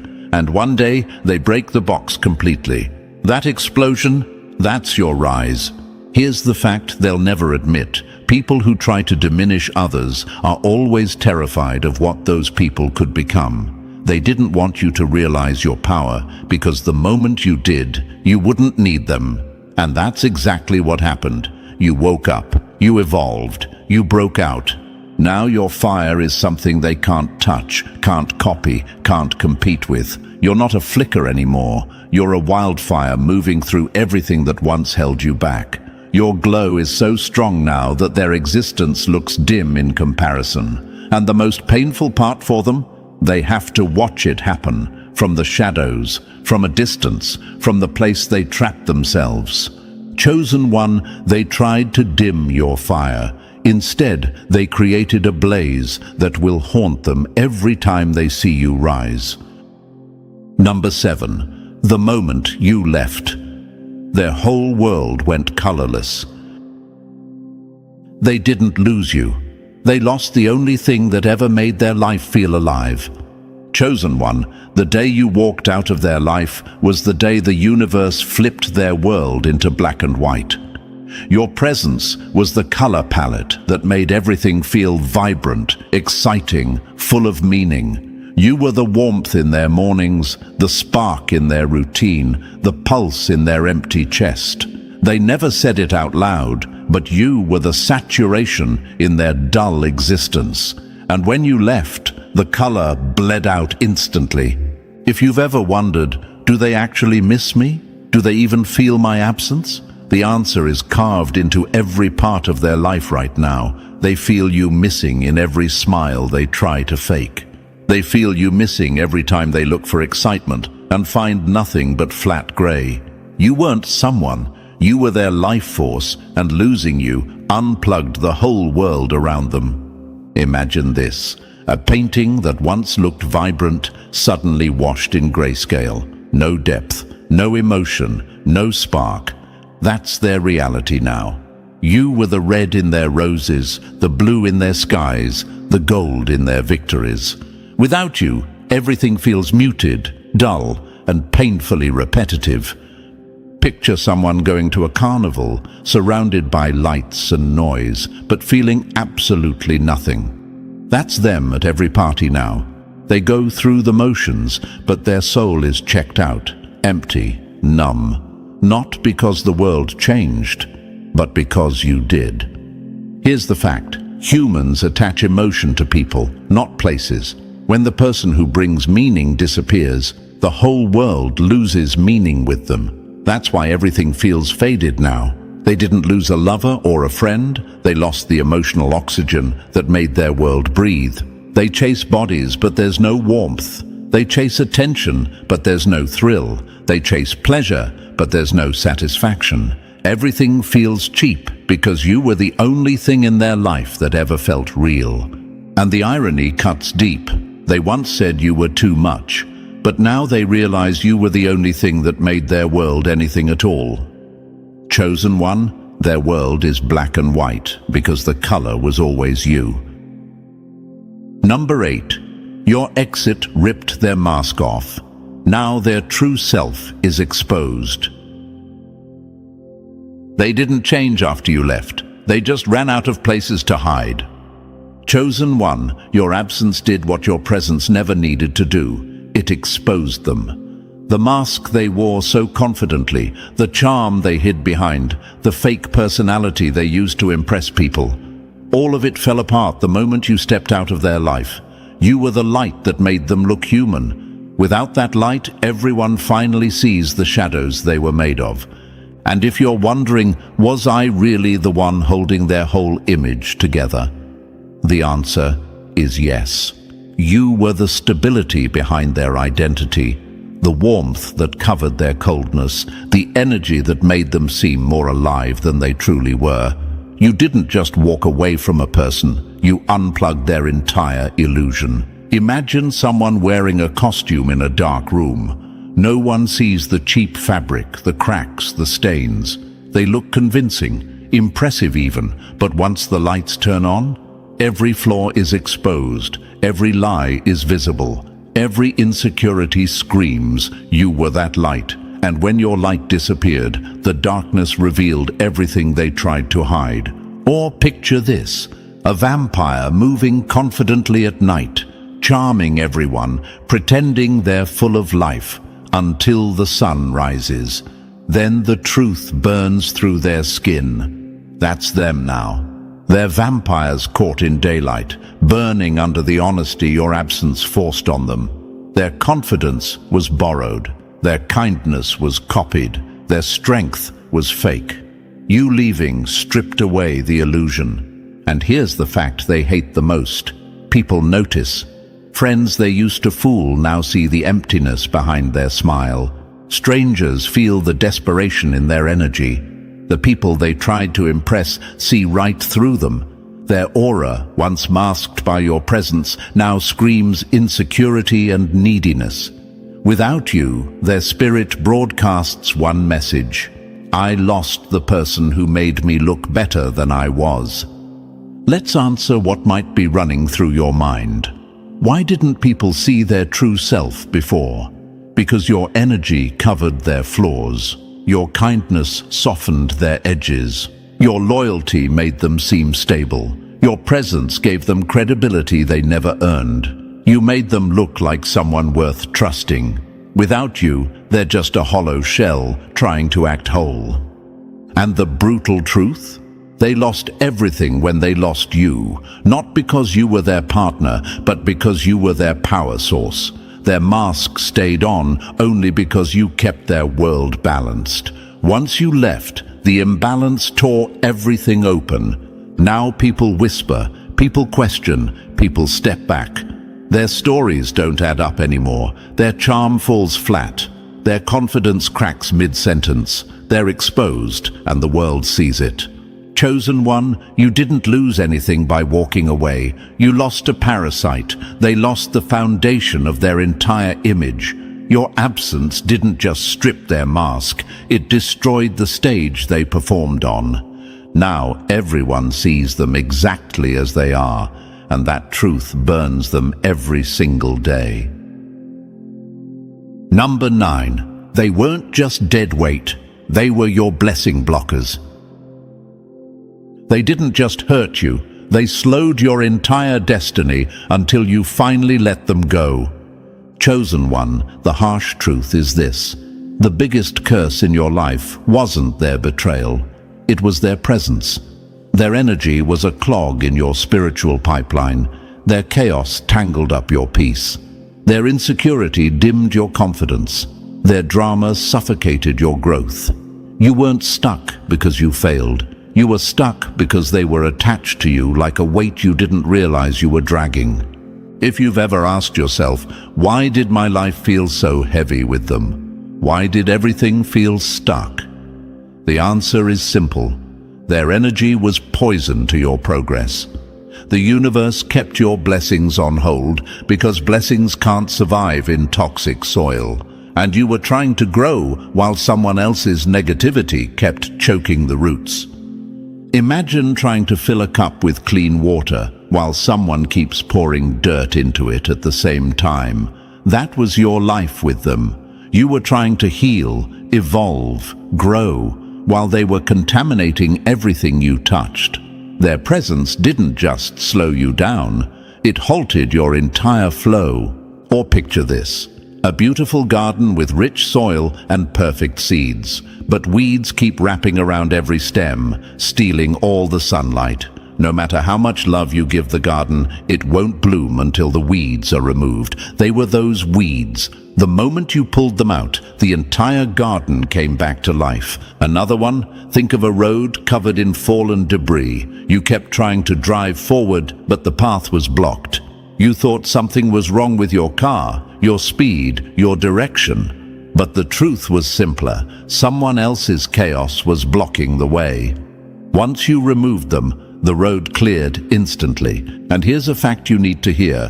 When someone with bad energy is in your life, the universe will intentionally hold back your blessings to protect you, not to punish you, to protect you. Because what's the point of giving you opportunity, abundance, clarity, success, peace, when someone toxic will destroy it the moment it arrives? That's why the moment they were gone, everything started moving again. Doors opened that were stuck for years. Peace returned like it never left. Your mind became clearer. Your heart felt lighter. Your confidence rose. Your path straightened. Blessings multiplied because the blockage was finally removed. It wasn't you. You weren't broken. You weren't unlucky. You weren't behind. You were buried under their chaos.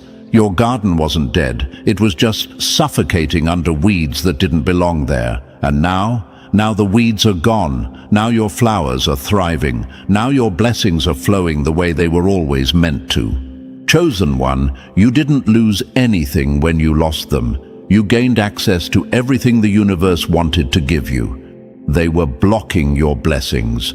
Their exit was your breakthrough. Your life didn't improve by accident. It improved because you finally removed the curse, pretending to be a person. Number 10. Your presence was rare, and your absence is a curse they can't outrun. They didn't lose a person. They lost the only light that could survive their darkness. Chosen one, look at them now. Nights that stretch like years. Days that drag across their chest like weight. Hearts that feel like empty rooms with broken windows. Nothing warms them. Nothing excites them. Nothing replaces you. Every person they touch feels shallow.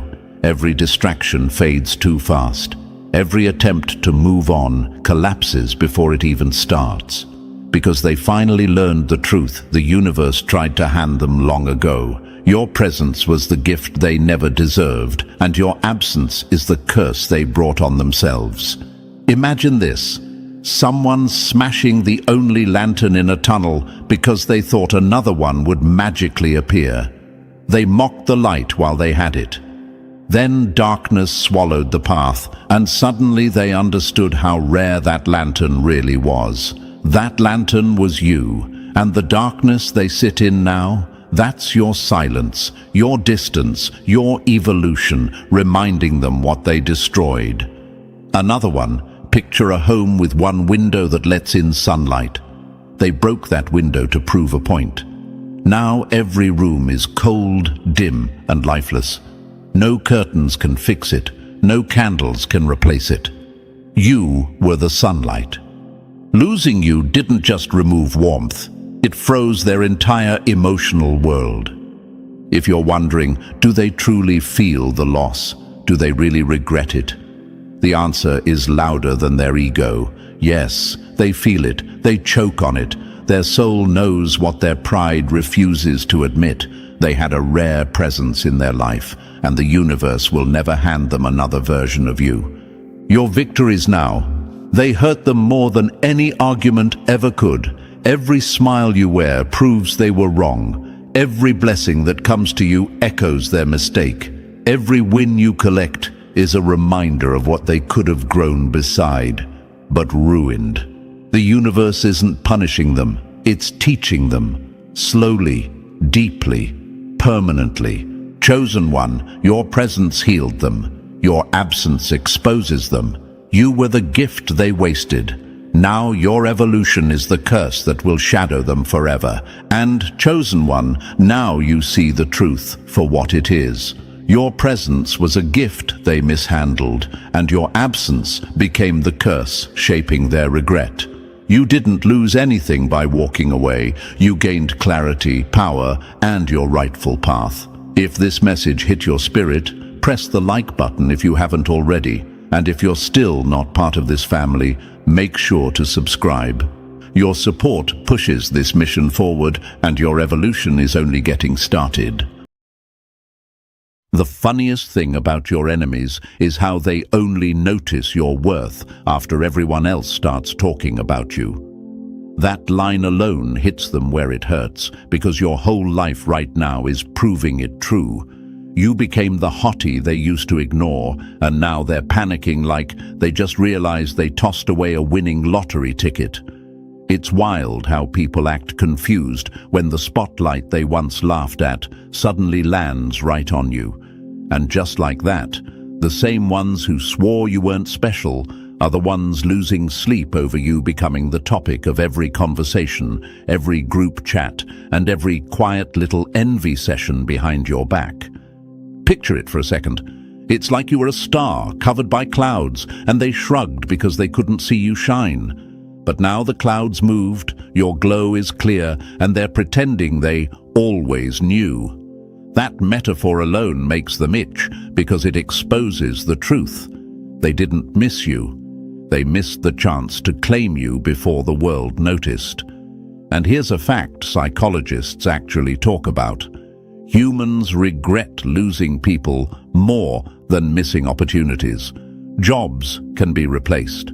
Money can be made again. But people with rare energy, that's not something you bump into twice. So when someone downplayed you and now watches everyone hype you up, their brain literally hits panic mode.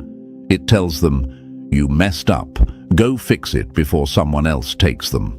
That panic is the reason your past is suddenly speeding back into your life like they're late to an appointment.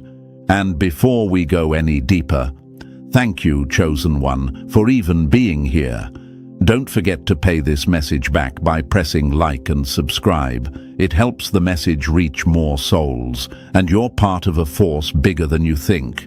You're helping spread light, and I'm genuinely glad you're part of this mission. Now let's slide right back into our topic, because your story is heating up fast.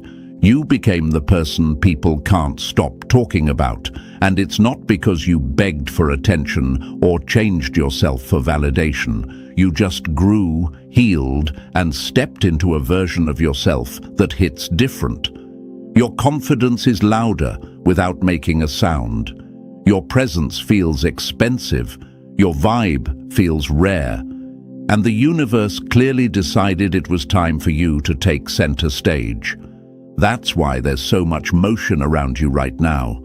When a person levels up, the world reacts, and the reactions aren't always pretty. Some people clap, some people freeze, some people pretend nothing changed, but deep down, they all feel it. You're not the same. The people from your past feel it the most. They're remembering how they treated you when you weren't shining this bright, and now they're trying to act like they didn't fumble the bag. They see the upgrades, they see the glow, they see the confidence dripping off you even when you're silent. And it bothers them. Not because you hurt them, but because your glow reminds them of who they no longer have access to. To them, you becoming more attractive, more confident, and more centered feels like a loss they can't explain. They thought you'd stay the same. They counted on it. They assumed you'd still be available whenever they felt bored, lonely, or ignored by someone else.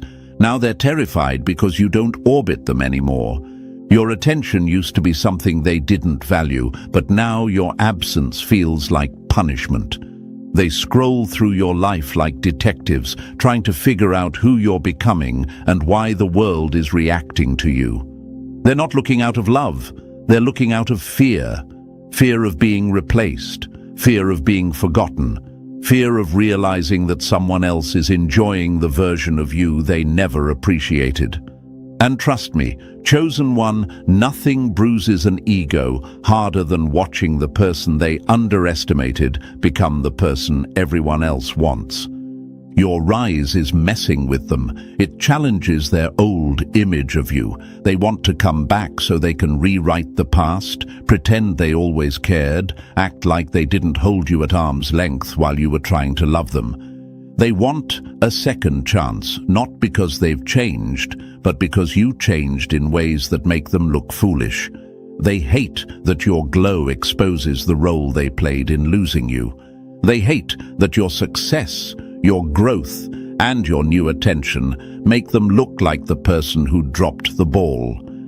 But here's where it gets real. Their return isn't random. They're showing up because your name is floating around in places they never expected. People are talking, people are reacting, people are noticing, and this makes your past feel threatened. That's why their messages get friendlier, their tone gets warmer, their curiosity gets louder. They're hoping to squeeze their way back in before the door fully closes. You can't let that cloud your mind. The universe didn't bring you this far just to drag the past behind you like old luggage. Your glow is attracting attention, but you must understand this attention comes in two forms: appreciation and obsession. Appreciation is pure. Obsession is messy. Appreciation celebrates you. Obsession wants to claim you. Appreciation flows, obsession clings, and right now, a lot of the people running back are doing it from a place of obsession. They don't want to cherish you. They want to control the narrative so they don't look like the villain. Your journey is not about recycling history. It's about choosing what aligns with your new level. And chosen one, your new level is not for the weak. It's not for the lazy. It's not for the jealous. It's not for those who didn't believe in you until the world told them to. When people return now, they're not returning to who you were. They're returning to who you became. And that version of you is expensive, valuable, attractive, magnetic, rare. They can't buy their way back in with excuses or nostalgia. This moment in your life is a test of your vision. Do you choose comfort or growth? Familiar faces or real loyalty?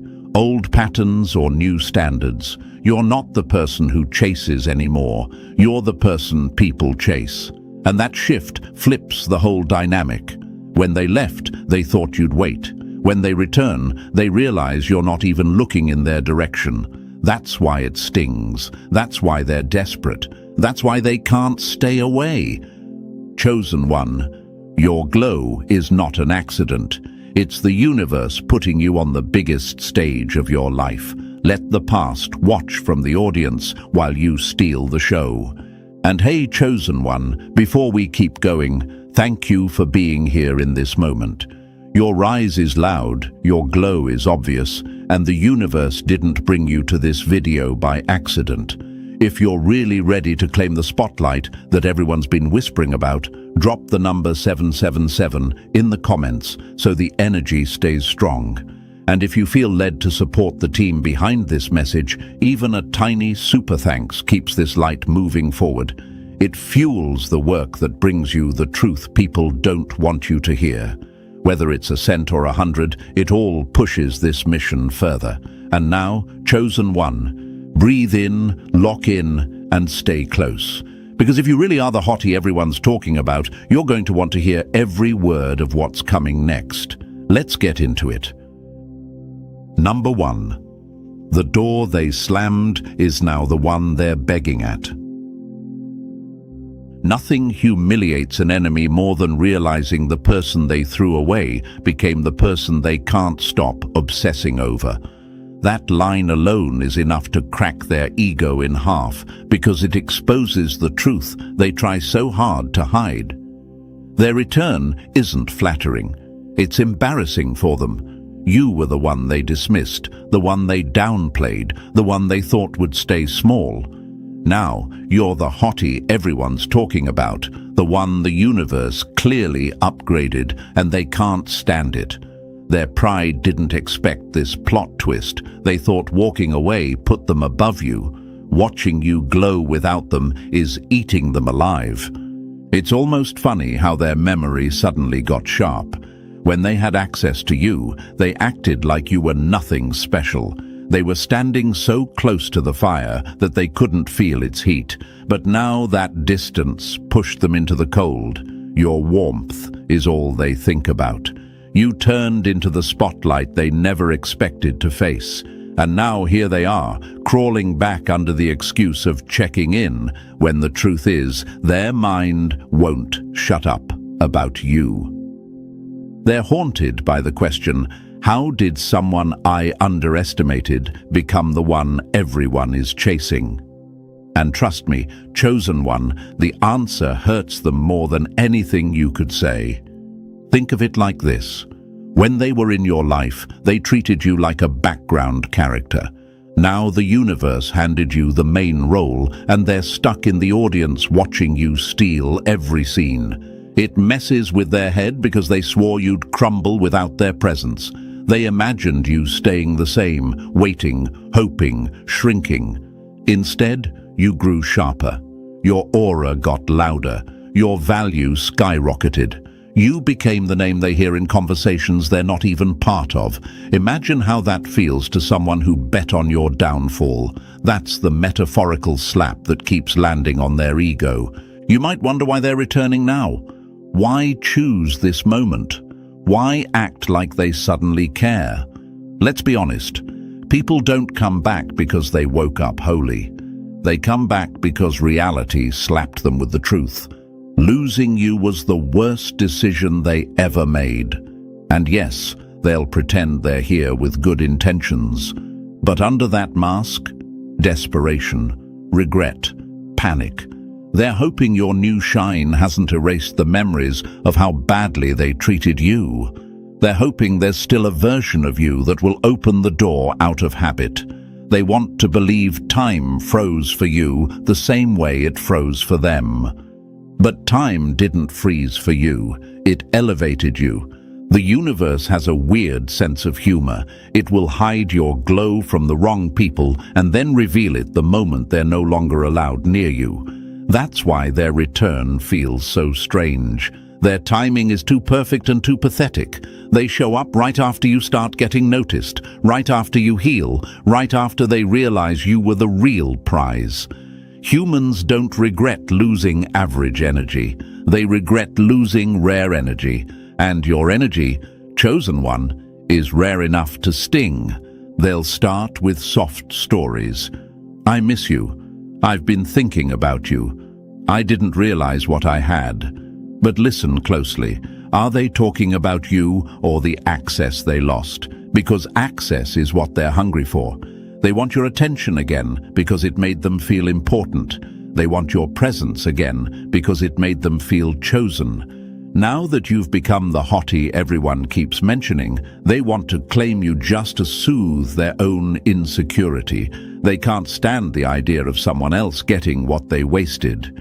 Here's the truth they don't want you to know. Your success exposed the part of them they tried to hide. It revealed their immaturity, their selfishness, their inability to see value unless the world labels it. They want to return to rewrite the narrative. They don't want to be the villain. They want to pretend things just happened. But you remember everything, the cancelled plans, the ignored messages, the way they rolled their eyes at your dreams, the way they treated you like an option when you were giving them main character loyalty, and now they expect a second chance. That's the comedy of it all. They return empty-handed, hoping nostalgia will blind you. They want to use your memories as their escape route from guilt, but nostalgia is dangerous. It highlights the good moments and hides the truth. It tricks you into thinking maybe they've grown. But growth takes work. Most people don't grow. They just get bored or lonely. Their life declined without your energy, and now they're hoping you'll fix the emptiness they created.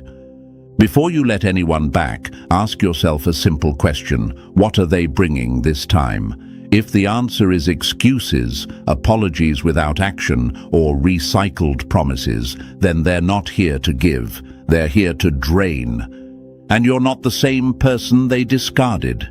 You're the person they regret losing. Their return is not a blessing, it's a test. The universe is checking if you've learned to protect your throne. When they knock, you don't owe them anything, not your time, not your warmth, not your explanation. Silence is a powerful reply because it tells them what words can't. You outgrew them, and that hurts them deeper than any argument ever could. They wanted to see you struggle. Instead, they're witnessing your rise. They wanted you to chase them. Now they're the ones chasing shadows of the past, hoping you'll pause your progress just to entertain their guilt. But you're done entertaining the past. Your life is moving, your glow is rising, your name is spreading, and the universe didn't elevate you for decoration. It elevated you because you were built for the spotlight.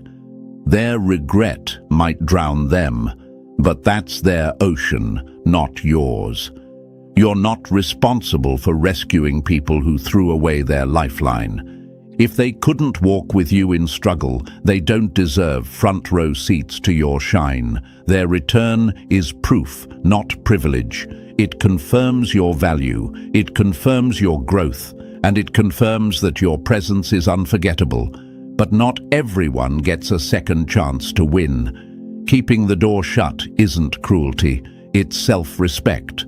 So let them knock, let them wonder, let them feel the weight of their mistake.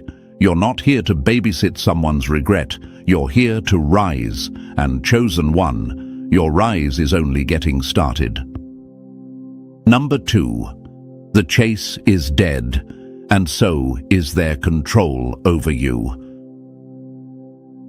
Nothing terrifies an enemy more than a person who no longer needs their attention, approval, or access. That's the punch they feel straight in the ego, because your refusal to chase them anymore is the very thing ripping their power away. They built their whole identity on the idea that you'd always come running, always reach out first, always fight to keep the connection alive.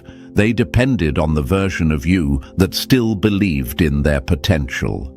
Now that version is gone, and they're waking up to the cold truth that you're not playing their game anymore. And here's another line for their bruised pride. The moment you stopped knocking is the moment they realized the door was never theirs to control. You didn't give up. You leveled up. You didn't fold. You finally stopped pouring into a cup that had holes in it. They mistake your silence for anger, but silence isn't anger. Silence is clarity. Silence is power. Silence is you choosing yourself in a way they never expected. Imagine this. For the longest time, they thought you were some endless fountain that would always flow toward them. They believed you'd bend your schedule, shrink your needs, soften your standards, and beg for scraps of attention. But now that fountain dried up, and they're standing there with empty hands, stunned that the river they took for granted no longer runs through their life. Your refusal to chase is the drought their ego can't survive. Another hit they're feeling deep. People don't panic when you leave. They panic when they realize you're not coming back. That's what's happening right now. They didn't expect you to lock your door. They didn't expect you to stop knocking on theirs. They never imagined you'd reach a point where you stopped trying to fix what they kept breaking. But you did. You chose yourself, and that choice exposed the truth they tried to ignore. Imagine this next metaphor. You used to be the flame, and they were the moth that felt entitled to your warmth. They expected you to glow on command, even when they weren't giving anything back. But now the flame moved, the light shifted, and suddenly the moth has to deal with the darkness it created. That darkness forces them to finally see the pattern they never wanted to admit. The whole connection survived because you kept it alive. You might ask yourself, why did they expect me to chase? Why did they think I'd keep trying? Because they got comfortable. Your generosity made them lazy. Your love made them entitled. Your loyalty made them arrogant. They believed you'd always be the one adjusting, fixing, apologizing, showing up, reaching out. They built a fantasy where you were the chaser and they were the prize. But the universe doesn't reward fantasies. It rewards growth, and your growth shattered their illusion. Let's drop another quote that slaps them hard. When you stop chasing someone, you force them to see the value they ignored.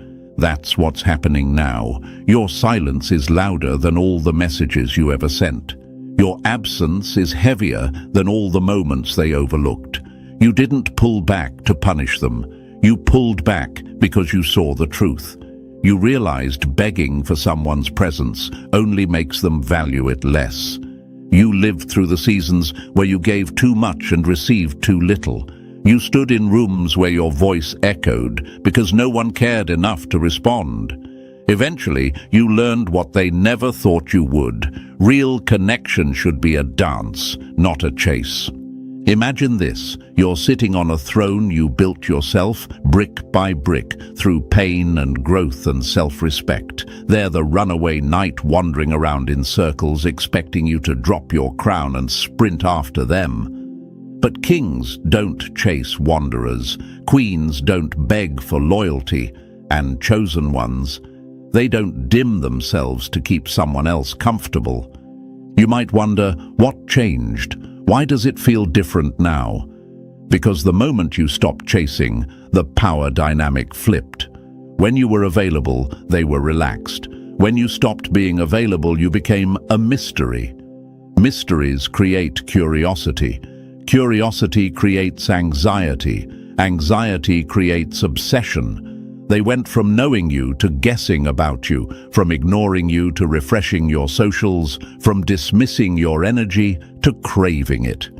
They're decoding your posts, rereading old conversations, searching for signs that someone else now enjoys the version of you they wasted. And here's the irony. People chase what they fear losing. They never feared losing you because you made it too easy for them to feel safe. Now that you pulled back, they're spiraling. They're wondering if someone replaced them. They're wondering if you forgot them. They're wondering if you're better off without them. And the worst part for them, every sign points to yes. This version of you terrifies them because they can't manipulate someone who's not hungry for their attention. They can't control someone who doesn't need their validation. They can't play games with someone who learned the peace of solitude. You're not blocking them to cause pain. You're blocking them because your peace is finally more important than their chaos. You're not leaving them on read to be petty. You're leaving them on read because the conversation they want to have doesn't serve the life you're building. Imagine this final metaphor. Your life is a train. For the longest time, you paused the journey waiting for people who said they'd show up. You wasted time at stations where no one boarded. But now that the train is moving again, they're sprinting toward it, begging for entry. But entry requires a ticket, and effort is the price. Most of them don't want to pay it. They want free access to a premium experience. But you're done giving discounts on your soul. Your boundaries are the walls they can't climb anymore. Your self-respect is the language they can't speak. And science agrees with you. Studies show humans value what they have to earn. You're not cold. You're not rude. You're teaching people that if they want a place in your world, they must walk beside you, not drag you backward. And here's the absolute truth. When you stopped chasing, you didn't lose anything. You gained everything. You gained clarity. You gained dignity. You gained energy. You gained yourself. You stopped begging for breadcrumbs and started building your own feast. The people meant for you don't require chasing. They show up. They understand effort. They communicate. They care. They meet you where you are without manipulation, without ego, without games. So let the past feel the sting. Let their regret marinate. Let their mind torment them with what-ifs. Because chosen one, you didn't lose them. They lost you, and now they have to watch you live the life they weren't strong enough, mature enough, or loyal enough to be part of. The chase is dead, and so is their control over you. The throne is yours now. Number 3. Your success set their insecurity on fire. Nothing burns an enemy faster than watching the person they dismissed become the person they can't stop staring at. Your rise is the flame they can't look away from, no matter how much it scorches their pride. The moment you started winning without their help, you cracked the entire illusion they built about you. They swore you needed them. They swore you'd fall apart without their presence. But the universe had other plans, and your growth is the receipt proving they misjudged you from the start. Imagine this. You're walking through life with a calm face and a steady pulse, not because life got easier, but because you got harder to shake. That peace you carry now, that's what kills them. The confidence in your stride, that's the slap they never saw coming. You're not loud, you're not bragging, you're just existing in a glow that exposes everything they failed to see when they had front row seats. And inside their mind, the question keeps looping, how did they rise without me? Your rise answers it every day. Your wins are stacking naturally. Better opportunities, more recognition, your name being spoken in rooms you've never even walked into. To the right people, you're inspiring. To the wrong ones, you're a threat. They can't take credit for your glow, and that's what stings. They weren't there when you were battling your shadows. They weren't there when you were rebuilding yourself piece by piece. Now they're forced to watch you shine from the sidelines they made themselves sit on. Here's a quote that slices right through their ego. Your success is their punishment, not your apology. Every win you collect flashes a reminder of how badly they misjudged you. Every opportunity screams, you were wrong about me. And every new level you reach exposes the truth. They left too early, doubted too quickly, and valued you too little. You might wonder, why do they even care now? Because your glow proves that leaving you was their biggest mistake. They hate that the universe crowned you right after they walked away. They hate that your growth didn't pause when they exited. They hate that you became magnetic on your own. Imagine this metaphor. You're a wildfire spreading across a dry landscape. The ones who doubted you, they're the ones watching from a distance, terrified and mesmerized at the same time. They can't get close without getting burned, but they can't look away either. They'll try to circle back, not out of love, not out of loyalty, but because being near you now gives them relevance they can't earn on their own. They want to stand next to your shine so people forget they once dimmed you. Let them watch, let them melt, let them choke on the smoke of your rebirth. Your only job is to keep rising, chosen one. The higher you go, the more their shadows expose themselves. The brighter you burn, the harder it becomes for them to pretend they didn't see your worth. Keep going. Their regret is just background noise now. Number 4. When yesterday shows up, inspect the damage it left. The past doesn't knock because it cares. It knocks because it needs something. That's the truth they don't want you to say out loud. When you rise, you don't just attract supporters. You attract watchers, pretenders, mimics, parasites. The climb exposes the shadows, and the shadows always try to sneak back in when the light gets warm.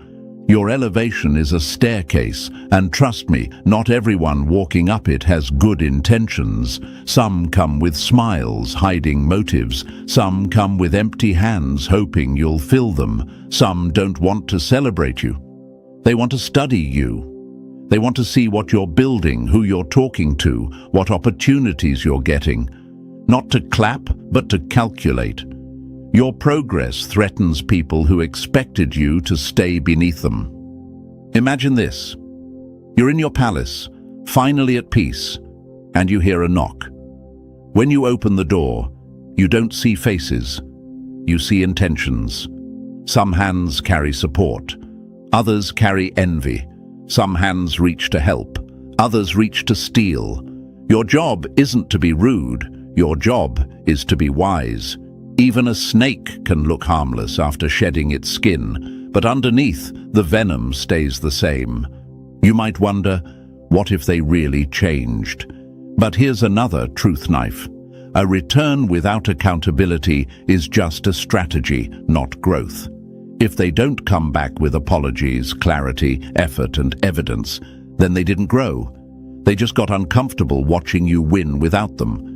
Your rise broke their illusion that you needed them to thrive. That discomfort is why they show up now.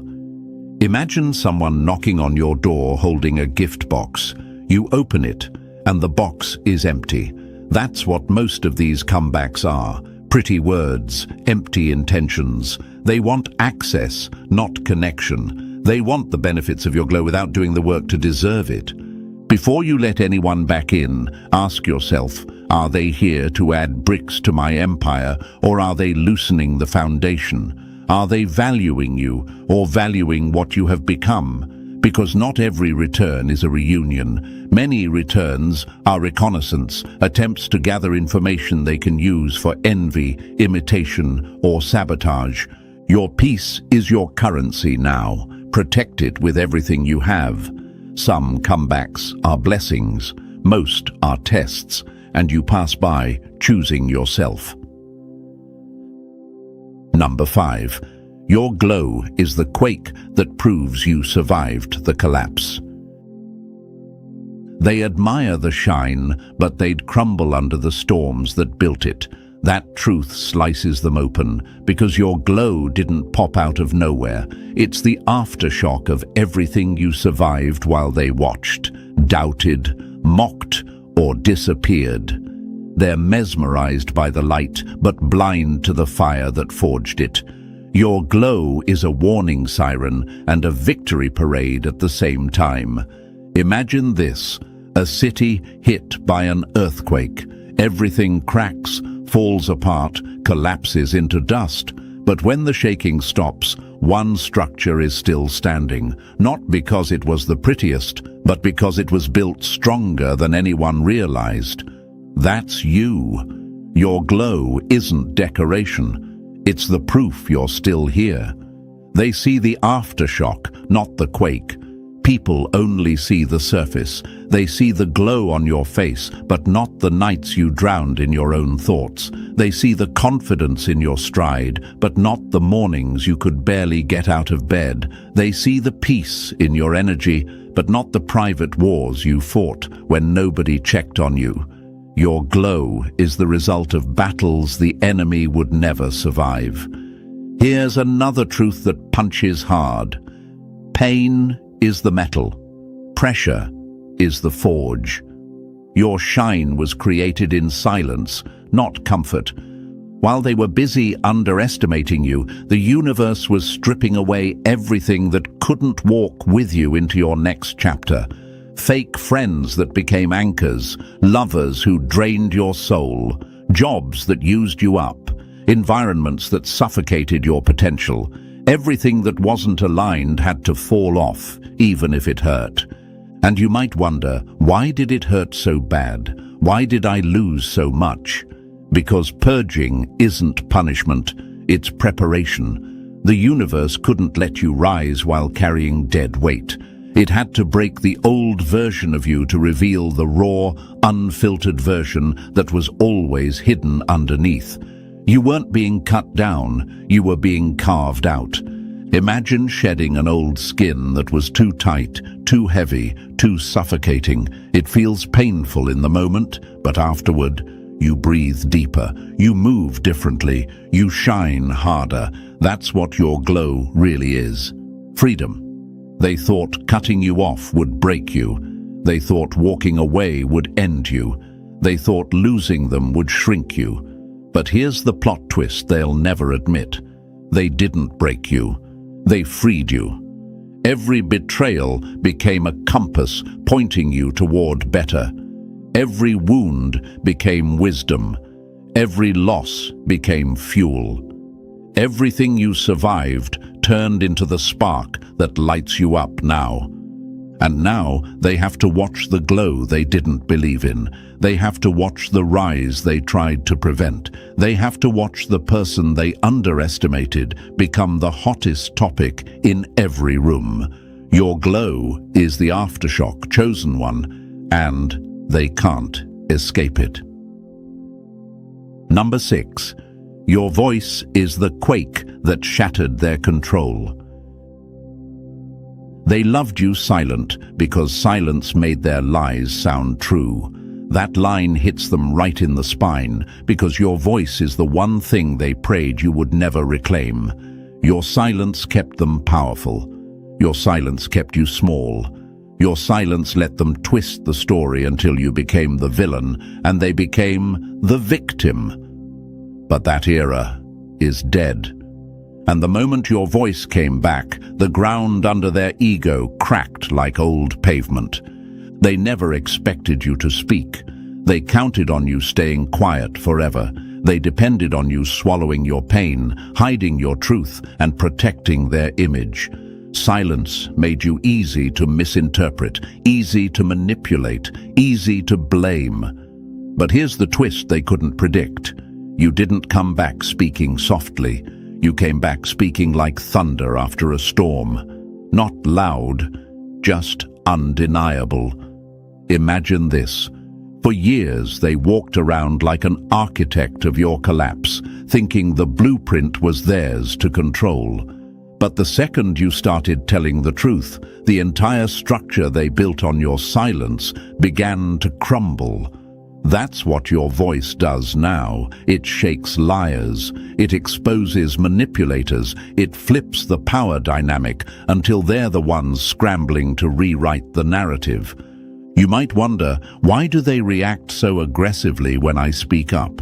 Because truth is the one weapon they can't defend against. Manipulators survive on confusion. Narcissists survive on distortion. Fake friends survive on half-truths, and your voice brings clarity, the enemy of every deceiver. Truth doesn't yell, it echoes, and your truth is echoing through every room they tried to bury your name in. Your voice isn't about arguments, it's about alignment. It's about saying no when they expect silence. It's about saying this is what happened when they expect denial.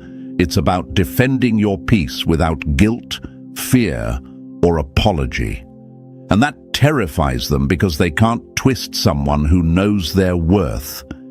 Imagine your voice like an earthquake beneath a city built on lies.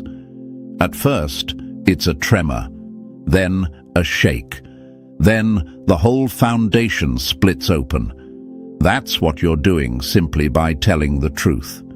You didn't get louder, their illusions just got weaker. And here's the part that hits hardest. Your voice carries the weight of someone who survived storms most people wouldn't last a week in. They don't want to admit that. They don't want to acknowledge the strength you gained. They hoped your broken phases would silence you permanently. They wanted your fear to stay louder than your truth. But you rose anyway. Your voice returned because you finally realized it was never weakness that kept you quiet. It was loyalty. And now that loyalty is gone, your truth is unstoppable. You've seen too much to stay silent. You've grown too much to shrink. You've healed too much to let lies lead the conversation. They never wanted you to realize how powerful your voice really is. They knew once you spoke, their illusions would collapse. And now they feel threatened every time you open your mouth, because your voice is no longer soft. It's steady, sharp, clear, confident.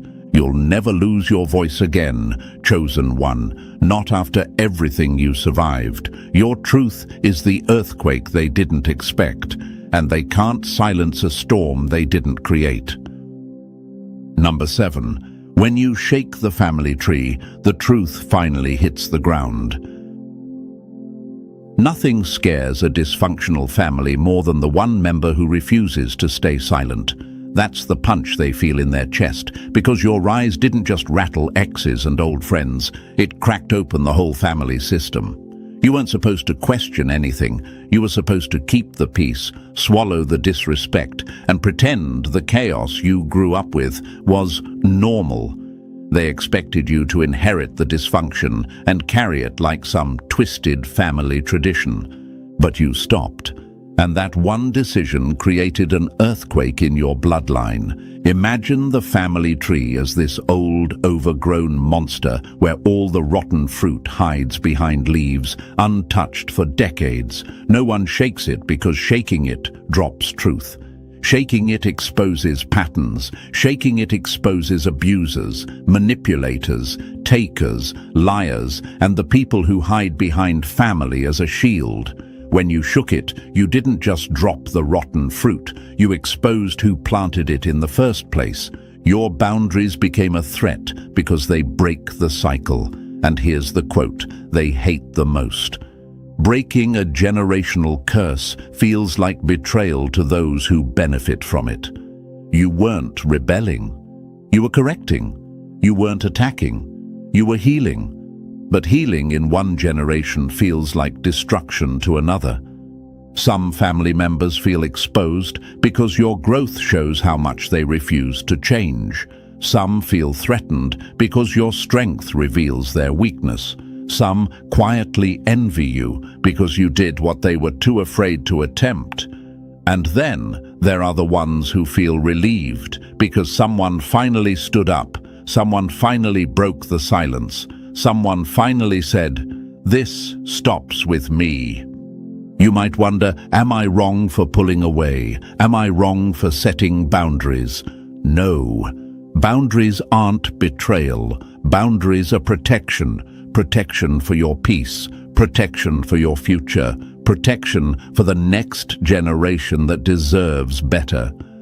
Imagine standing at the root of the family tree, shaking it until every rotten fruit falls, leaving only what's healthy enough to grow. That's what you're doing, and it's powerful. The universe replaces toxic blood with chosen family, people who match your heart, your growth, your energy. So keep shaking the tree, chosen one. Anyone who falls wasn't meant to stay. Number 8. A lion doesn't roar at every stray dog. The loudest ones in the room are always the weakest. That's why they bark, hoping you'll bark back. That truth slices straight through them, because your restraint exposes their desperation. You used to react to everything, every insult, every lie, every shade, every provocation.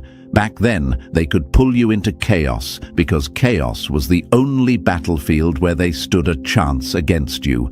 Not anymore. You unlocked something lethal: emotional discipline.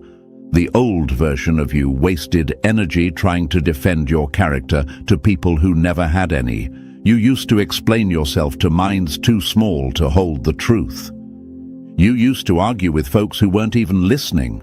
But now you understand that reacting is expensive, and you're done handing out discounts to fools. Imagine this: a lion walking past a street full of barking dogs. They bark because it's all they can do. They bark because silence from something bigger than them feels like disrespect. They bark because they're trying to provoke a reaction that would make them feel powerful. But the lion doesn't roar back. Why? Because the lion knows a roar is currency, and you don't waste gold on gravel. That's you now. Your enemies bait you because chaos is the only place they feel equal to you. They want you triggered, emotional, loud, out of character. They want you in the mud because mud is home to people who never grew. When you stay calm, when you stay collected, when you stay unbothered, it destroys them. Nothing frustrates an enemy more than realizing they no longer have access to your emotions. Imagine someone lighting a fire, hoping it spreads, only to watch it burn out because you refuse to feed it. Fires die without fuel, and you stopped being fuel a long time ago. Your silence is the new roar. Your indifference is the new dominance. Your walkaway is the new victory. When they expect you to snap, you smile. When they expect you to chase, you turn your back. When they expect drama, you offer peace. And peace is the one thing they can't survive in. Your roar is powerful, chosen one, earth-shaking, soul-shattering. But it's rare now because you're too valuable to waste your voice on background noise. Save your roar for the battles that matter, not for the dogs barking at shadows. Number 9. When they can't kill your power, they try to poison your mind. If they can't beat you from the outside, they'll try to make you crumble from the inside. That's the enemy's entire strategy, wrapped in one brutal truth. Some people don't return to reconnect. They return to destabilize. They come with soft words, familiar smiles, and "I've missed you" energy. But behind their tone sits a motive sharp enough to cut. They know they can't dim your glow, so they try to trick you into dimming it yourself. Imagine this: someone walks into your kingdom pretending to admire the walls, then starts tapping each stone looking for cracks. That's how these people operate. They show up with warmth, then slip in a subtle insult. A joke, a comparison, a reminder of your past insecurities. They watch your face like a scientist studying reactions. They're hoping one hit lands hard enough to knock you off balance. You might wonder, why come back just to provoke me? Because your rise exposed their irrelevance. They couldn't destroy you directly. They couldn't compete with your growth. They couldn't stop your glow. So now they're banking on the one remaining thing: your reaction. Your anger is the fuel they need. Your silence is the drought that starves them. They want to paint you as emotional, unstable, dramatic, hard to deal with. If they can't win the battle of achievements, they'll try to win the battle of narratives. This isn't reconciliation, it's reputation warfare. They're hoping you slip. One emotional response is all they need to twist the story, play the victim, and tarnish your name. But here's where your new power kicks in. Detachment. Imagine a throne built high above nonsense, high above chaos, high above mind games. That's where you sit now. You answer nothing. You defend nothing. You react to nothing. Your lack of engagement forces them to face the truth they came to avoid. They have no power over you anymore. And here's the punchline that destroys them. When you give them nothing, they lose everything. No reaction means no narrative to twist. No emotional slip means no chaos to use. No engagement means no victory. Their trap isn't their words, it's your reaction. Stay seated, stay regal, stay unreachable. You've outgrown the version of yourself they could manipulate, and that's the loss that hurts them most. Number 10. Your quiet moves make their fear loud. Power that doesn't announce itself is the kind that keeps enemies up at night. That line alone rattles them because your silence isn't emptiness anymore. It's strategy. You're moving differently now, and they can feel it. Not because you're posting about it, not because you're bragging, not because you're giving hints, but because the universe leveled you up into someone who no longer needs applause to validate the win. Silent strength hits harder than loud strength because it leaves your enemies with one weapon, their imagination. And imagination is cruel. It builds monsters bigger than truth. While you're quietly minding your business, they're pacing, panicking, overthinking, wondering what your next move is. People can fight what they see. They can't fight what they can't track. That's why your silence terrifies them more than any roar ever could.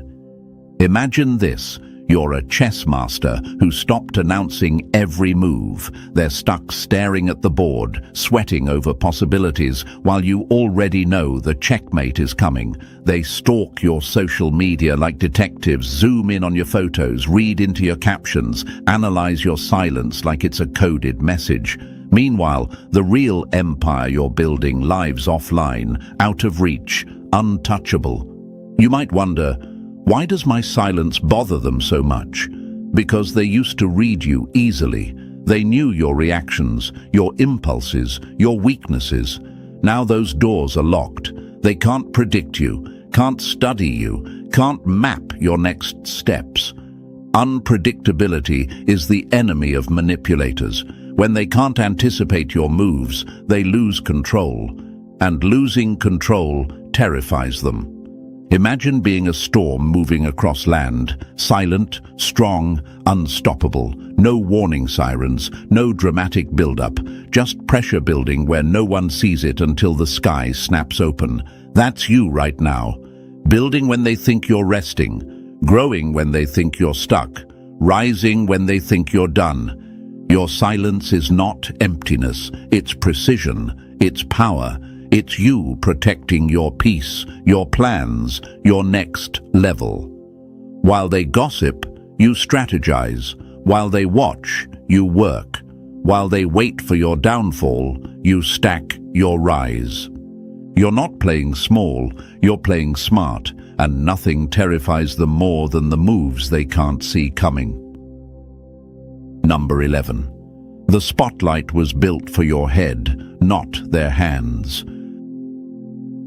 Nothing enrages an enemy more than watching the spotlight they prayed would burn. You turn into the crown you wear effortlessly. That's the truth they choke on every time your name gets mentioned. The spotlight isn't a burden for you. It's the throne light, the universe's way of saying you were always meant to be seen. They wanted the attention to crush you, to expose you, to shake you. Instead, it revealed your strength, your glow, your evolution. The light didn't break you, it crowned you. Imagine this, a stage with one beam shining down. They thought you'd stumble under the pressure. They thought you'd melt, crumble, run, shrink.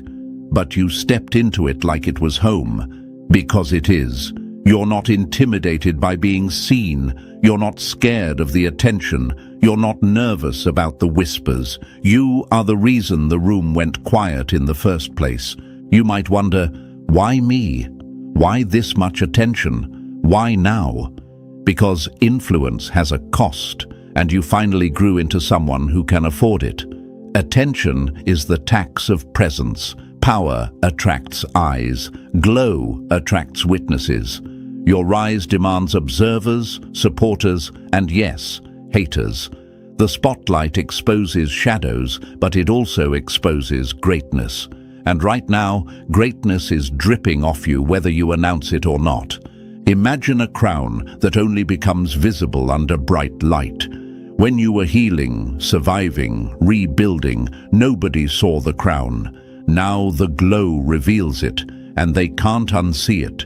They can't dim it. They can't deny it. The spotlight didn't create the crown. It revealed what was already there. You're not shrinking. You're not hiding. You're not apologizing for taking up space. The spotlight is your territory. If they feel heat, that heat is the truth burning through their denial. Drop 77 in the comments if you're ready to own your influence fully. Make sure to subscribe and share this so other chosen ones rise with us. Because your light isn't just light. It's a beacon, a flare, a signal for every person who thought they were alone in the dark. And now that you're shining, they finally see the path. Wear your crown. Stand in the light. Let the universe keep the spotlight exactly where it belongs, on you. They never pushed you out because you didn't belong. They pushed you out because you were becoming someone they could no longer control. That's the part they'll never admit out loud. People love pretending you were the problem, but the truth is simple. Your presence exposed everything they were trying to keep hidden. It's like walking into a dusty room and suddenly opening all the windows. The light lands on things nobody wants to see. That's what you did to them without even trying. Think about it. When a group wants to stay comfortable, the first person they attack is the one asking bigger questions.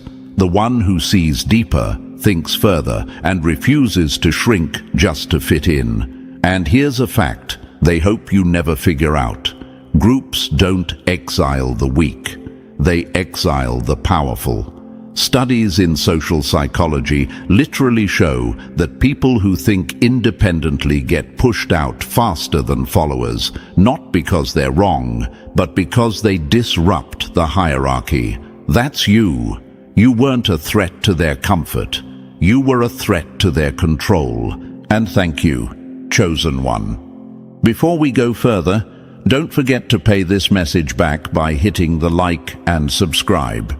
It helps push this truth into more timelines, spreads the light, and strengthens this mission. You're part of a force bigger than anything they ever understood. Now let's get right back into what matters. You weren't an outcast because you failed. You were an outcast because you were growing past the level they needed you to stay at. All those times they side-eyed you, mocked your ideas, or pretended you were too much. Those were the moments the universe was marking you for something higher. While they were chasing validation, you were building depth. While they needed attention, you needed purpose. And purpose always pulls you away from crowds before it places you above them. Look at your life closely. Every moment you were left out, ignored, doubted, or underestimated didn't break you. It shaped you. Leaders don't grow in comfort. Leaders grow in the quiet corners, far away from applause. Leaders grow when they learn to trust their own mind because nobody else supported them. And the universe does that on purpose. When you're meant to guide people, you can't be raised like everyone else. You need the kind of pressure that builds sharpness. You need the kind of distance that builds vision. The people who tried to dim you weren't dealing with someone ordinary. You were the kid who noticed things others pretended not to see. You were the teen who picked up on energy before people opened their mouth. You were the adult who could feel the truth even when everyone around you was lying to themselves. They didn't hate you for being different. They hated you for being awake. That's why they tried to turn your differences into flaws. They couldn't handle someone who didn't break the way they expected. They couldn't handle the fact that you saw through their games. They couldn't handle someone who wasn't impressed by their surface-level nonsense. Every jab, every insult, every silent treatment was really their fear trying to disguise itself as confidence.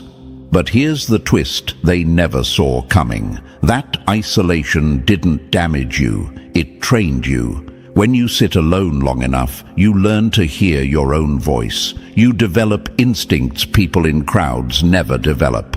You turn self-control into a weapon. You turn reflection into power. And by the time you walk back into the world, you're not the same person they threw out. You're someone they're not equipped to handle anymore. There's a reason the universe didn't allow you to blend in. Blending in would have made you ordinary. Ordinary minds can follow. Extraordinary minds lead. And leadership demands things crowds will never understand. Patience, distance, clarity, and resilience. You were forced to collect all four of those without anyone's permission. That's why you stand out now, even when you're silent. That's why people tense up when you walk in. That's why they study you like a threat, even when you haven't said a word. You carry the kind of energy that can shift a room without moving. That's not something you learn. That's something you survive into. And you survived everything designed to shrink you. Every betrayal, every fake friend, every closed door, they all sharpened the edges you're going to need. Isolation taught you how to think for yourself. Betrayal taught you who deserves access. Loneliness taught you how to move without needing approval. And pain taught you how to stand tall, even when everything around you collapses. That's leadership training, the real kind, the kind nobody volunteers for, the kind only the chosen survive. You weren't cut out of their world, you outgrew it, and the universe separated you before you dimmed your own power to keep other people comfortable. The loneliness you hated was actually your promotion. The silence you sat in was your transformation. And the outcast label they slapped on you was really your first badge of leadership. You're not behind, you're not broken, you're not lost, you're prepared. And the people who once saw you as a threat are about to see you as the blueprint and chosen one. Thank you for standing in this moment instead of running from it. Before we go deeper, take a second and ground yourself, because what comes next isn't entertainment. It's clarity. It's the kind of truth that shifts something inside you, the kind of truth people spend years searching for. If you're ready to claim every moment you were pushed aside, drop the number 777 in the comments so the universe knows you're stepping into your leadership era. And if you want to keep this message alive, support the team behind it with a super thanks. It doesn't matter if it's a penny or a fortune. Every bit of energy strengthens this mission and pushes these messages into timelines where other outcasts turned leaders are waking up too. Now breathe, because once we move forward, you're going to feel why everything you lived through had purpose. You're going to see why isolation wasn't punishment, but preparation. And if you really are a chosen one, you'll feel that pull to stay until the very last word. This is your turning point, not a moment to click away. Now, let's step into it. Number 1. They tried to crush you, but accidentally created their worst nightmare. Funny how they tried to break you and ended up building someone they can't even look in the eyes anymore. That's the punch they deserve right out the gate, because the truth is, they never understood the kind of force they were messing with. They thought you were fragile. They thought you were soft. They thought you were just another easy target to poke, drain, and step on. They had no idea the universe hid steel inside your bones. And now, their biggest regret is realizing they trained the very leader who will rise above every limitation they tried to put on you.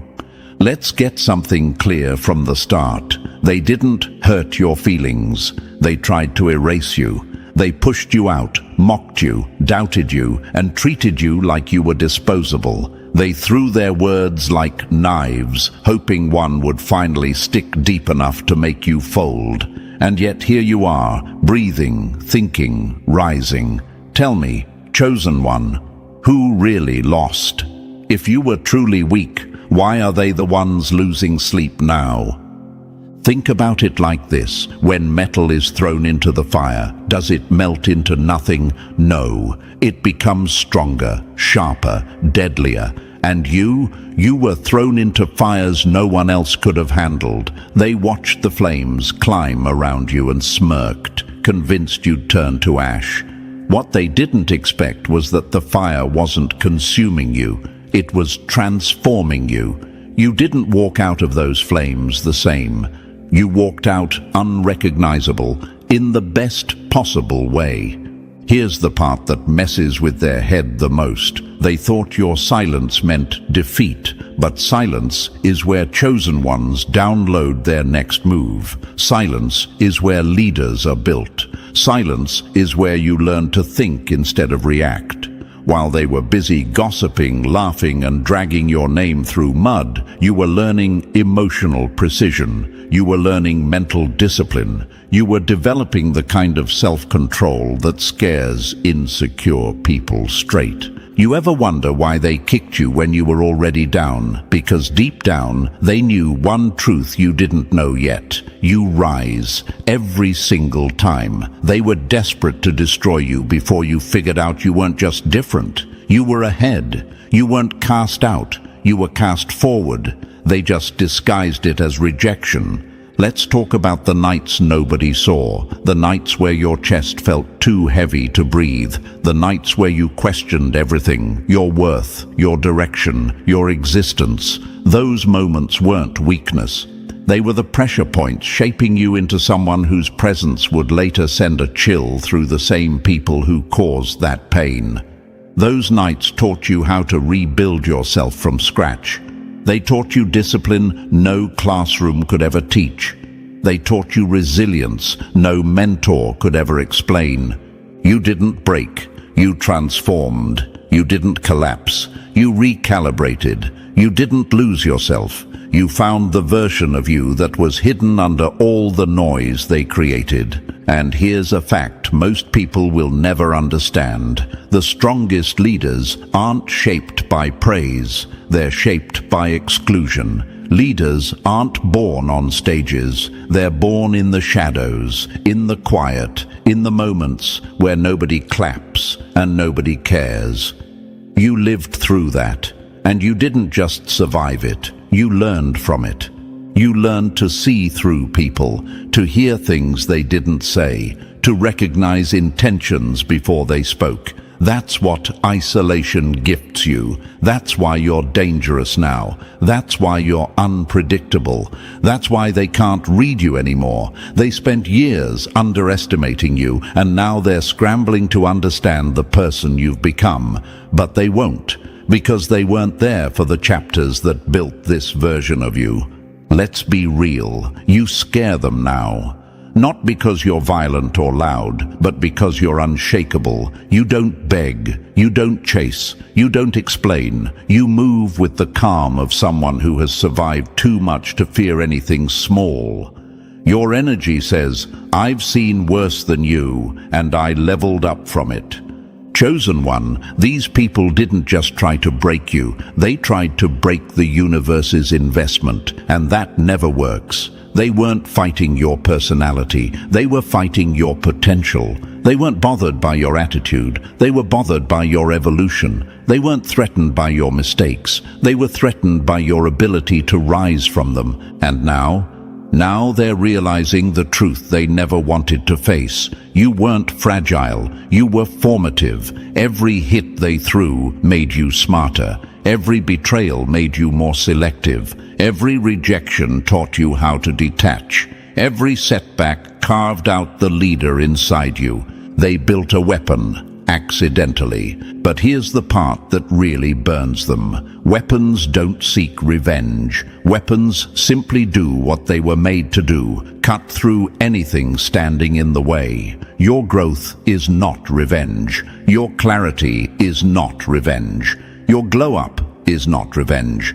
It's simply the outcome of someone who was forced to grow without support. You didn't become strong to prove them wrong. You became strong because you had no other choice. Answer this honestly. If they had treated you right, would you have ever reached this version of you? Would you have ever discovered how much you can endure, how far you can go, how sharp you can become? Probably not. Their cruelty ironically activated your greatness. The universe has a sick sense of humor sometimes. It lets your enemies do the dirty work, not realizing they're sharpening the very blade that will later cut through every limitation they placed on you. And now, look at them, watching from a distance, confused, quiet, nervous. They don't laugh anymore. They don't mock anymore. They whisper now. They watch you with that stiff smile that says, "I hope they don't remember what I did." But you remember.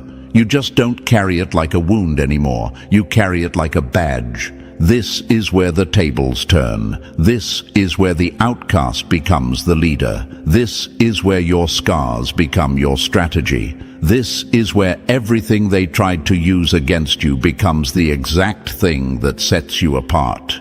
They weren't breaking you. They were building someone they can't handle. And chosen one, whether you fully believe it yet or not, that's the beginning of your leadership. Not the kind where you boss people around, but the kind where your existence becomes an example, where your survival becomes a map, where your strength becomes proof that the universe never wastes pain.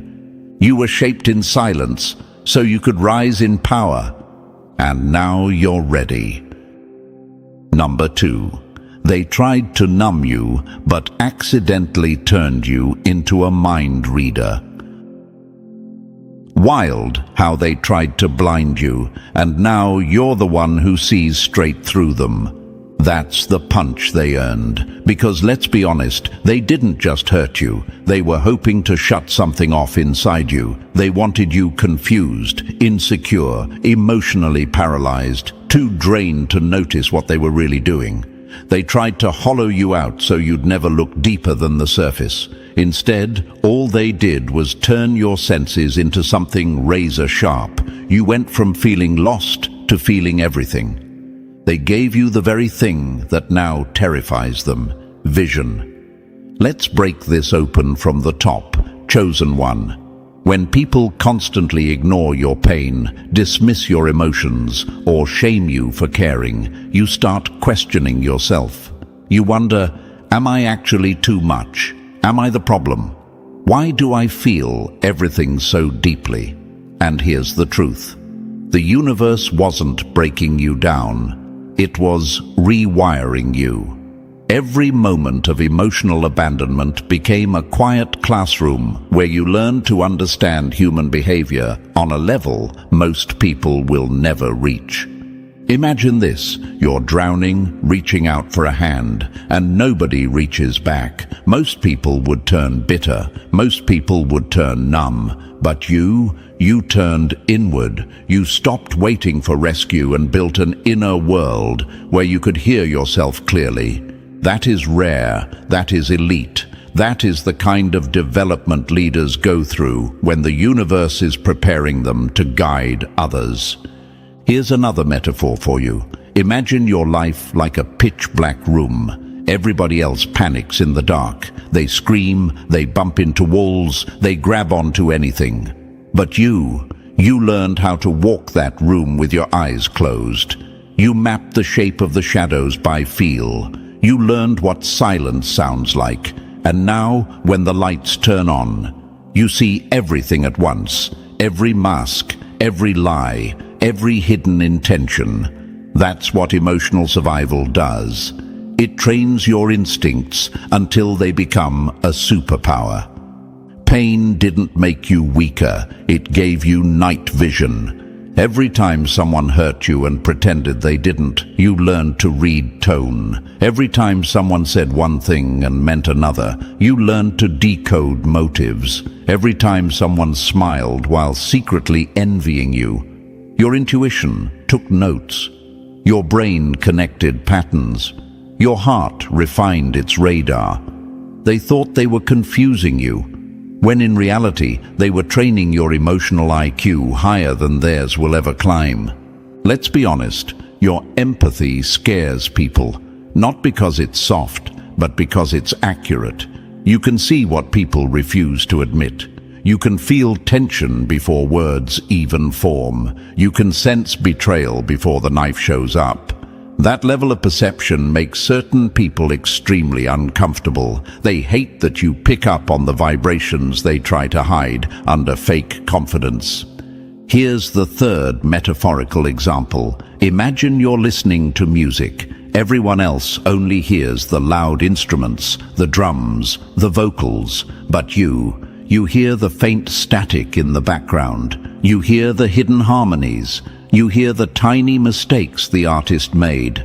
That's how your emotional radar works. You don't just hear what people say. You hear what they meant, what they avoided, what they feared. You pick up the unspoken. That's X-ray vision disguised as sensitivity, and the enemy hates that most. Your sensitivity isn't a flaw. It's the part of you that refuses to be fooled.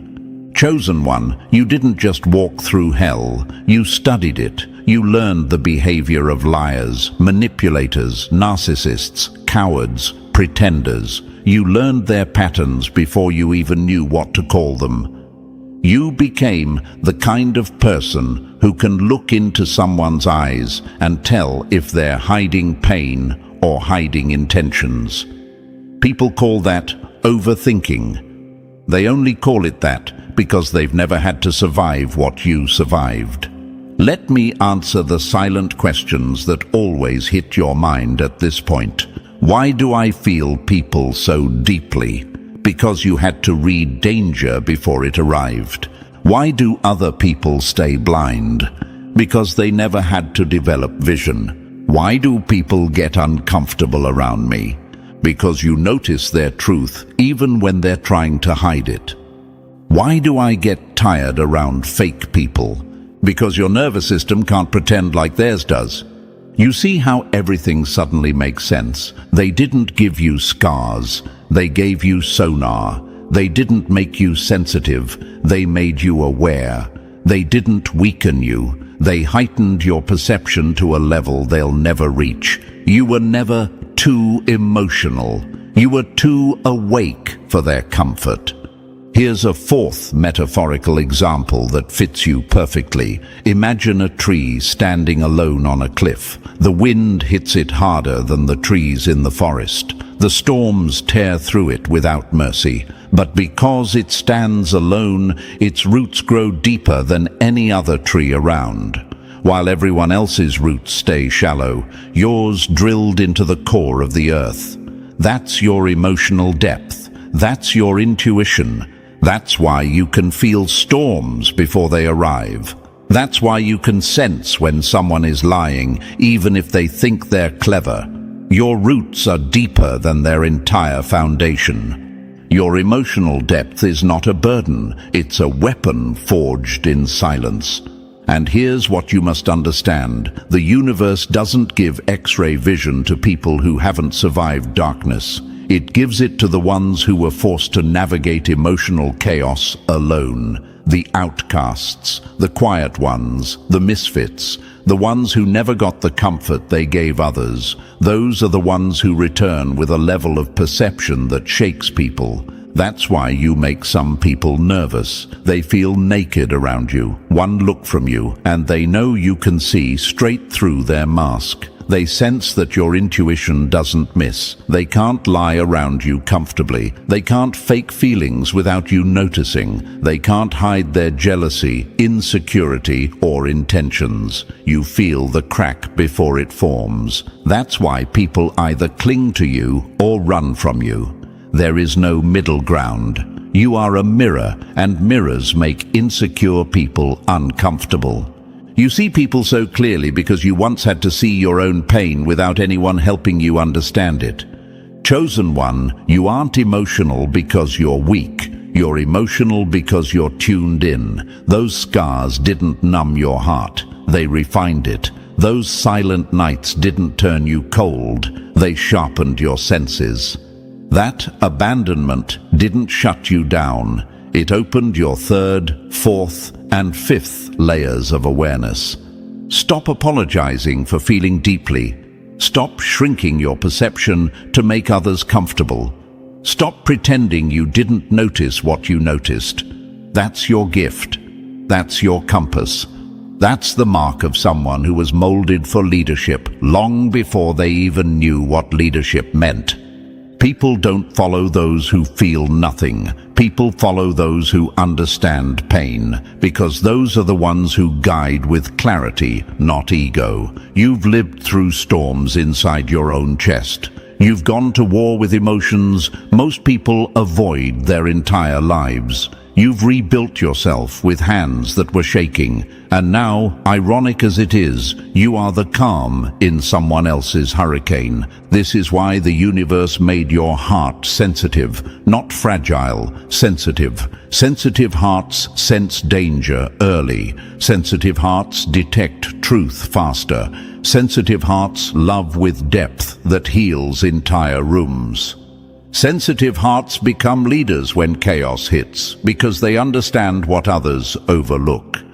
They thought isolating you would make you numb. Instead, it gave you X-ray vision. They thought hurting you would make you blind. Instead, it taught you to see. They thought making you invisible would erase you. Instead, it made you impossible to deceive. You are not the same person they scarred. You're the person who returned with insight sharp enough to cut through any mask.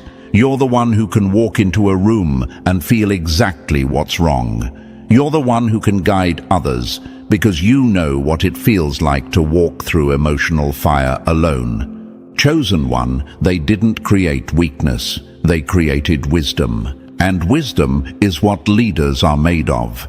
You were wired for depth, wired for truth, wired for awareness. That's why you were chosen. That's why you were outcast. And that's why you can now step into a level of leadership they never saw coming. You see too much to ever be fooled again, and that vision they accidentally activated, it's your superpower now. Number 3, they thought your heart was a weak spot, not knowing it was your power source. Funny how they tried to break your heart, and now your heart is the thing that breaks their entire strategy. They seriously thought compassion made you soft, that your ability to care, to feel, to forgive somehow meant you were easy to manipulate. They assumed emotions were cracks. They never imagined they were circuits. They didn't realize your heart wasn't a weakness, it was a generator, and every time someone hurt you, it didn't drain you. It upgraded you. Let's rip this open. Imagine someone handing you a glass heart thinking, one fall and it'll shatter. But yours wasn't glass. It was tempered steel disguised as tenderness. The hits didn't break you. They heat-treated you. That's why your compassion looks different now. It's not naive. It's precise. It's selective. It's the kind that can walk into a room and pick up the pain no one else notices. That's not softness. That's tactical awareness. Your compassion didn't die. It evolved into a force they can't predict. You ever wonder, why do I care so deeply when everyone else seems numb? Simple. You weren't built to be like them. You weren't built to walk past suffering with dead eyes. Leaders don't get their strength from detachment. They get it from understanding what people hide. And you know those hidden places because you've lived there. Here's a fact they'll never accept. Numb people crack under pressure. Sensitive people adapt. They regenerate. They rise. You don't just feel pain. You translate it. You turn it into insight, into strategy, into instinct. That's why people come to you even after mistreating you. Your energy feels like clarity. Your presence feels like a reset. Compassion in the hands of a chosen one is louder than any threat. Imagine two warriors. One fights with muscles, the other fights with purpose. Who wins? Every time, the one with purpose. That's you. You don't fight to hurt people. You fight to wake them, to shift energy, to cut through illusions. That's why fake people panic in your presence. Your calm exposes them. Your silence reads them. Your love outperforms their ego. Your compassion isn't decoration. It's a weapon with perfect aim. It keeps you human in a world full of masks. It keeps you grounded when others collapse. You don't need a throne to lead. You lead by surviving with your heart still intact. And that heart they tried to break, it's the very thing that will crown you. Number 4. They labeled you delusional, not knowing you were thinking in a language they couldn't read. People call you unrealistic when their minds are too small to hold the size of your vision. That's the truth they choke on. They weren't analyzing you. They were projecting their limits onto you. You weren't delusional. You were dreaming in a higher bandwidth, one they simply didn't have the mental hardware to process. While they clung to recycled ideas like security blankets, you were tapping into possibilities that made their world look outdated. Let's drag this into the light. Imagine a kid staring at the ocean and seeing continents no one has mapped yet. The crowd behind him sees water. That's you. They mistake your foresight for fantasy because they're trapped inside their tiny mental boxes. You were never imagining nonsense. You were interpreting data they couldn't decode. Your vision wasn't too big. Their minds were too small. You ever wonder, why do my dreams feel so vivid when everyone else seems satisfied with average? Because you weren't built to repeat the script. You were built to rewrite it. Your ideas didn't come from boredom or desperation. They came from alignment, from observation, from silence that turned into direction. Here's a metaphor that fits you perfectly. Imagine someone looking at a seed and seeing dirt, but you look at the same seed and see a forest, not because you're naive, because you understand growth. You understand potential. You understand unfolding. They call that delusion. Leaders call it vision. And here's a fact. History proves that every innovator, creator, and game changer was mocked first. People laugh at ideas they don't understand until the idea becomes the new standard. Then suddenly everyone claims they always saw it. No, they didn't. They saw nothing. You saw everything. You weren't dreaming too high. You were dreaming too early. Your solitude wasn't punishment. It was incubation. The universe wasn't isolating you to break you. It was protecting your ideas from people who would have crushed them out of fear. You were blueprinting in private so you could build in power. Let's answer the question that's been hitting your mind for years. Why do my dreams feel real, even when no one believes in them? Because they are real. Because they come with direction, clarity, strategy, and that strange pull you can't shake. That isn't delusion. That's intuition tuned to another level. You're not crazy. You're advanced. You're not hallucinating. You're forecasting. You're not daydreaming. You're decoding. And the world that once mocked you, it'll follow you soon enough. Number 5. They tried to delete you, not knowing you'd rise like a flame they couldn't extinguish. Funny how they tried to erase your existence, and now your name burns louder than every lie they whispered. They didn't misunderstand you, they feared you. That's the real story. When people can't define you, they try to confine you. When they can't control you, they try to replace you. When they can't copy your essence, they try to bury it. But chosen one, you were never ink on their pages. You were fire preparing to write your own story on the world's skin. Imagine someone trying to smudge out a star in the night sky with their bare hands. Ridiculous, right? That's what they did. They thought they could dim you by ignoring you, mocking you, excluding you. They forgot one thing. Pressure doesn't erase originals, it exposes them. You weren't created for approval. You were created to stand out so violently that even silence can't hide you. Your authenticity was never a weakness. It was a spark waiting for oxygen. Every time they laughed at you, something inside you sharpened. Every time they shut you out, something inside you expanded. Every rejection became fuel. Every insult became acceleration. You didn't just survive their attempts to erase you. You became the walking proof that you cannot extinguish someone who was built from truth. Here's the part that hurts them the most. Your realness exposes their performance. Fake people crumble next to someone who isn't pretending. When you walk into a room with your unfiltered self, masks start slipping. That's why they tried to tone you down, shrink you, blend you into the crowd. Authentic souls make insecure ones feel transparent. Realness is rebellion in a world addicted to pretending. You ever wonder, why do people get uncomfortable when I show up as myself? Because authenticity forces reflection, and most people can't handle what they see. Chosen one, you didn't bend to fit their version of you. You didn't water down your truth to make them comfortable. You didn't surrender your originality to win their acceptance. Instead, you walked straight into your fire and let it rewrite you from the inside out.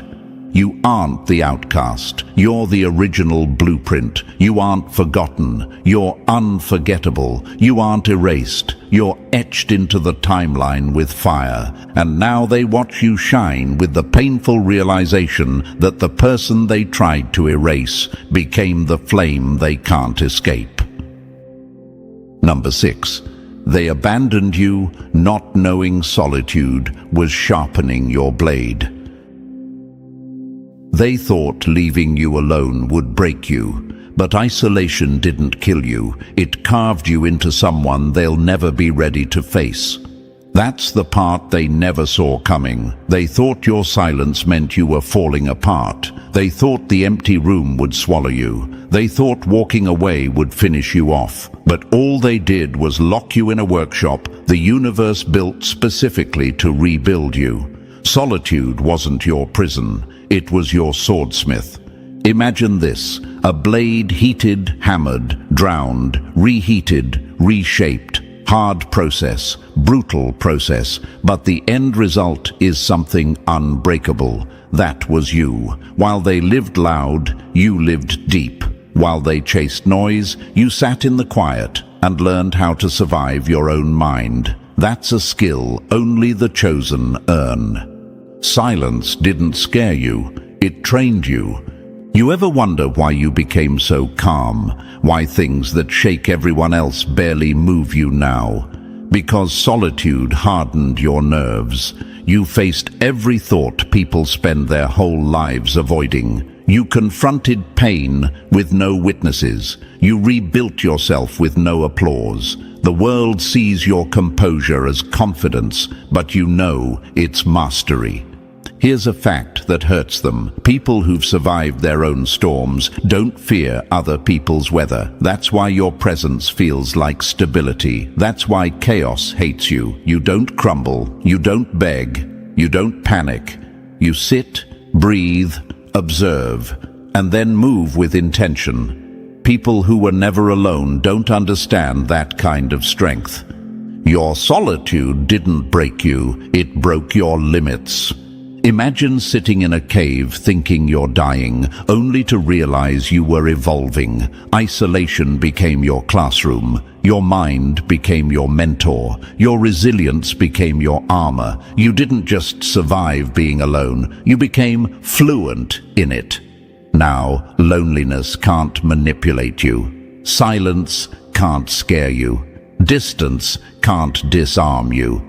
And here's the twist they never expected. When you finally step out of your mountain, you won't return as the person they left behind. You'll return as the version they prayed you'd never become. Solitude didn't weaken you, it weaponized you. Number 7. They mistook your silence for confusion, not realizing you were mapping their every move. They thought you were zoning out, but you were downloading everything they tried to hide. They really believed your quiet was cluelessness. They thought your distance meant you were out of the loop. They saw you sitting still and assumed nothing was happening behind your eyes. Meanwhile, your mind was running laps around theirs. You weren't just watching, you were studying, calculating, analyzing, memorizing. Every lie, every smirk, every shift in tone, every mask that slipped for a split second, nothing went over your head. It went into storage. Silence is the most dangerous position when it belongs to someone who thinks. Imagine a chessboard. They were too busy bragging about how many pieces they captured. You were watching the entire strategy form 3 moves ahead. You didn't need noise. You needed data. You didn't need to speak. You needed clarity. They thought the game was about attention, but you knew it was about observation. Leaders don't flex. Leaders watch. Leaders learn. Leaders wait for the perfect moment to strike. Here's what they never figured out. You weren't antisocial. You were decoding them. Your silence wasn't emptiness. It was precision. You were tracking behavioral patterns like a human lie detector. You noticed the fake laugh. You sensed the hidden envy. You caught the contradiction mid-sentence. You saw what everyone else was too distracted to see. Quiet people aren't slow. They're processing more than loud people can handle. You ever wonder why you remember small details others forget? Because your brain was trained in survival mode. You had to observe to protect yourself. You had to read rooms before stepping into them. You had to sense danger before it arrived. That's not paranoia. That's evolved intelligence. Imagine someone thinking you were out of it while you were dissecting their intentions like a surgeon. That's you. Calm face, focused eyes, mind sharp enough to slice through lies like paper. You weren't behind. You were above. You weren't lost. You were gathering proof. You weren't passive. You were calculating consequences. And now you see through manipulation before it even starts. You detect fakeness before it fully forms. You can predict reactions like you're reading from a script. They played the game loudly. You learned how it was rigged quietly, and that makes you the most dangerous one in the room. Number 8. They pushed you out, not knowing they were cutting the chains off a giant. Rejection didn't exile you. It unlocked you. That's the punch they never saw coming. They thought giving you the cold shoulder would freeze your spirit. They thought shutting the door would keep you small. They thought excluding you would make you come crawling back for approval. Instead, every no, every silent treatment, every dismissal snapped another chain off your potential. They weren't pushing you away. They were accidentally releasing the very power they hoped you would never discover. Being rejected by people who fear growth is not a loss, it's liberation. Imagine this. A bird trapped in a cage thinks it's broken. Then one day, someone opens the door, not out of kindness, but out of annoyance. They expect it to fall, but instead, it flies. That was you. Their rejection didn't crush you. It showed you the sky. You ever wonder why their absence felt like oxygen? Why the moment they removed themselves, your mind suddenly felt clearer, your ideas sharper, your spirit lighter? Because you weren't meant to live under their ceiling. You weren't meant to shrink to fit their comfort zones. You weren't meant to dim your energy to avoid triggering their insecurities. Their rejection removed you from environments that were suffocating your purpose. Every rejection was a redirect disguised as an insult. While they begged for approval, you built identity. While they chased clicks, you built clarity. While they clung to groups for relevance, you learned how to stand alone without shaking. That separation didn't weaken you. It activated you. It forced you to hear your own voice without their noise contaminating it. Imagine a plant growing in bad soil. It looks weak. Then someone uproots it thinking they're killing it. But once replanted in real ground, it explodes with growth. That's you. Rejection was your transplant into better ground. And here's a fact that burns them deep. People who reject you don't expect you to rise without them. They expect dependence. They expect collapse. They expect regret. Instead, you became a version of yourself that doesn't even think about them anymore. That's the part that keeps them awake. You didn't lose them. You lost limits. Chosen one, you stopped begging for seats at their tables the moment you realized you could build your own. And your table, it's bigger, stronger, realer, and it doesn't collapse under ego. The truth is, you weren't built to be accepted by the crowd. You were built to lead the crowd once they stopped sleepwalking. They called you an outsider because they didn't know they were standing next to the architect of the next era. They rejected you and set you free. They pushed you out and pushed you forward. They closed doors and you learned to build walls with windows. When they look back one day, and they will, they won't see an outcast. They'll see the blueprint they should have learned from. Rejection didn't break you, it crowned you. Number 9. They sensed your rise before you even recognized your own power. They weren't reacting to who you were, they were reacting to who you were becoming. That's the part nobody tells you. The resistance you faced wasn't random. The jealousy didn't come out of nowhere. The cold energy, the weird tension, the sudden distance, none of it was about the version of you standing in front of them. It was about the version of you they could feel growing behind you. They sensed your future before you even understood your present. Imagine this, a storm forming miles away, still invisible, but animals already start running for cover. That's how your enemies responded to you. Instinct. They didn't see lightning, but they felt the pressure change. They didn't see your glow up yet, but your energy told them it was inevitable. You confused them because you didn't walk like your circumstances. You walked like someone who had somewhere to go. People don't fear your past. They fear the future they know they can't stop. Ever notice how certain people treated you like competition before you even realized there was a race? Ever wonder why someone disliked you instantly, despite you doing nothing wrong? It's because they weren't reacting to your actions. They were reacting to your potential. Some people can read energy better than words, and your energy told them one truth. This one is going somewhere. Imagine a seed sitting in dirt. It looks small, powerless, harmless, but even before it breaks the ground, the soil feels the pressure. That's what you were. Pressure, rising, expanding, becoming, and the people around you felt that shift.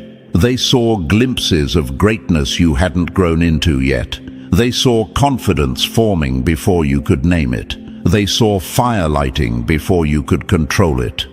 Your future self was already intimidating your present enemies.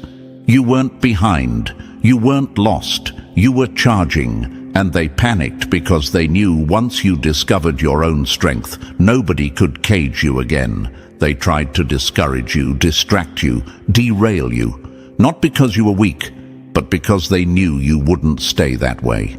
They feared your potential long before you ever claimed it. Now you're stepping into the power they prayed you'd never notice. Number 10. They threw chaos at you, not knowing it would turn your focus into a weapon. They didn't derail you, they refined you. That's the sting they deserve. Every distraction they tossed your way was supposed to blur your vision, drain your energy, and pull you off your path. They used drama as bait. They used gossip as poison. They used chaos as a cage. But chosen one, all they did was force you to develop a level of focus so sharp it could cut through steel. Think about it. You weren't born with discipline. You earned it in environments designed to break concentration. While they were busy stirring nonsense, you were learning how to stay locked in. While they tried to drown you in noise, you learned how to move in silence. You became someone who could work while hurting, think while stressed, observe while attacked. That's elite-level focus created by survival, not motivation. Distraction only destroys people who don't know their mission. Imagine this, someone trying to blindfold a warrior during training, thinking it'll ruin them, only for the warrior to learn how to fight without sight. That's you. Their distractions didn't confuse you. They strengthened your inner compass. They sharpened your ability to filter, to prioritize, to sense what mattered and what was noise. Ever ask yourself, why did the universe let me deal with so much unnecessary chaos? Because the chosen don't build weak focus, they build laser sight. You learned how to tune out nonsense because you were surrounded by it. You learned how to stay committed because people kept trying to knock you off course. You learned how to listen inward because everyone externally was loud and wrong. Here's the truth. Every distraction they threw at you was a test disguised as sabotage, and you passed. You didn't collapse into their chaos, you rose above it. Your mind became disciplined, your energy became guarded, your goals became non-negotiable. People who try to distract you are really trying to delay their own defeat. Now you move differently, calm, unbothered, focused. You see through drama instantly. You don't engage in chaos. You don't chase noise. You don't feed fires. You walk with precision because you learned early that your time is too valuable to waste. They tried to pull you off your path. Instead, they forged a version of you who can't be moved. Number 11. They laughed at your standards, not knowing they were watching you outgrow their entire reality. They didn't mock your standards because they were unrealistic. They mocked them because they could never reach them.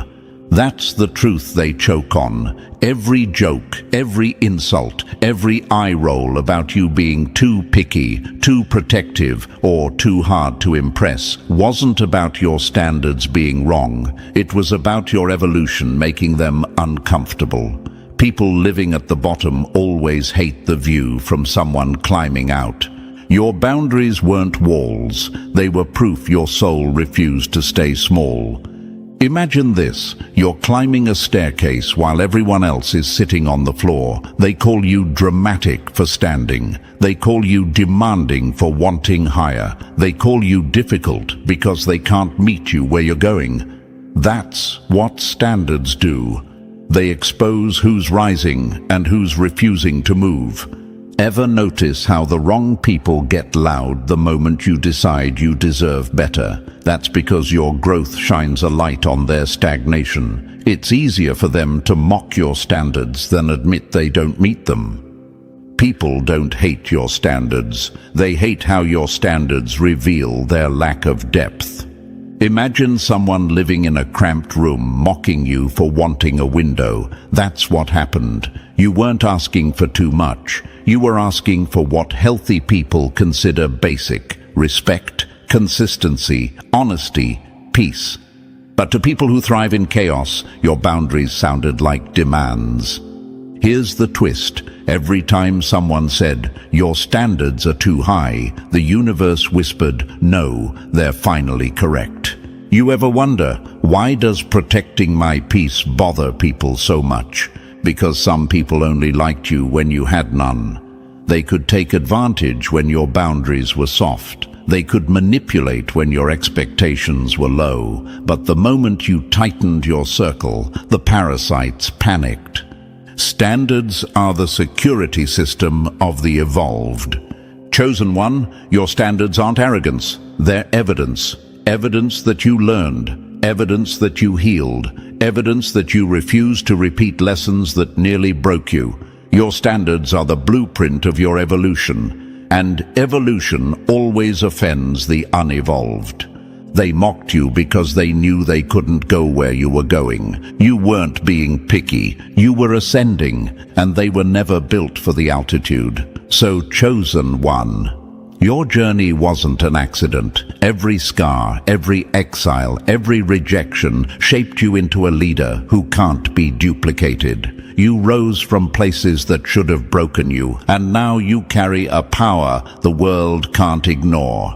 If this message hit your spirit, press the like button if you haven't already, and if you're still not part of this family, make sure to hit subscribe. Your rise is just beginning, and this space is built for souls like you. Stay sharp, stay rising, and stay undeniable. The universe has a rule. If you harm a chosen one, you pay with interest. That's the punchline your enemies never saw coming. They thought they could do whatever they wanted and walk away smiling.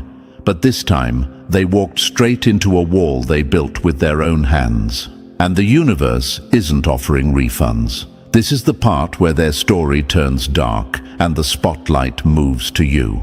Think of it like this. A person can hide a broken mirror in the closet, but that mirror will still reflect the truth when the door swings open. Your enemies tried to hide every lie, every attack, every fake smile behind their perfect image, but the cracks they created are now cutting them. The reflection they feared is coming out, and it's dragging every buried truth with it. And that's not opinion, that's a fact of life. The universe stores every action like a record, and once the balance tips, the replay is brutal. No escape, no second chances, no oops. You were right the whole time. Thank you, chosen one, for being here. You're part of a force much bigger than you think. Don't forget to pay this message back by simply pressing like and subscribe so this light reaches more souls. It's everyone's responsibility to push this truth forward. And thank you again for being part of this mission. You are not just a viewer, you are a spark in a much larger shift. Now let's get back into the fire. The universe does not negotiate with liars. It doesn't excuse manipulators. And it doesn't shield people who knowingly create chaos.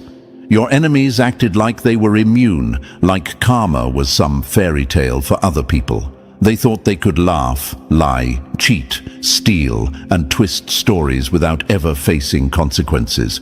But the funny thing about those who think they're untouchable is that they always forget they're standing on ground that can collapse at any second. And now it's collapsing. They're finally feeling the pressure they tried to put on you. Their fake confidence is cracking. Their plans are falling apart. Their lies are turning against them like wild animals that smell fear. They can feel something closing in, even if they can't explain it. The walls are shrinking, the room is getting smaller, and the universe is pulling the truth out of them, one piece at a time. Here's a fact. People like this always crumble when the spotlight hits their mask. They acted bold when they thought no one was watching. They acted powerful when they thought you wouldn't fight back. They acted safe when they believed the universe wasn't keeping score. But the universe always keeps score. Always. and their record is filthy. They mistook your patience for weakness. They mistook your silence for fear. They mistook your calmness for surrender. But they had no idea you were being protected, guided, and strengthened in ways they couldn't see. The universe wasn't ignoring you. It was studying them, every move they made, every lie they told, every moment they tried to break you. They gave themselves a false sense of power while stacking evidence against their own soul. And now the results are in. Their fate is sealed. They wrote their own ending with their actions, not their words. And the universe isn't going to save them. Not after everything they've done. Not after the energy they sent out. Not after the harm they caused.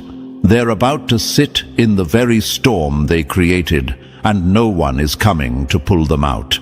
People like this don't believe in consequences because they've escaped them for too long. They got used to winning unfairly. They got used to manipulating people. They got used to bending the truth just to make themselves look good.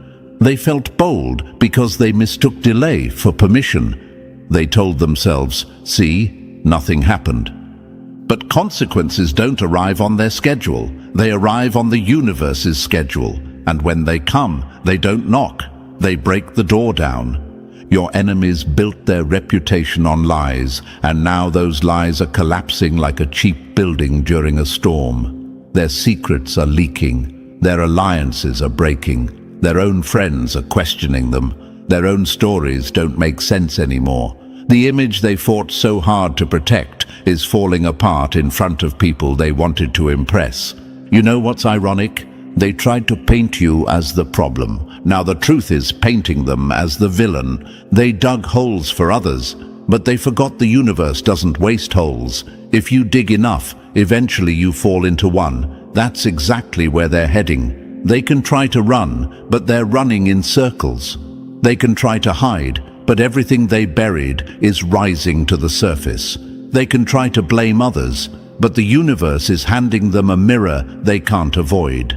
Their downfall isn't punishment, it's balance. They were loud when they hurt you. They were confident when they betrayed you. They were bold when they mocked you. But now their energy is turning against them. The same lies they threw at you are returning with sharp edges. The same traps they set for you are snapping shut on them. The same people they used to manipulate are turning their backs. No one can save them because they never saved anyone. No one can protect them because they never protected anyone. No one can defend them because even their excuses sound tired now. Here's the truth. You didn't lose. They lost you, and the universe is making sure they feel every part of that loss.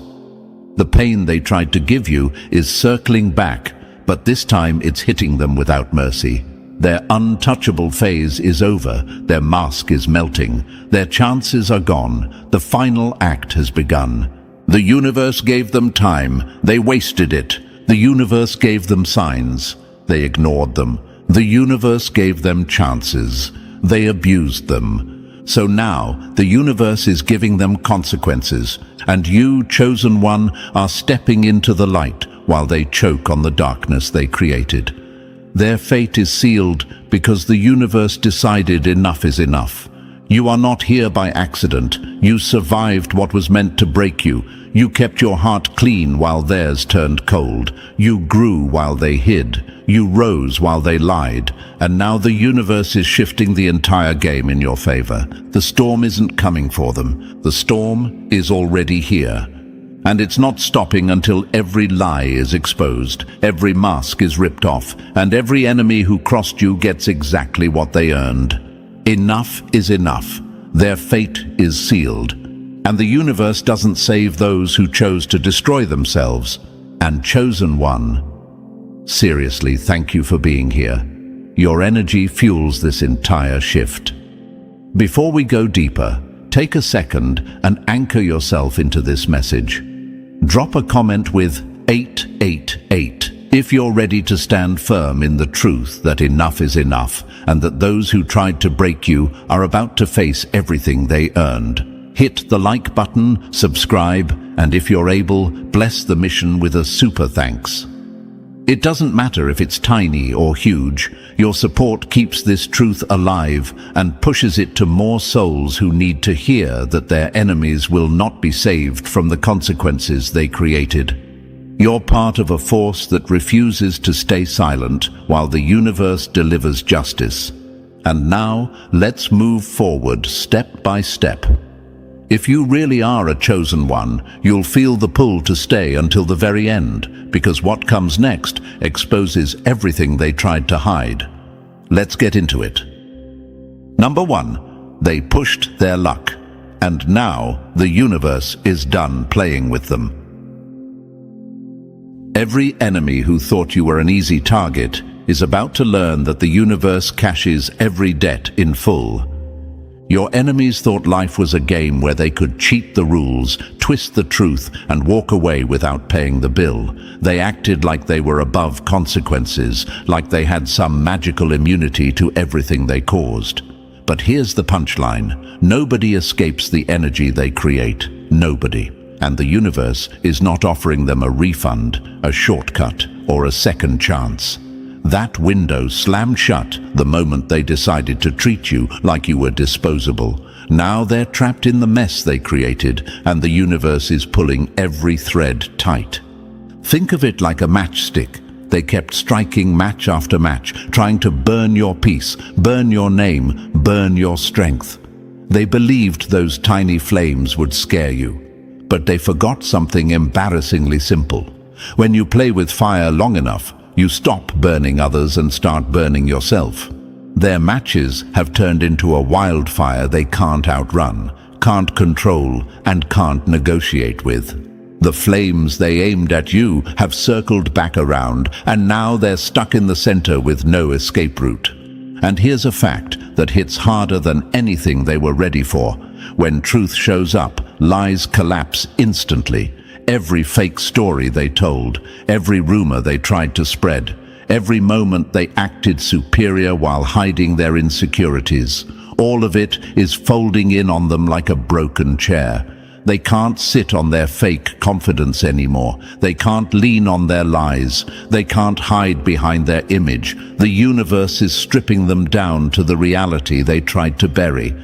Chosen one, they thought they could rewrite your story. They thought they could silence you, break you, outsmart you, or make you question your worth. But what they didn't realize was that your silence wasn't weakness, it was patience. And patience is the universe's favorite weapon. They were bragging while you were growing. They were plotting while you were healing. They were laughing while the universe was building something around you they could never break. Now, the balance has shifted. And it's not shifting gently. It's flipping tables. It's crushing illusions. It's dragging the truth out into the light with zero mercy.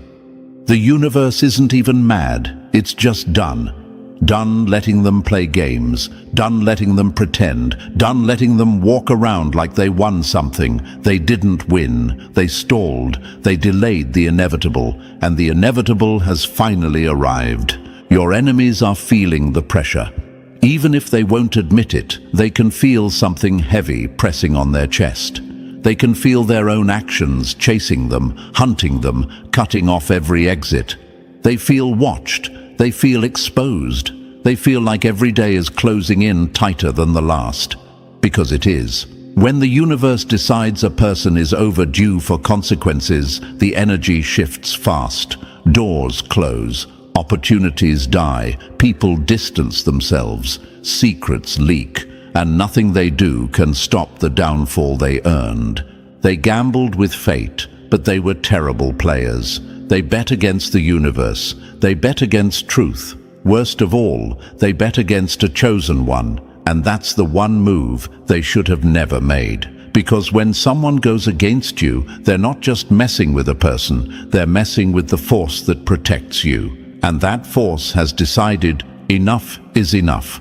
Now they're dealing with a storm they started with their own hands. They planted seeds of chaos and expected flowers. They built networks of lies and expected stability.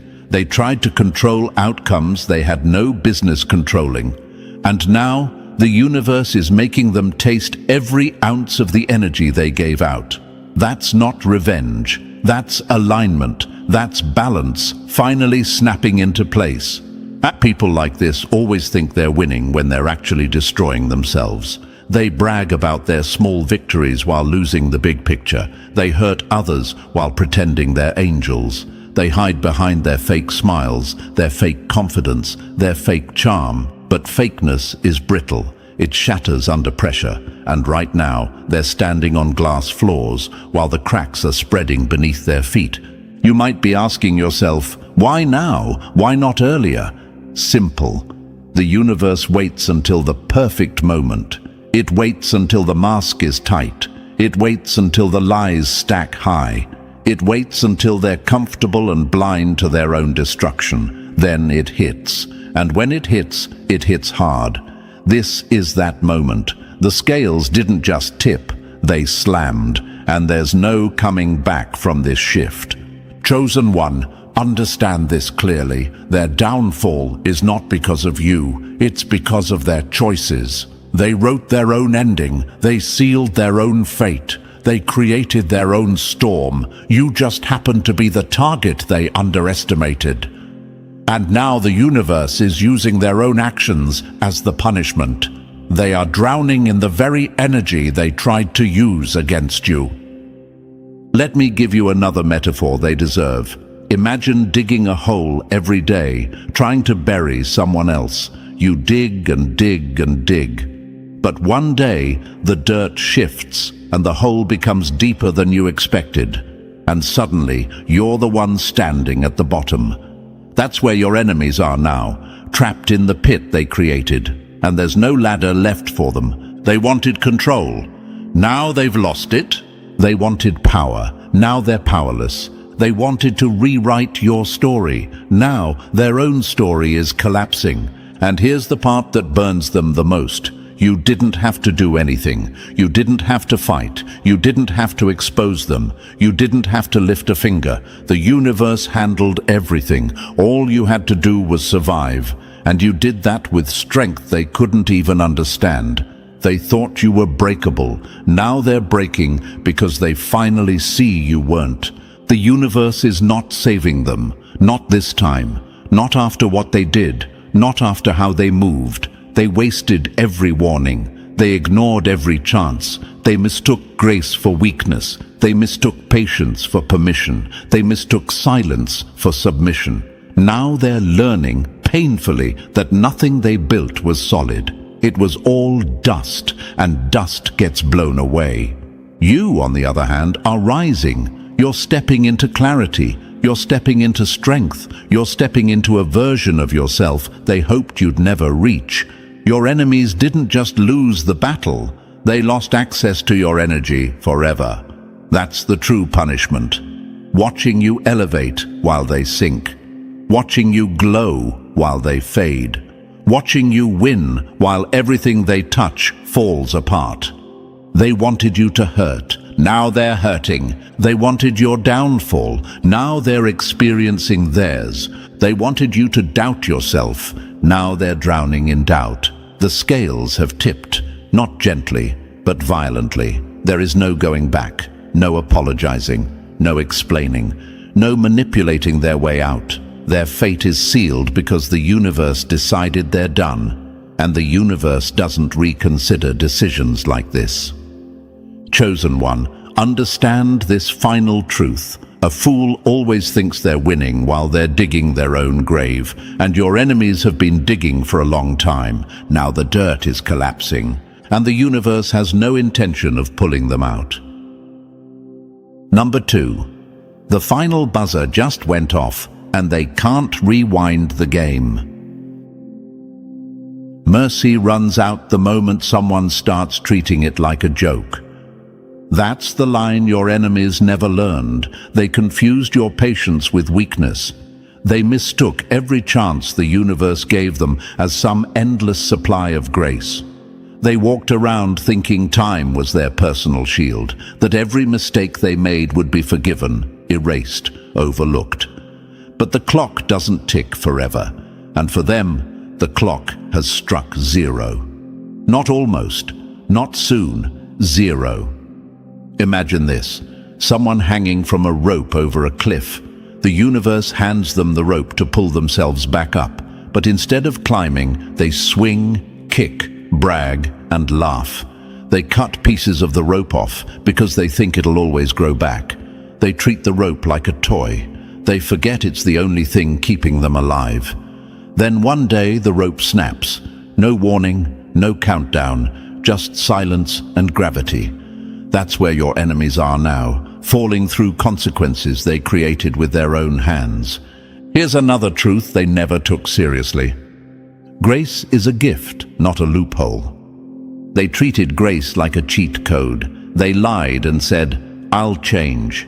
They betrayed people and said, "I deserve another chance." They mocked the very pathway that could have saved them. And now, they're standing on the edge of everything collapsing, shocked that the universe finally said enough. Chosen one, you probably wonder, why didn't the universe stop them earlier? Why did it take this long? Because grace always gives room for transformation. But when someone spits on that chance over and over, grace shifts into justice. And justice doesn't speak with gentle voices. Justice speaks with consequences that cannot be undone, reversed, or escaped. Your enemies ran out of time because they were the ones draining the clock. Imagine someone sitting at a table during a game. They cheat, they manipulate, they hide cards, they laugh like they're invincible, they think no one's watching, but the universe sees every move. And when the final buzzer hits, the whole table flips. Their hidden cards are exposed. Their smirk disappears. The game ends instantly. They don't get to say, "One more round." They don't get to ask for 5 more minutes. The game is over, and they are the losers, permanently. Time isn't infinite, especially for those who abuse it. Your enemies abuse time like it was theirs to control. They wasted opportunities, ignored warnings, doubled down on their arrogance, and treated people like disposable props in their own little drama. They thought consequences were optional, something that happened to other people. But consequences don't care about their ego. The universe isn't impressed by their fake confidence or their loud mouth. Once the clock hit 0, every mask they wore shattered. They're looking around now, confused, scared, trying to understand why everything is falling apart so fast. They're wondering why the people who once tolerated them are suddenly done. They're wondering why the situations they used to control are flipping against them. They're wondering why the universe feels so cold and unforgiving. Because they earned this coldness. They built their own winter. Imagine this scenario. Someone keeps lighting little fires in other people's lives. Tiny flames they think are harmless. They think the flames will always stay small. But one day, all those little sparks connect into a giant blaze, and the blaze turns toward them. They scream, "I didn't mean for this to happen." But fires don't care about intentions. Fires care about fuel. And your enemies poured fuel on every situation they touched. Now the fire they created is the fire that teaches them. Regret is not redemption. They'll regret what they did. Oh, they'll regret it deeply. But regret is a feeling, not a solution. Regret doesn't rebuild burned bridges. Regret doesn't rewind time. Regret doesn't erase lies. Regret doesn't heal the wounds they caused. Regret is only good for one thing, reminding them of what they destroyed. And for them, regret is all that's left. Chosen one, you don't need to worry about them anymore. Their time is up. The universe gave them more chances than they deserved. They cut every lifeline. They ignored every sign. They ran past every warning. They laughed at the idea of consequences. Now those consequences are the only thing left standing in front of them. You might ask, should I feel bad? Should I help them? Should I wait for them to change? No. Their chapter is closed. The grace that was once extended to them is gone. The universe has withdrawn its protection from them. And when the universe withdraws protection, people face the raw truth of who they are and what they've done. It's not pretty, it's not gentle, and it's not something you can stop. Imagine them standing in a hallway with doors on every side. These doors once led to healing, forgiveness, reconciliation, maturity, growth, but they slammed every door shut with their own choices. They walked past every chance. They mocked the possibility of change, and now every door behind them has locked. All they're left with is a hallway that leads one direction: consequences. They'll try to blame you. They'll try to blame others. They'll try to rewrite history. They'll act shocked that life isn't bending in their favor anymore. But deep down, even they know the truth. This is their doing. They built the mess. They ignored the warnings. They drained the grace. They destroyed the bridges. They burned the timelines. They wasted the chances. Grace is not endless. Patience is not eternal. Time is not infinite. And for them, the countdown hits zero the moment they chose pride over accountability. Chosen one, your job is not to rescue them. Your job is not to rewind the clock for them. Your job is not to feel guilt for their downfall. Your energy is too valuable to pour into those who mistreated you. The universe isn't punishing them on your behalf. The universe is simply aligning cause with effect. Their fate is sealed, not because you asked for it, but because they insisted on earning it. They thought they had time to play, time to manipulate, time to twist narratives, time to fix things later. But later never comes for people who abuse the present. The clock struck zero the moment they crossed the final line. And now the universe is treating them the same way they treated everyone else, without mercy. Let them face what they created. Let them feel the weight of their choices. Let them deal with the echo of their actions. You're stepping forward. They're stuck. You're rising. They're sinking. You're chosen. They're exposed. And the universe has made its final decision. They will not be saved. Not from the truth. Not from the consequences. Not from the storm they created. Their time is up, and there are no second chances left. Number 3. They tried to plant your ending. Instead, they grew their own nightmare. They tried to bury you, but they forgot seeds don't die, they multiply. They thought covering you in lies, pressure, and humiliation would erase you. In their twisted mind, burying you meant winning. But here's the brutal truth they never understood. Only something alive can be buried and rise stronger. Dirt only kills what has no roots. You were rooted in truth, alignment, and resilience they never had. That's why they're scared now. They can feel the ground shaking because what they tried to bury is rising above them. Imagine this. They shove a seed underground thinking they've destroyed it. But the darkness they sent you into became your training ground. The weight they threw on top of you just forced your roots deeper, and now you're breaking through the surface with a strength they can't compete with. They didn't know they were watering you with every betrayal. They didn't know their attacks were sunlight. They didn't know their lies were fertilizer. Now they're watching you grow past the limits they tried to set for you, and it terrifies them. Nothing scares a coward more than the person they tried to destroy becoming unstoppable. And that's the fear you're triggering in them right now. They're looking back at everything they did, realizing nothing worked. Their sabotage failed. Their rumors crumbled. Their manipulation backfired. Every trap they set snapped on their own feet. They wanted you silent, but silence only sharpened your vision. They wanted you weak, but pressure forged you into someone unrecognizable. You might ask yourself, how did I survive that? Because you weren't meant to break. You were meant to evolve.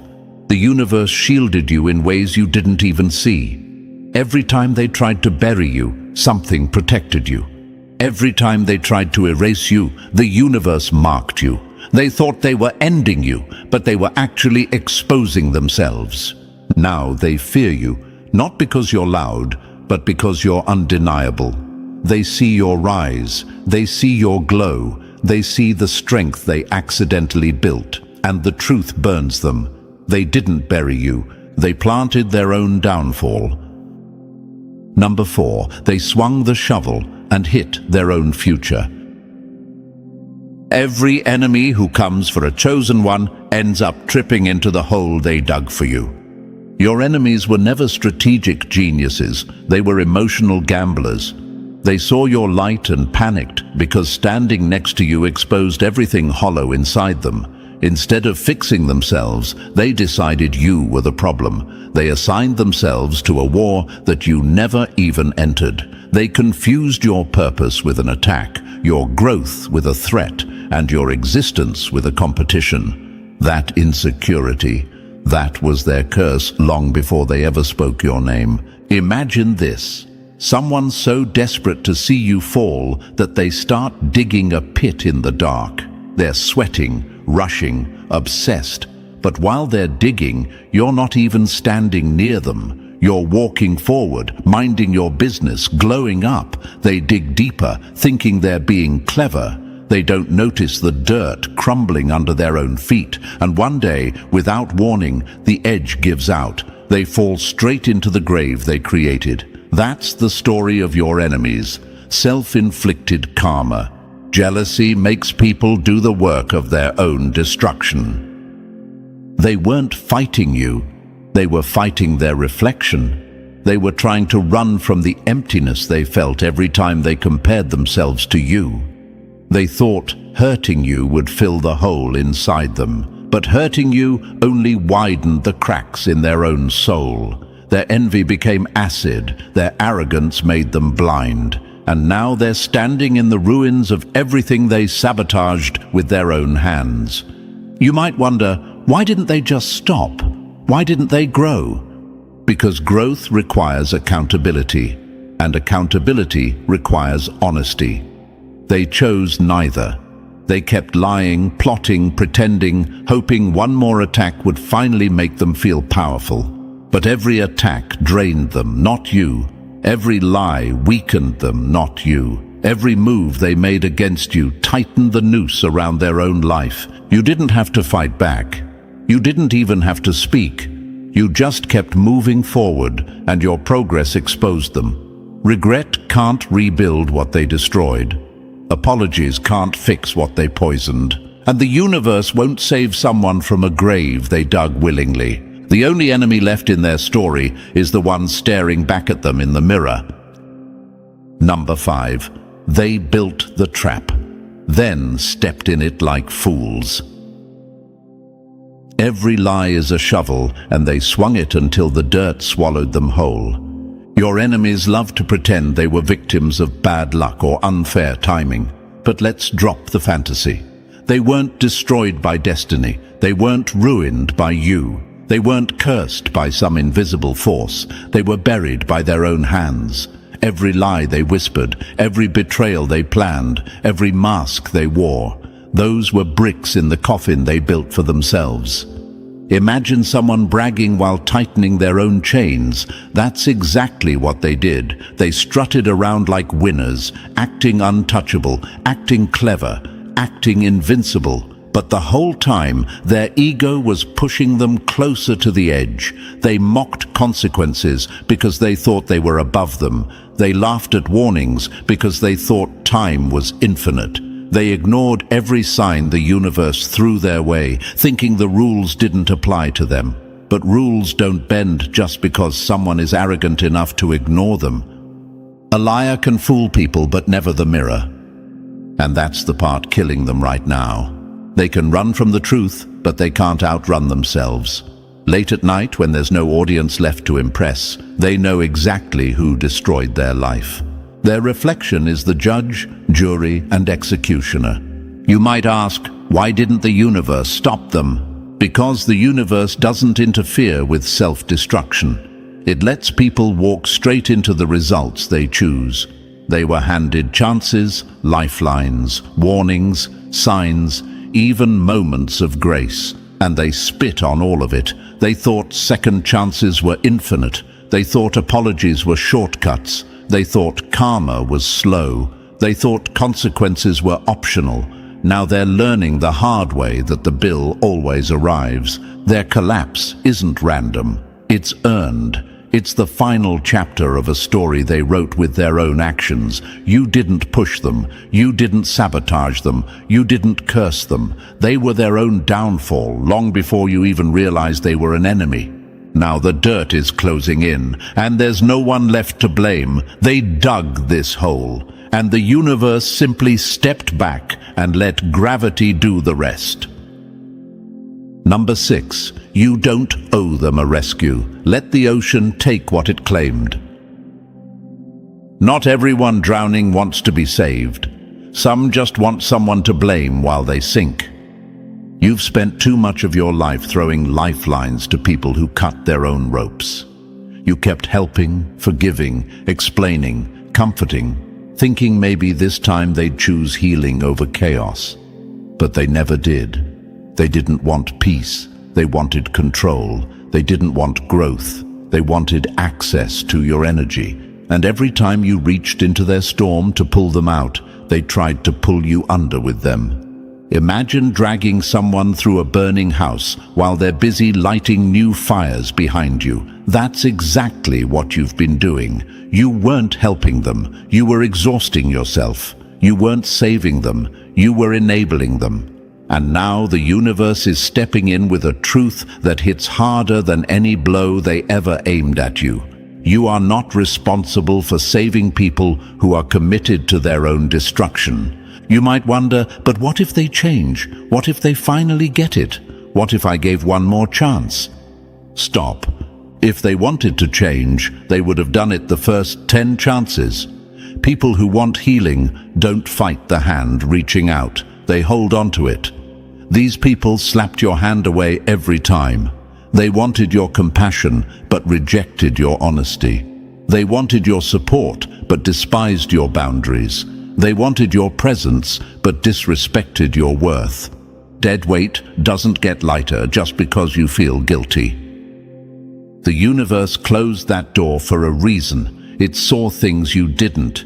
It saw their intentions. It saw their patterns. It saw the damage they would have done if you kept them in your life. That's why everything between you fell apart, because you weren't meant to carry them into your future. Your destiny has altitude, and they were too heavy to lift.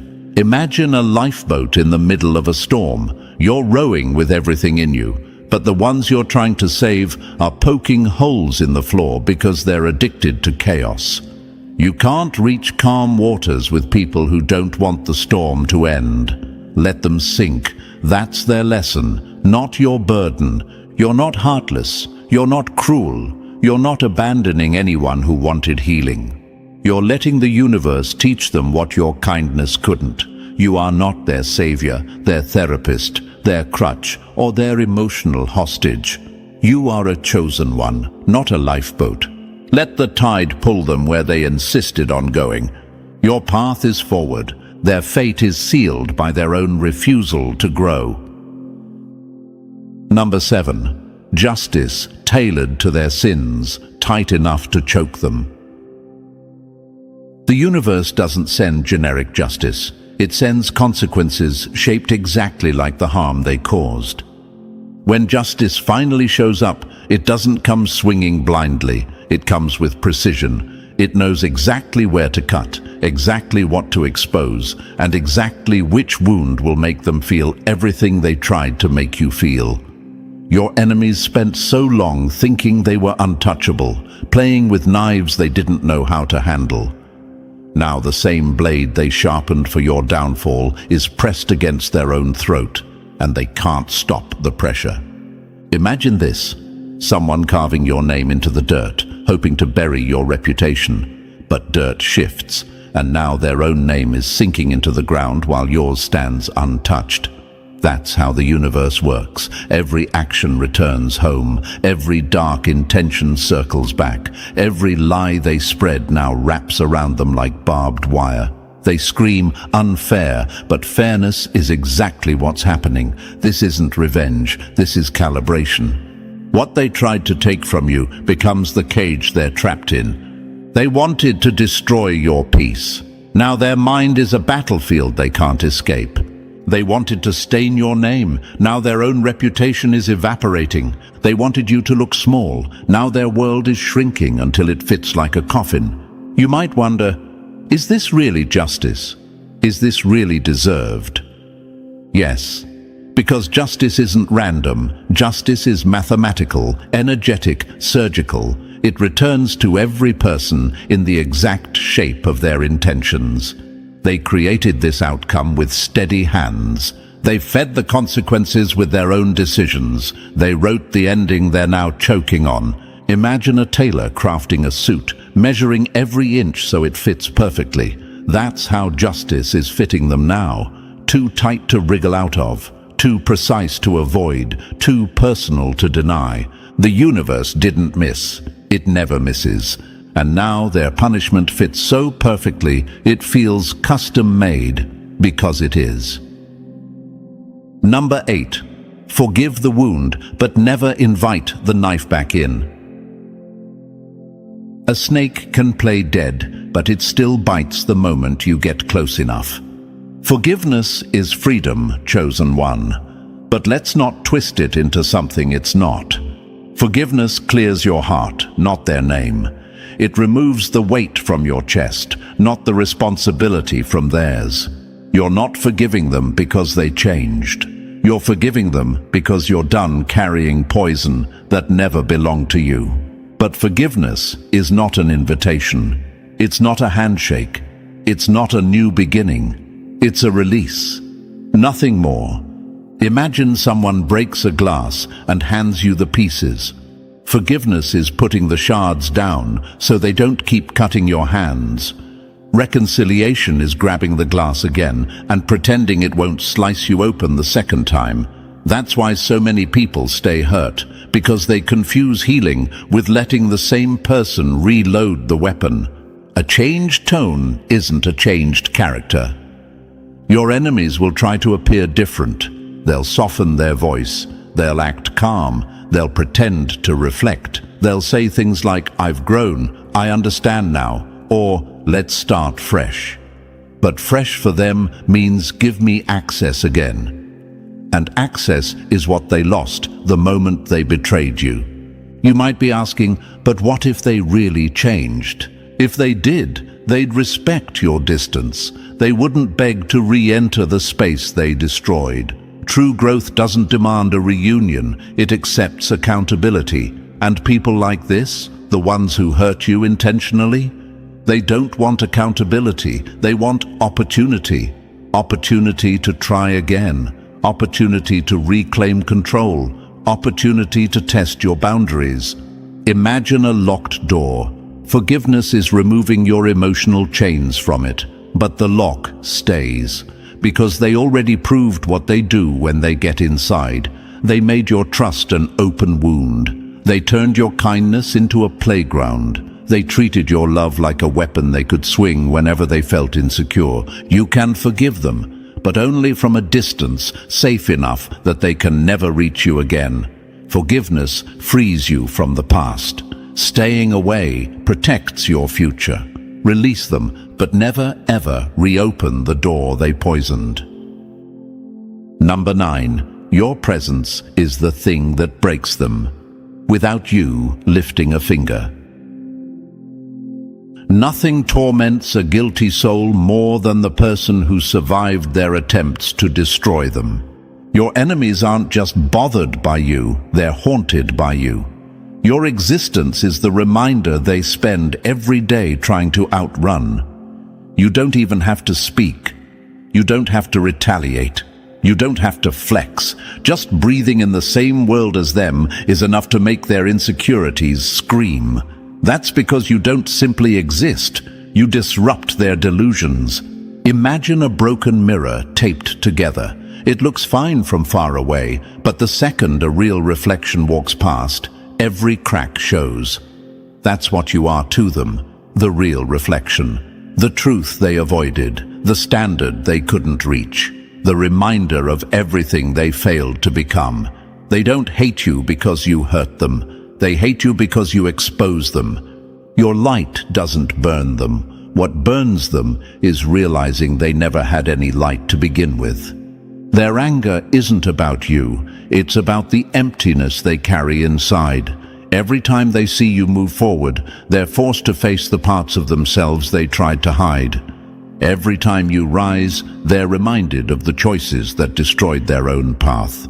They treated you like competition, but how do you compete with someone who isn't even playing the same game? You might wonder, why do they still obsess? Why can't they just let go? Because letting go would mean facing themselves, and facing themselves is the one battle they can't win.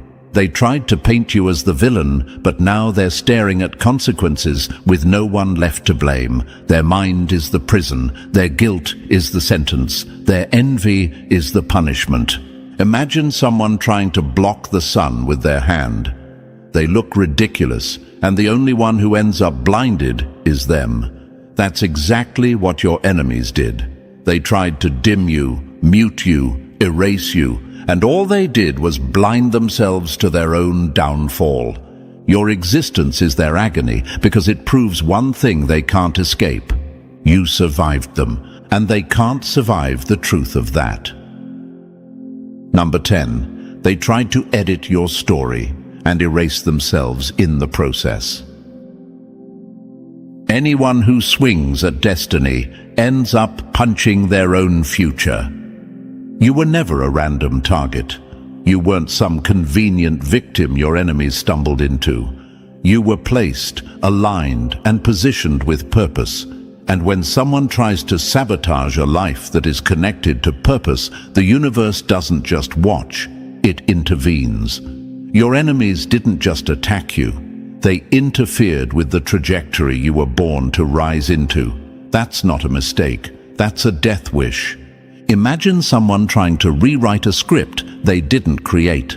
Their hands shake, the ink smears, the lines fall apart. Every word they try to change ends up destroying the part of the story where they were supposed to thrive.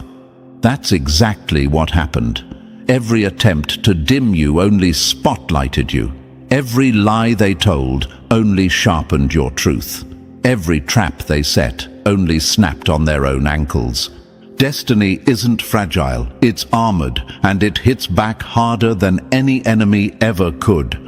They tried to block your path, not knowing that your path is protected in ways they can't even imagine. They thought they could delay you, derail you, or redefine you. Instead, they signed their own downfall. They weren't fighting you, they were fighting the universe that backs you, and nobody wins a war against something that powerful. You might ask, why did they even try? Why risk everything? Because arrogance makes people believe they can outsmart fate. They saw your potential and panicked. They thought if they clipped your wings early enough, they could stop the flight. But destiny isn't optional. When a chosen one is meant to rise, the universe will use storms, endings, betrayal, and collapse to push them upward. Your enemies accidentally became part of the process that strengthened you.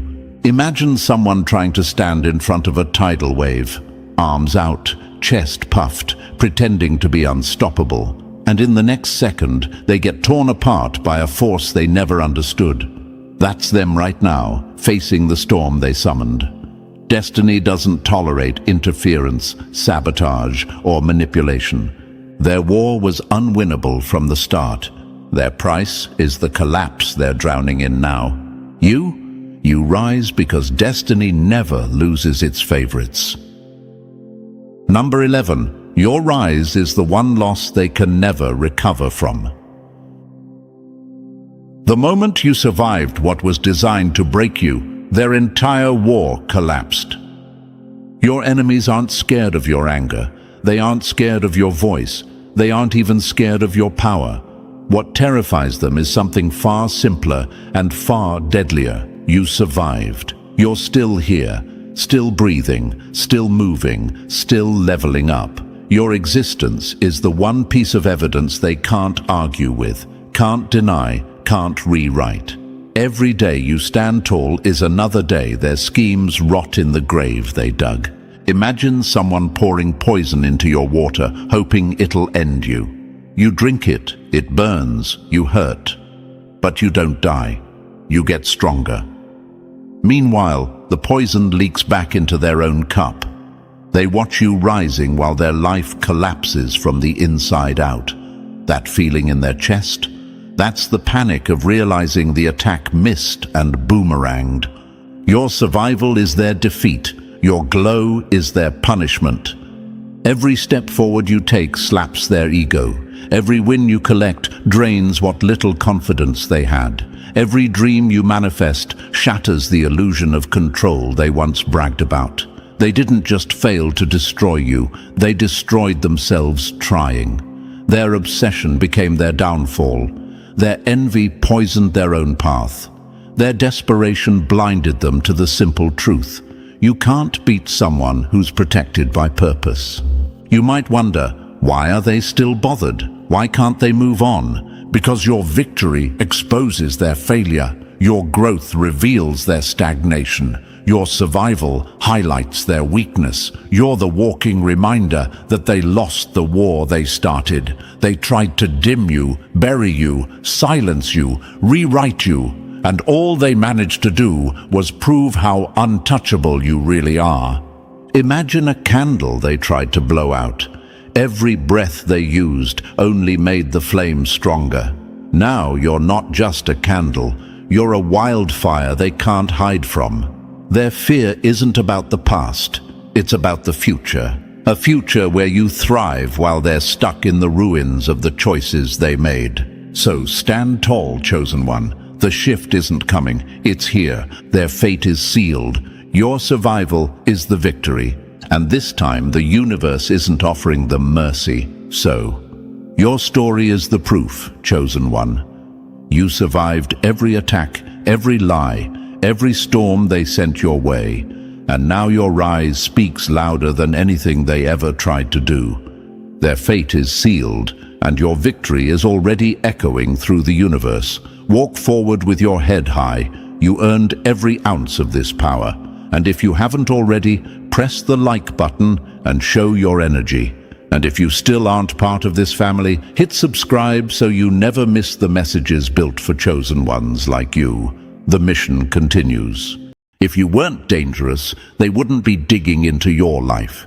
People don't investigate the ordinary. They investigate the threat.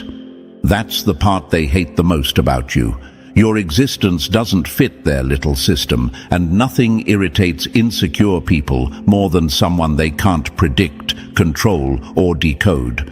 You walk through life with this silent power, and the universe wrapped you in a kind of mystery that makes the weak lose their balance.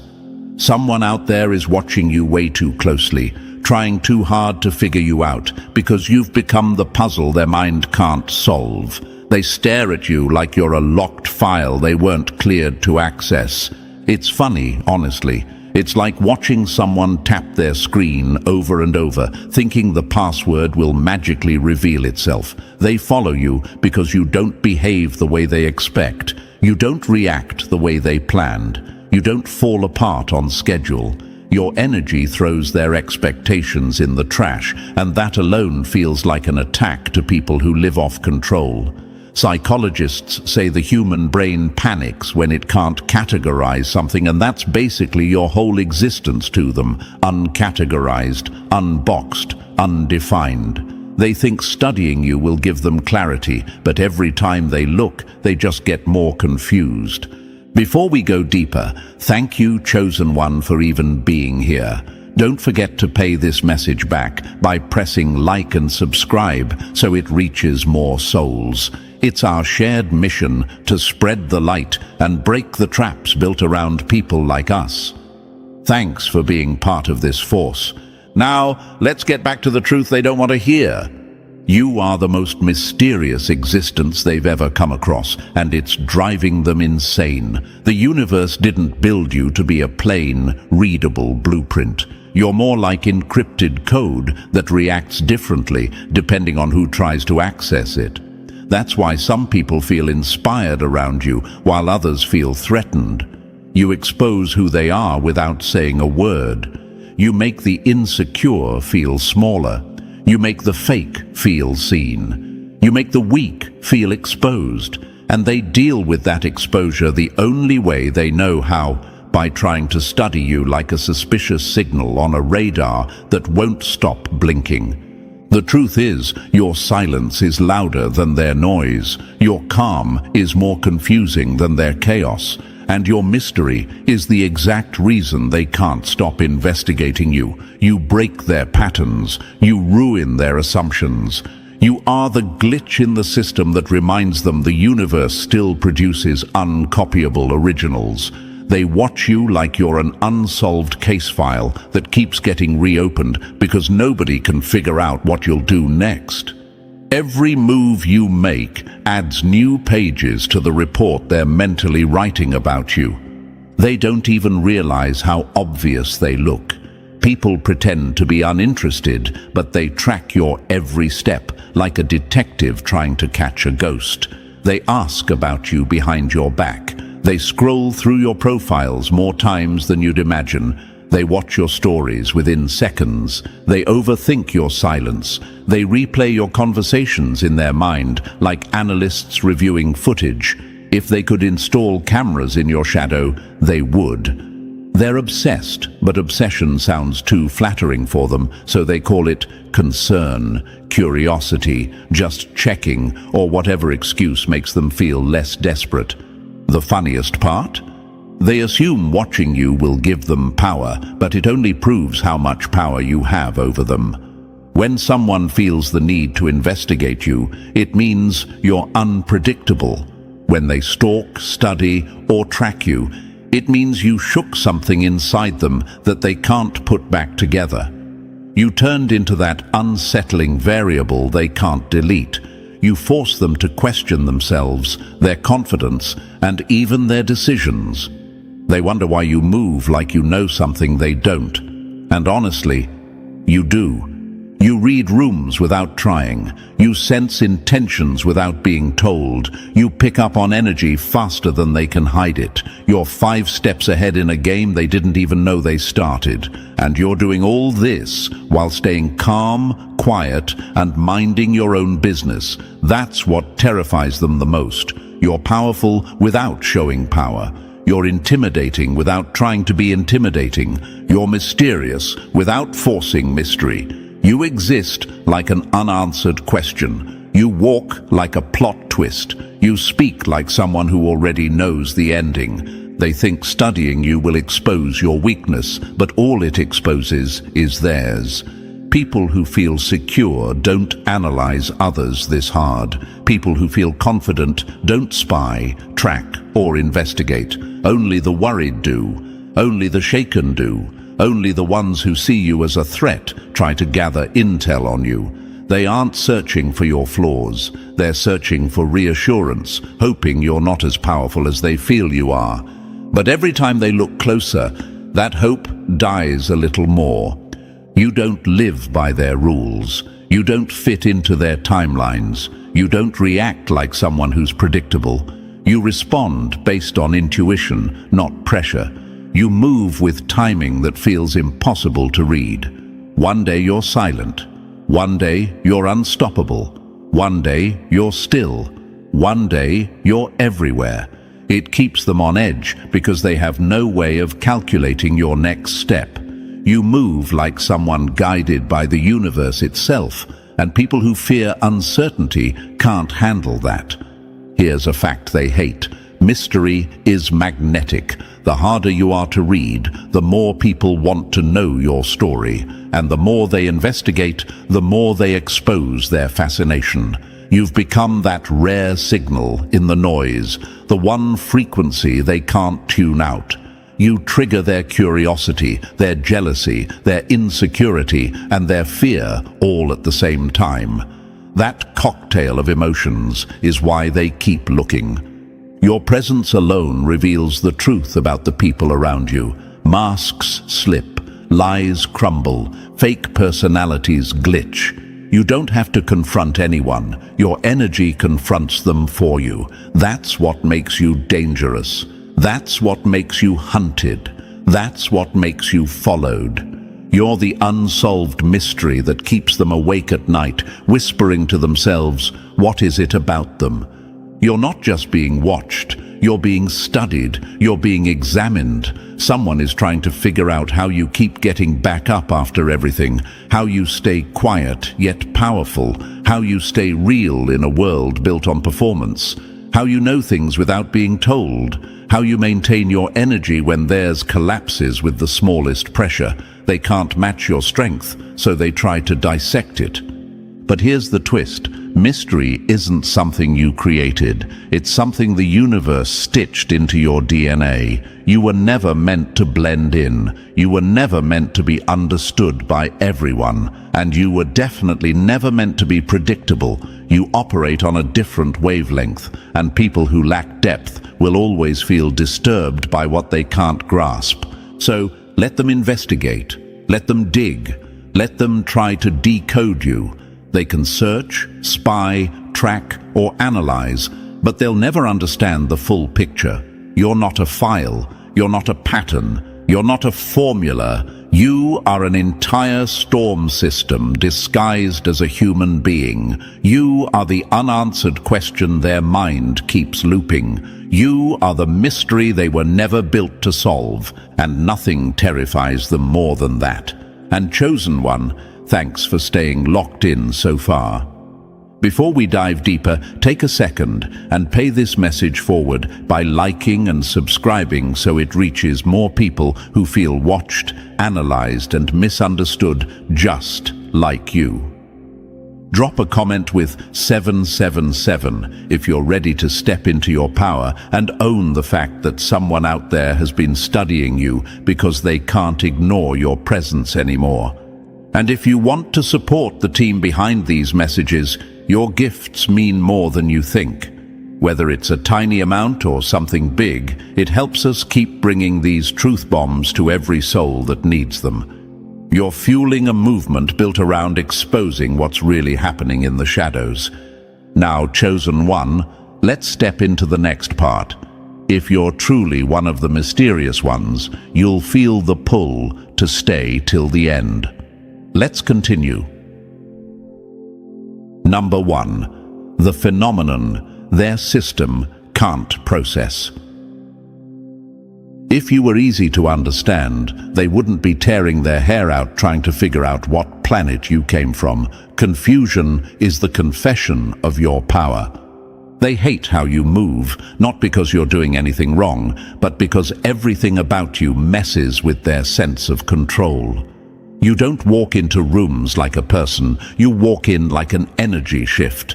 They feel you before they see you, and that alone ruins their comfort. Your silence hits harder than their loudest opinions, and your calm exposes how shaky they truly are. You're not dramatic, yet they react to you like you're a storm hitting their tiny paper houses. It's wild how your presence alone becomes a challenge to people who rely on predictable patterns to feel safe. Inside their minds, they're scrambling for answers. Who is this person? What are they hiding? How do they stay this unbothered? Why does their energy feel so different? They replay your smallest actions, trying to decode you like some encrypted message they can't crack. And every time they think they understand you, you do something that breaks their little theory all over again. The universe designed you as a phenomenon, not a pattern. And people trained to think inside tiny boxes can't handle that. You stand there minding your business, but to them, it feels like you're bending reality. They watch how you talk, how you move, how you react, how you don't react, how you stay calm when you should have cracked, how you rise when you should have fallen. They don't understand how someone like you exists, and that lack of understanding burns them alive. People fear what they can't define because definition gives them control, and you refuse to be defined by their shallow understanding. The truth is, you destroy their mental templates without even trying. Humans rely on quick labels to feel safe: friend, enemy, weak, strong, follower, leader. But you don't fit any of their categories. 1 minute you're quiet, the next you're powerful. 1 minute you're gentle, the next you're a wall they can't push. 1 moment you're observing, the next you're moving faster than they can keep up with. Your unpredictability is the exact thing that makes you untouchable, but to them, it's terrifying. They want you in a box, because if you're not in a box, they lose their sense of control.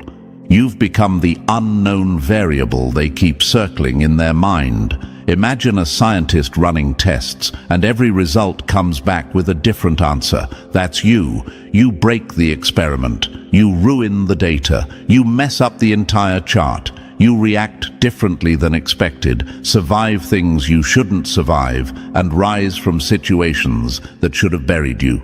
They can't track you. They can't predict you. And when a person can't predict something, their brain triggers fear. That's why they investigate you. They don't study ordinary people. They don't stalk predictable people. They don't analyze the ones who blend in. They analyze the ones who break the formula, the ones who don't match the environment, the ones with patterns too intricate to label. You stand out without opening your mouth, and that level of impact feels like a threat to people who built their identity on control, gossip, and comparison. And here's what bothers them the most. You're not trying. You're not performing. You're not showing off. You're not chasing validation. You're just existing. But your existence alone hits like a spotlight. It exposes every insecurity they've been hiding. That's why they glare at you longer than they should. That's why they whisper about you when they think you're not listening. That's why they keep checking your page, your stories, your comments, your circle. People pretend they're unbothered, but investigation is the loudest confession of obsession. Have you ever noticed how someone looks away when you catch them staring? That's because they weren't looking, they were studying, they were gathering data, they were trying to decode your silence, your confidence, your shifts in energy. They can't figure out how you stay grounded when everything around you is a mess. They keep asking themselves, why doesn't this person break? What's holding them together? And that question drives them insane because they've never been that strong. You trigger something in them they don't want to face, the realization that you are built differently, not perfect, just different. Different in a way that feels dangerous to people with fragile egos. Different in a way that makes them doubt their own worth. Different in a way that forces them to see how small their world truly is. That's the power of being mysterious. You don't have to announce anything. Your presence does the talking. And it speaks in a language they were never meant to understand. Some of them wonder if you're hiding something. Some of them think you're planning something. Some of them assume you're pretending, because if you're not pretending, that means your strength is real, your composure is real, your intuition is real, your uniqueness is real. And accepting that truth shakes the foundation of how they view themselves. They try to read your face like a book, but every page is blank to them. They try to follow your footsteps, but the path disappears behind you. They try to predict your next move, but your timing is guided by something bigger than their calculations. They want you to slip, to reveal a weakness, to show something they can use to feel superior again. But every time they try to corner you mentally, you slip through like smoke. They hate that.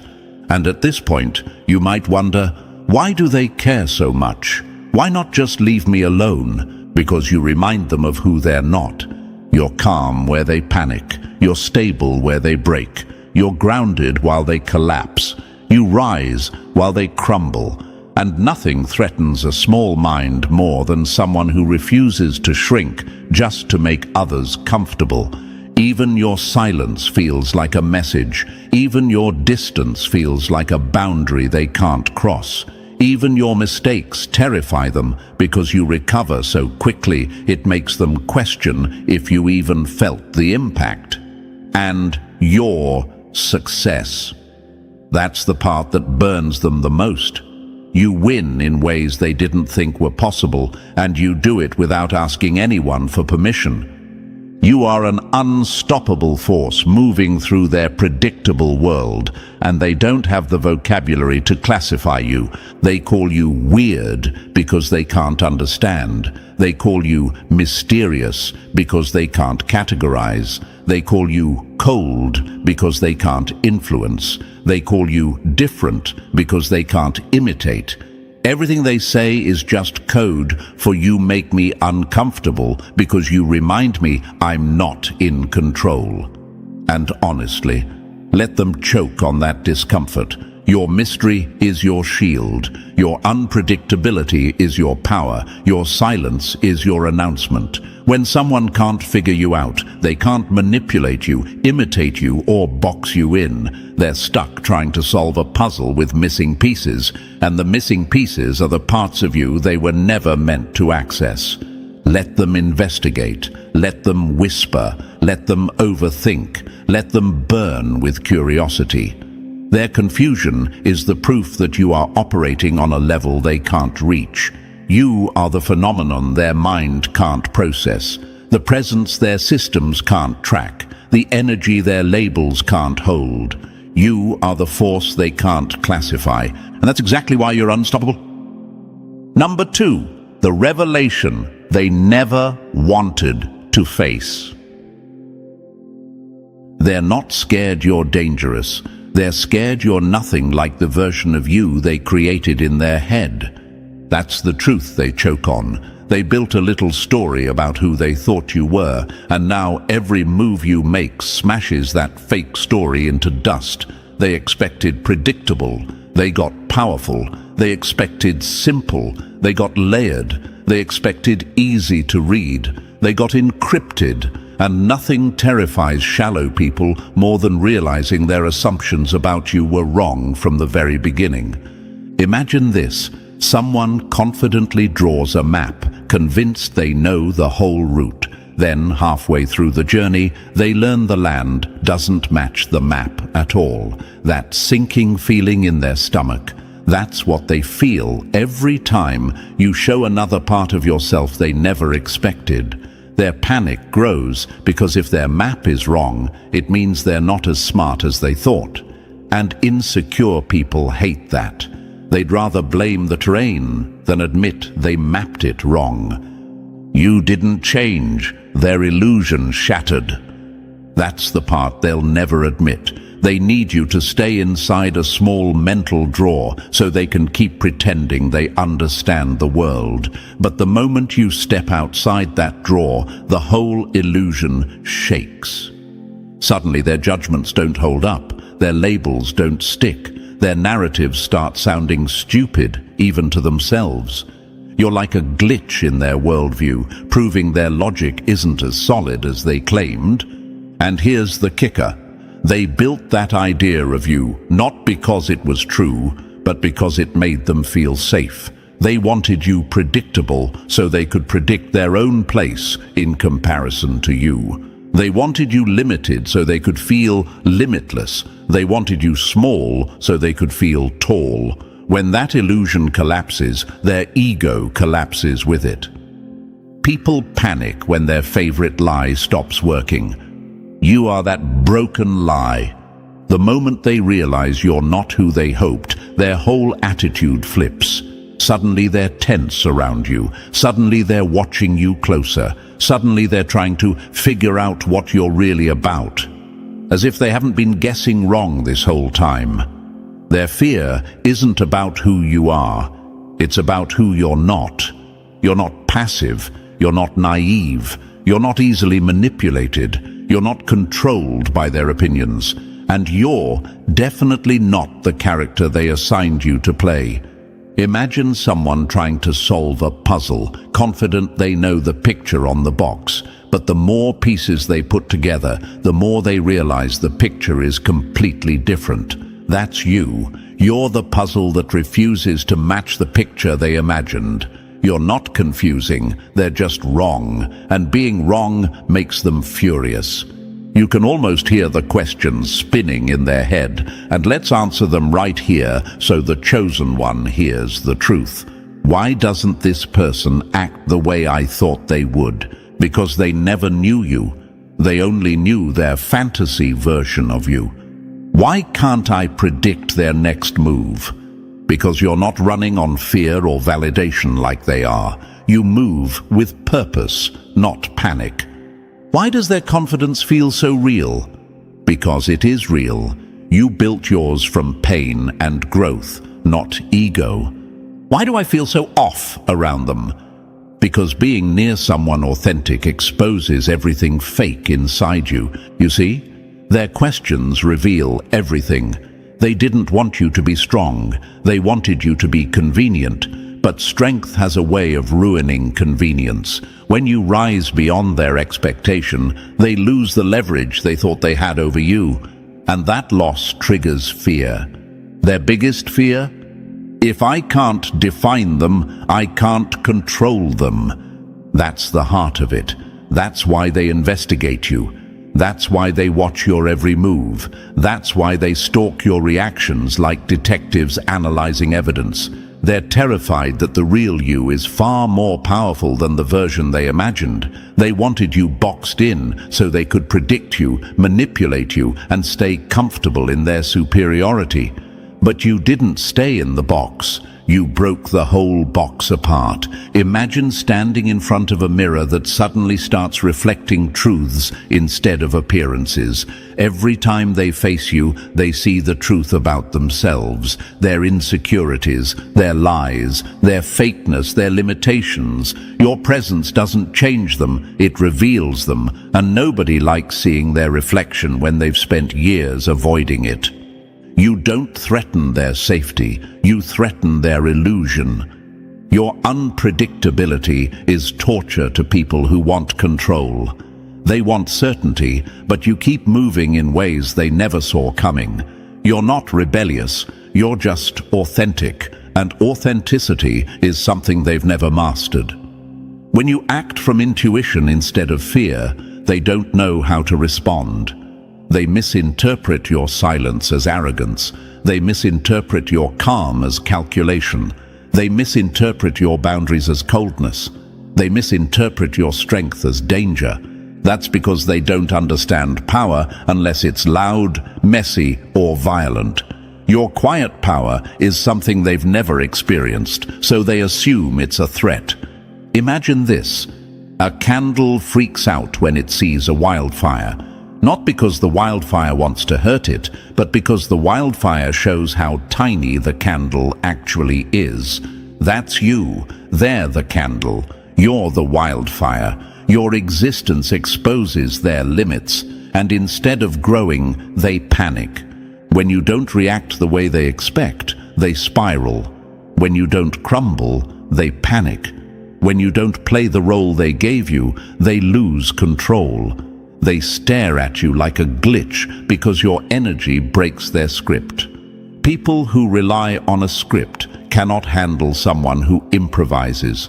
They wanted you predictable so they could feel smart. You turned out unreadable, and now they feel stupid. They wanted you soft so they could feel strong. You turned out unshakable, and now they feel weak.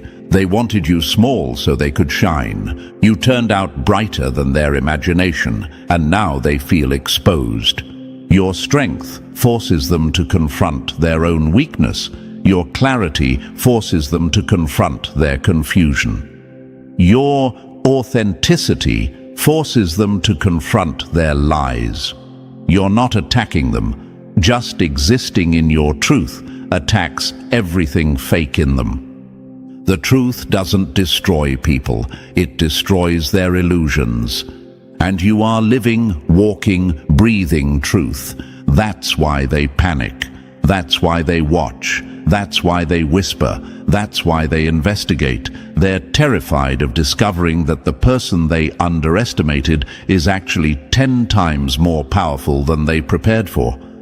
They're terrified because you don't match the character they wrote in their mind. You're not playing their game, you're playing your own. And nobody who lives inside illusions feels comfortable around someone who lives inside reality. The more they observe you, the more they realize you don't operate out of insecurity like they do. You don't chase, you don't beg, you don't cling, you don't collapse, you stand. And standing scares people who can't stand on their own. They wanted you to be manageable, but you are not manageable. They wanted you to be predictable, but you are not predictable. They wanted you to be understandable, but you are not understandable. You exist outside their framework, outside their logic, outside their expectations. You are the living proof that their worldview isn't complete. And admitting that would mean admitting they don't have life figured out. Their ego would rather scream than admit that.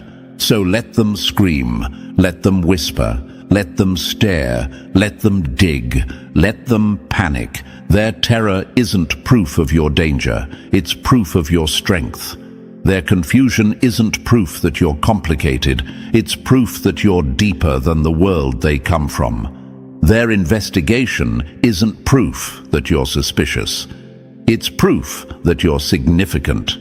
They're terrified you're not who they hoped you were, and that's exactly why you're becoming someone they'll never be able to handle. Number 3. The backstory that breaks their reality. If your past was easy to understand, they wouldn't be digging through it like detectives desperate for a clue. What they can't explain, they fear. Your past is the riddle that eats them alive. They keep circling it like there has to be a missing piece, some hidden shortcut, some secret advantage that explains why you turned out this strong. But nothing lines up for them, and that drives them wild. You didn't grow the way they think people grow. You didn't climb step by step the way their rule book says. You appeared in their world like an unexpected plot twist, and insecure minds hate plot twists. Imagine someone trying to read a book, but half the pages are blank and the other half are written in a language they don't understand. That's your past to them. They try to trace your story backward like a map, expecting a clear route, only to realize your path bends, breaks, disappears, reappears, and rewrites itself. You're not linear, you're not predictable, and you're definitely not the product of the environment they assumed shaped you. Here's what shakes them. You weren't supposed to make it. By their logic, your rise is impossible. No mentor, no blueprint, no permission, no perfect conditions. You grew in chaos. You built yourself in silence. You sharpened your mind through pain, and the universe shaped you in ways no statistics can track. They look at you and wonder, how did someone like them end up here? Simple answer, you became everything they told you you couldn't be. You're the exception they can't swallow, the proof that their limits were never real. Your past didn't break you. It stripped you down and rebuilt you into something unexplainable. Facts don't comfort them. People aren't supposed to rise from disadvantages this fast. People aren't supposed to break curses this smoothly. People aren't supposed to evolve this unpredictably. Yet here you are, shattering every rule they cling to. Imagine a seed growing in concrete. No sun, no help, no clear path, but it still pushes through the cracks. That's you. Your origins don't define you. They expose the weakness of their assumptions. Let them dig. Let them question. Let them panic. Your past is a riddle they'll never solve, because the answer is simple. You weren't built by their world. You outgrew it. Number 4. The power they fear, yet gravitate toward. When they can't control you, they switch strategies. Fear turns into fascination. Resistance turns into worship. Power does that to people who have none. This is where things get embarrassing for them. At first, they tried to shrink you, label you, box you in, tame you, but when all of that failed, their fear mutated into something even more revealing: obsession mixed with admiration. They don't want to admit it, but they're drawn to you like moths to a flame that keeps burning them every time they get too close. Imagine someone standing in front of a locked vault. They can't open it, can't break it, can't even understand what's inside, but they can't walk away either. That's how they see you: untouchable, unreadable, unreachable. And that unreachable energy becomes something they can't resist. You move through chaos like you were built for it, and watching that makes their own chaos feel louder, messier, uglier. Your presence is like a spotlight they never asked for. It exposes everything they hide, yet they keep coming back because even their darkness wants to stand near something that feels like truth. They want to be close to you, hoping the confidence you carry will somehow drip onto them. They mimic the way you talk, move, choose, react. They copy your steps like rituals, as if repeating your patterns will unlock your power. It never works. You can't borrow someone else's energy. You either built yours or you didn't. What they worship isn't you. It's the version of themselves they wish they could become. You're the proof of what authenticity looks like, and they're addicted to that proof because they haven't built any of their own. It's almost tragic. They imitate the surface, thinking the surface is the source. But your strength didn't come from the visible things. It came from inner battles, private evolution, and decisions made when no one was watching. Imagine a person trying to copy a sunrise by painting it. The painting might look similar, but it will never produce light. That's them. That's their imitation. They're trying to copy the look of your power without the substance, the weight, the journey, and deep down, they know it. They don't want to admit that you're the standard they measure themselves against. They don't want to admit that your calm embarrasses their chaos, your strength exposes their fragility, your growth highlights their stagnation. Yet they orbit around you, unable to distance themselves because something in you makes them feel small but hopeful at the same time. They study you not to understand you, but to escape themselves.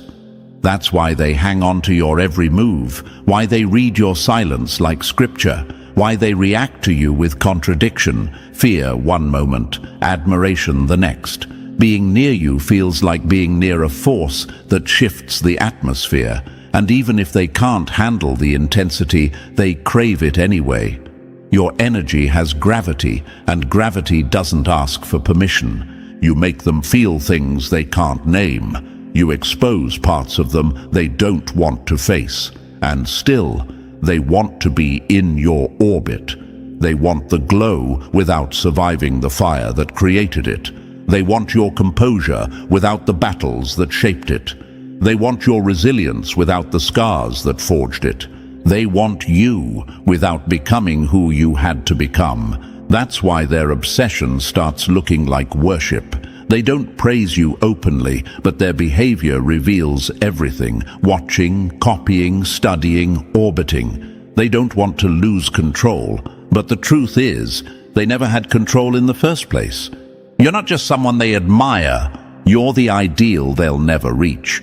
You're the blueprint they can't decode. You're the flame they can't touch. And the irony? They don't even realize that worshipping you exposes the power difference more than hating you ever did. Let them follow. Let them imitate. Let them orbit. You weren't built from mimicry. You're built from truth. And truth is the one thing they can never replicate. Number 5. The storm. Their little maps can't forecast. If they could predict you, they'd relax. But storms aren't meant to comfort people who built their confidence on sunny weather. They crave control like it's oxygen, and you take that oxygen away just by existing. You ruin their certainty without even trying. They approach you expecting the same reactions they get from everyone else. anger, panic, drama, desperation. But you don't play along, you don't snap, you don't fold, you don't fire back on command. Your calm burns them more than any outburst ever could. Imagine this. Someone raises their voice expecting you to shake, and instead you blink once and stay completely still. That moment, it destroys them. That's the second they realize the tricks that work on the world don't work on you. You're not wired like the rest. Their entire manipulation toolkit becomes useless the moment it touches your energy. Your silence isn't weakness, it's the storm gathering strength. They push buttons like they're entering a code, waiting for the explosion. But nothing happens. You don't react on their timeline. You don't fall into their traps. You don't move when they pull strings. And that lack of response becomes the loudest message you've ever sent. People who think in straight lines cannot process someone who thinks in spirals. You move with instinct, intuition, timing that feels cosmic. You're the type who can be quiet for months, then shift your entire life in a single night. That unpredictability terrifies people who rely on forecasting your next step to feel safe. Unpredictable people are dangerous because they cannot be controlled, only respected. They panic because they can't anticipate you. They don't know if you'll speak or stay silent, stay or leave, fight or walk away.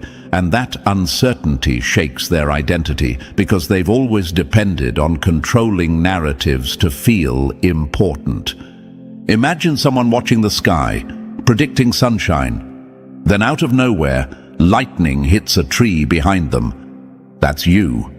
You're the event they never see coming. The twist in the script they didn't approve. The storm that follows its own rules. Their fear is simple.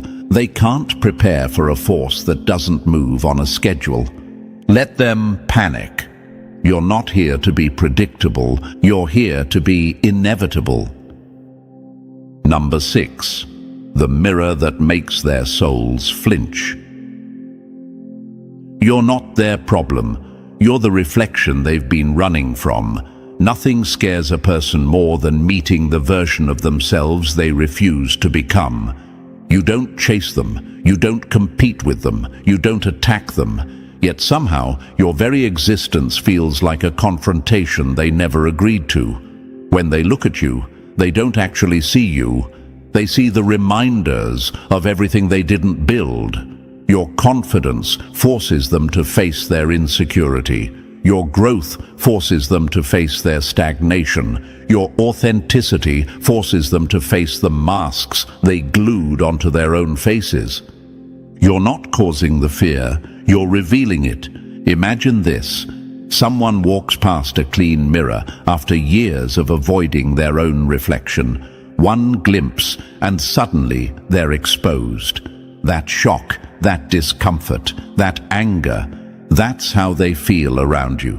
You remind them of the potential they wasted, the dreams they dropped, the strength they abandoned. They want to blame you for that feeling because blaming themselves is too painful. People don't hate your truth. They hate that your truth makes their lies impossible to hold. Every time you rise, it highlights the fact that they stayed where they were. Every time you evolve, it shows them how long they remained still. Every time you stay real, it exposes how much of their personality is built on performance. They can't handle that internal discomfort, so they point it outward. They judge you. They nitpick your flaws. They dig into your past. They gossip about your mistakes, hoping distraction will numb the sting of comparison. But here's the ironic twist. The harder they try to shrink you, the more they shrink themselves. Imagine someone trying to tear pages out of a book, hoping the story will stop making sense. It never works. The story remains powerful, the message remains clear, and the only thing breaking is the person ripping the pages. That's them. Their attempts to diminish you reveal their desperation more than your weakness. Your presence isn't an attack, it's evidence of everything they could have been if they hadn't quit. That's why they obsess, not because you're a threat, but because you're a reminder that potential was real, a reminder that effort mattered, a reminder that they could have done more. And nothing haunts a person harder than a mirror that refuses to lie.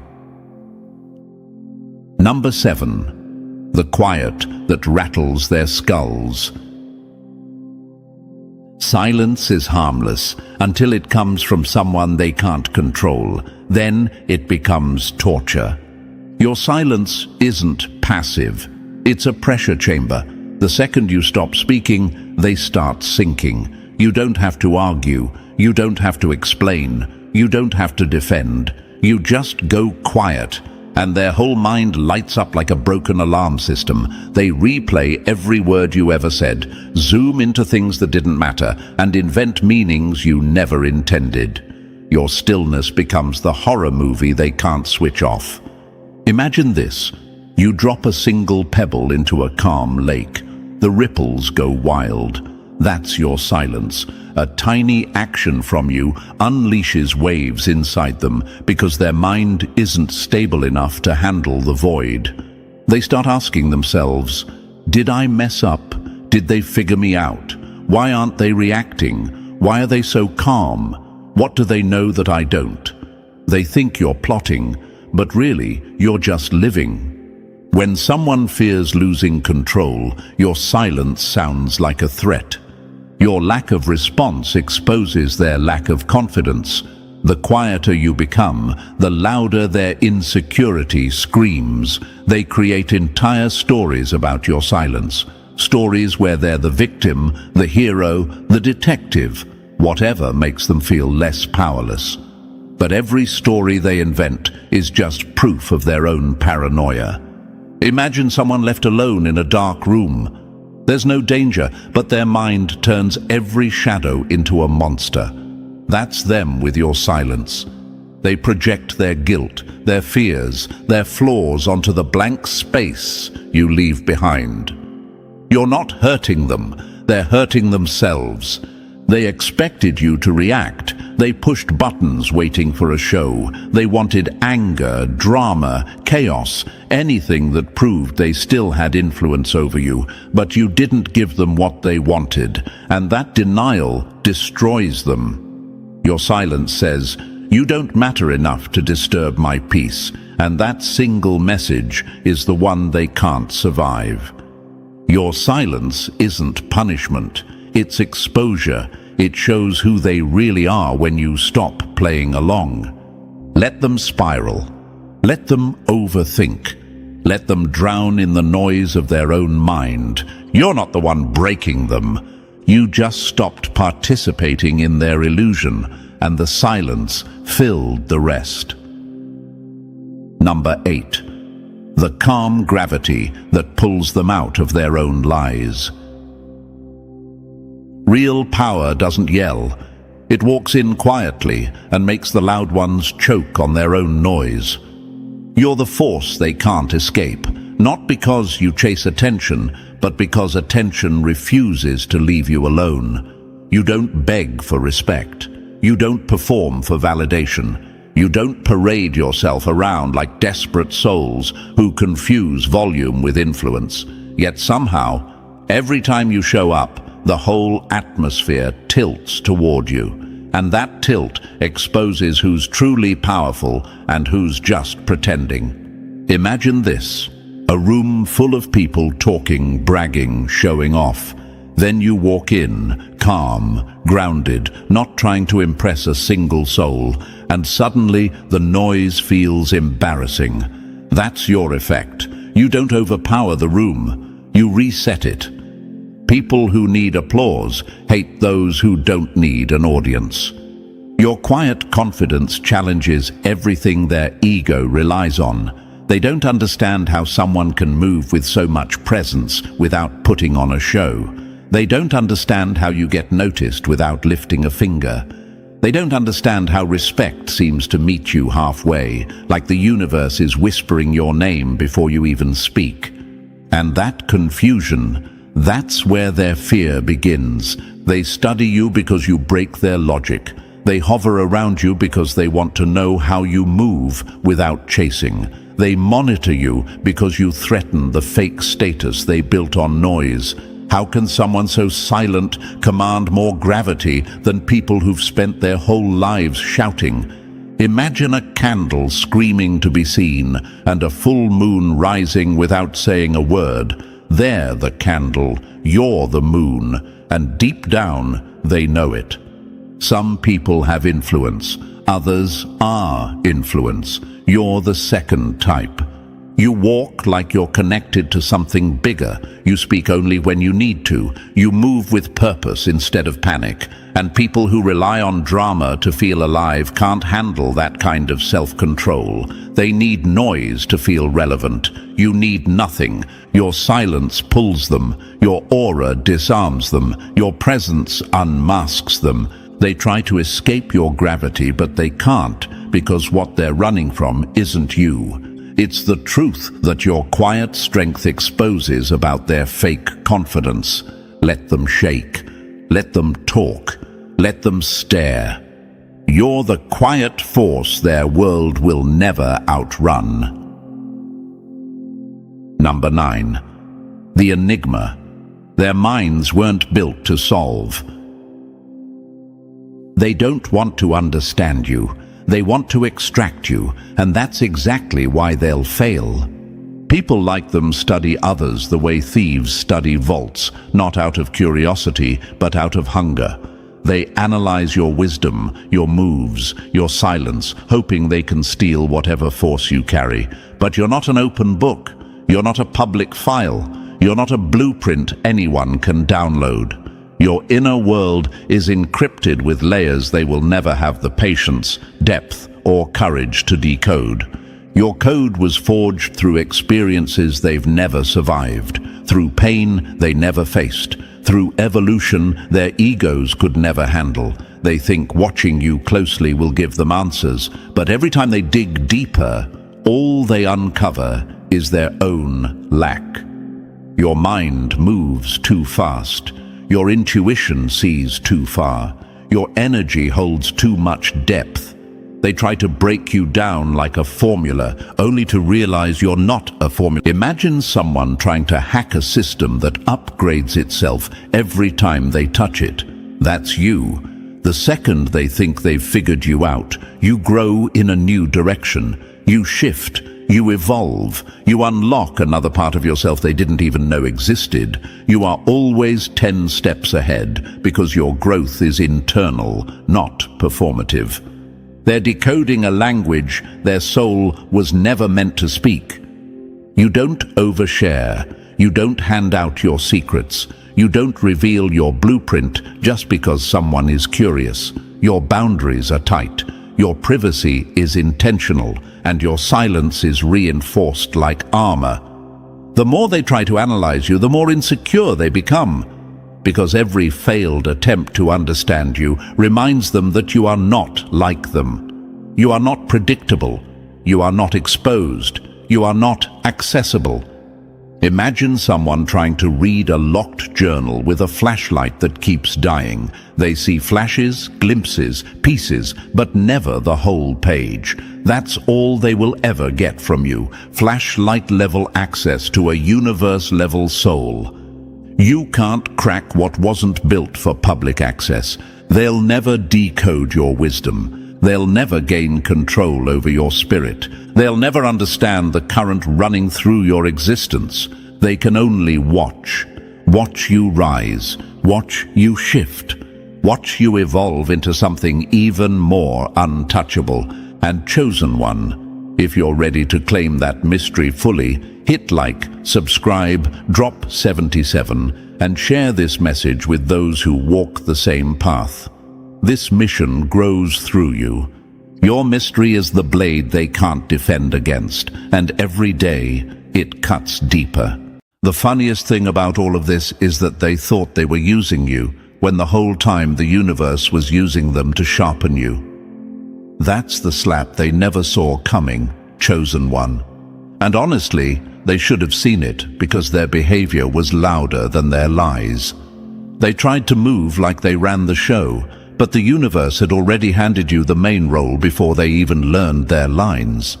It's wild how they spent all that time thinking they were the ones in control, when really they were the NPCs in your storyline, the forgettable characters who thought they were writing the script when all they ever did was expose their own insecurities. They thought you were the one being played, but the truth hits different now. They feel played because the illusion finally broke, and it broke clean. Think about it like this. Imagine someone bragging about beating a game on easy mode, then the screen zooms out and reveals they weren't even holding the real controller. That's what they're dealing with right now. They talked, they laughed, they schemed, all with the confidence of people who thought you were just wandering around clueless. But the universe had already mapped out your path, and honestly, it used their own actions to level you up. They were celebrating victories you allowed them to have, confusing your patience for powerlessness.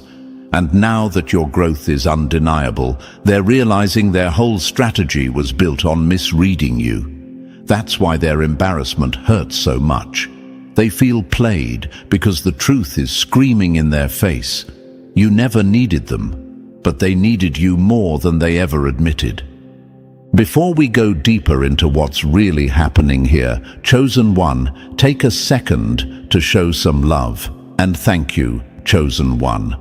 Don't forget to pay this message back by simply pressing the like and subscribe button to help spread this message to more souls, because it's on all of us to push this light into the shadows where people need it most. Thanks for being part of this mission. You're part of a force, whether they like it or not. Now let's get back to the reality they can't run from. Chosen One, now they feel played, and it's not because you said anything, exposed anything, or tried to get revenge. You didn't have to. Your growth did the talking. Your progress delivered the punchline. You lived your truth so loudly that it exposed every lie they hid behind. You didn't clap back. You evolved. You didn't argue. You elevated. You didn't break. You built. And in the silence of your rise, they heard every warning they ignored. That's what's eating them alive right now. Not your success, but the fact that they misjudged you so badly that now they look foolish even in front of themselves. They thought you were background noise, something they could tune out whenever they felt like it. They thought you were predictable, safe to underestimate, safe to take for granted. They thought you would stay exactly where they left you, frozen in time, stuck in the version of you they liked the most, the version that made them comfortable. But silence is dangerous for people like that. Every time you went quiet, you were upgrading. Every time you stepped back, you were collecting data. Every time you disappeared, you were reinventing yourself. And now that you've come back stronger, calmer, smarter, they can't handle it. Their confusion is loud. Their insecurity is louder. They feel played because you weren't the character they built in their heads. You were the plot twist. What's funny is how they're acting normal right now. Still posting like everything is fine, still smiling like their confidence hasn't cracked, still pretending they aren't bothered. But their energy isn't lying. They scroll through your progress with shaky hands. They replay old conversations trying to figure out the moment you slipped through their grip. They stalk your moves like researchers trying to understand a species they didn't know existed. You ever notice how some people go silent the moment you start winning? That's them trying to control the story in their heads. They can't stand the fact that their whole narrative about you fell apart. They feel played because the universe revealed what was always true. You were the real one, and they were the ones performing. Here's the part they're scared to acknowledge. The universe saw everything they tried to dim in you, the heart they tried to bruise, the vision they tried to blur, the potential they tried to bury under their doubts and manipulation. But the universe didn't give up on you. It let them try. only so they could fail in front of the truth. And the truth is simple. You weren't theirs to control. You were too powerful to break, too aware to fool, too chosen to replace. They feel played because they confused your softness for weakness, your silence for surrender, your distance for defeat. They thought your quiet moments were retreats, but really, they were recalibrations. Every version of you they underestimated became the version that outran them. You ever see someone freeze when they realize they misjudged you? It's like their brain starts buffering. They don't know what to say, what to do, or how to act around you anymore. Your presence exposes everything they didn't fix in themselves. Your peace clashes with their chaos. Your growth pushes against their laziness. Your confidence highlights their doubts. You're not threatening them on purpose. Your existence just illuminates everything they've been running from. And instead of fixing themselves, they project. They get weird. They get distant. They get petty. But beneath all that noise is one feeling: regret. Loud, bitter, undeniable regret. The kind that makes them feel played by their own ego. The universe didn't choose you by accident. Your rise is not luck. Your glow is not random. You earned your energy through pain, patience, and presence. They tried to dim you because your shine reminded them of their own shadows. They tried to slow you down because they couldn't keep up. They tried to distract you because they knew you'd surpass them if you ever took yourself seriously. And guess what? You did. That's why they feel played. Because the person they tried to break is the one rising above them. The person they counted out is the one rewriting the narrative. The person they underestimated is the one they can't stop watching now. Don't ever let their old perception of you limit your new reality. You're not the version they remember. You're not the version they tried to use. You're not the version they mocked. You're the version the universe has been shaping through every moment they tried to sabotage. You're walking with a clarity they can't fake, a strength they can't copy, and a purpose they can't interrupt. They feel played because they thought they were ahead of you. They didn't realize you were the one the universe was preparing in silence. They didn't realize you were the one with the endurance. They didn't realize they were temporary in your storyline, but you were permanent in your destiny. If this message is hitting something real inside you, don't just listen. Lock in. Drop the number 77 in the comments if you know they played themselves trying to play you. That energy they tried to drain. You're about to flip it back on them. This isn't just another video. This is a signal for the real ones, a mirror for your strength, a reminder that your rise is not a coincidence. And now, chosen one, let's break this down step by step. Number 1. They thought you were invisible. Now they're choking on the truth. Funny how the same people who swore you didn't matter are now losing sleep over the person they thought they could break. That's the punch they never prepared for, chosen one, and it lands hard because it exposes everything they tried to hide. They swore they weren't watching you, but now their whole world is shaking because your rise didn't just prove them wrong. It embarrassed them, it cornered them, it made them face the reality they spent months pretending didn't exist. Let's get something straight from the jump. They noticed. They noticed every shift in your energy, every upgrade in your mindset, every time you pulled back and focused on your glow. They just played clueless because they thought ignoring you would keep them in control. But ignoring you didn't protect them. It blinded them. It made them miss the moment the universe started moving you into a league they weren't built for. They feel played because they misread you completely. They thought your silence meant surrender. They thought your calm meant confusion. They thought you were frozen when really you were calculating. You weren't hiding. You were preparing. You weren't weak. You were conserving power. And now that your energy is surfacing in ways they can't dodge or distort, they're panicking behind the same faces they used to look confident. You ever wonder why they suddenly look uncomfortable around you? It's because the truth they tried to bury is staring straight at them. You were never powerless. You were just quiet. And quiet people scare the loudest liars. Imagine a volcano pretending to be a pebble. They kicked the pebble thinking it would roll. Instead, the ground opened up beneath their feet.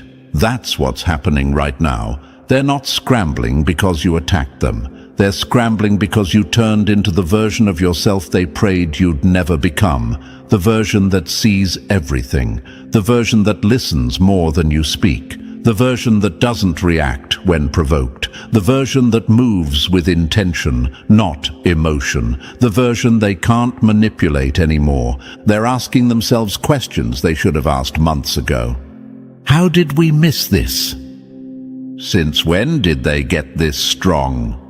Why does their silence feel like a threat? Because it is. Not the kind that harms them, but the kind that exposes them. The kind that reveals their pettiness. The kind that forces them to face the truth they worked so hard to cover. You were never beneath them. You were never dependent on them. You were never who they assumed you were. Your growth is their reality check. You didn't outplay them with tricks. You outgrew them with discipline. You outshined them with effort. You outlasted them with resilience. That's why they feel played. You didn't fight them. You let your evolution fight for you. And the universe loves handing karma a front row seat. They thought you were moving through life while they were moving you, pulling the strings, controlling the pace, dictating the rhythm. But you weren't following their lead. You were following alignment. Every time you stayed silent, you were letting the universe speak louder. Every time you stepped back, you were letting the universe clear the path. They saw stillness. They didn't see strategy. They saw pause. They didn't see preparation. They saw softness. They didn't see strength. Now the truth is too big for them to outrun. You weren't just living life. You were shifting it. And here's what really terrifies them. You didn't need revenge. You didn't need proof. You didn't need validation. You didn't need permission. Your existence alone was enough to expose them. When someone who underestimated you suddenly sees the real you, their entire ego collapses. They feel tricked, even though you never deceived them. They feel betrayed, even though they were the ones playing games. They feel targeted, even though all you did was grow. Growth feels like violence to people who hate accountability. They wanted you predictable, insecure, begging, impressed by them. They wanted you stuck in the same place they left you. They wanted you to stay the weaker version of yourself, the version they could talk down to, play with, control, dismiss. But the universe didn't build you for their comfort. It built you for your calling. And now that you're stepping into it, they're losing their grip on the fantasy they created. You ever notice how people suddenly get confused when you stop playing small? How they act shocked when you start moving without explaining yourself? That's because they thought your identity belonged to them. They thought they defined you. They thought they shaped you. They thought their opinion mattered more than your destiny. Now that you've stepped out of the box they forced you into, they don't know how to respond. Their confusion is your confirmation. You evolved past every trap they set. They prepared attacks for the version of you that no longer exists. They aimed at who you were, not who you are, and that's why they missed every shot. They were fighting a ghost, chasing an old version of you that died the moment you chose yourself. The moment you stopped arguing, the moment you stopped explaining, the moment you stopped shrinking, the moment you stopped letting their noise dictate your value. Now they're scrambling because they can't predict you anymore. They don't know your next move. They don't know your mindset. They don't know your plans. And nothing scares fake people more than losing the ability to read someone they used to control. The universe didn't just choose you, it equipped you. It armed you with observation, patience, intuition, resilience, and that quiet confidence that makes insecure people sweat. You're not walking blind, you're walking aligned. And their voices, their opinions, their gossip, none of it can compete with someone who moves with clarity. When you understand your power, doubt dies. When you understand your path, fear fades. When you understand your worth, their noise becomes irrelevant. They're scrambling to catch up, but they can't. They're scrambling to undo their mistakes, but they won't. They're scrambling to regain control, but that chapter is closed. You're too far ahead. You're too aware. You're too evolved. You're too chosen. They're not dealing with the old you. They're dealing with the version the universe sculpted when nobody was watching. So don't shrink. Don't apologize. Don't question your glow. You are the quiet storm that moves without warning, the calm presence that disrupts their chaos, the force they underestimated until it was too late. They thought you were invisible. Now they're choking on the truth. You were the one in control the entire time. Number 2, they wanted you broken. You turned into something they can't handle. Wild how they prayed for your downfall, and all they ended up doing was sponsoring your evolution. That's the punchline life just delivered straight to their ego. And honestly, chosen one, it's poetic. They thought putting pressure on you would make you collapse, but instead the pressure exposed who they really were and who you were always becoming. They thought pain would break you. It built you. They thought betrayal would silence you. It sharpened you. They thought loss would weaken you. It weaponized you. Every move they made against you backfired in the most embarrassing way possible. And now your evolution is the mirror they can't stop avoiding. The storm they sent to drown you ended up teaching you how to breathe underwater. That's what they're struggling to process. They thought the hit they delivered was fatal. They thought the moment you fell was the moment your story ended. They didn't expect you to look at the wreckage, shrug, and start rebuilding with the same hands they tried to tie behind your back. Imagine this: someone crushes a seed thinking they're destroying it, not realizing they've just planted it. That's you. They buried you hoping you'd suffocate, but they forgot seeds grow in the dark. They forgot pressure activates life. They forgot that the universe puts its strongest ones underground before it lets them rise. You weren't breaking. You were sprouting. You weren't stuck. You were forming roots so strong that even the storms they prayed for couldn't rip you out of place. They're sitting there confused, asking themselves, how did they survive that?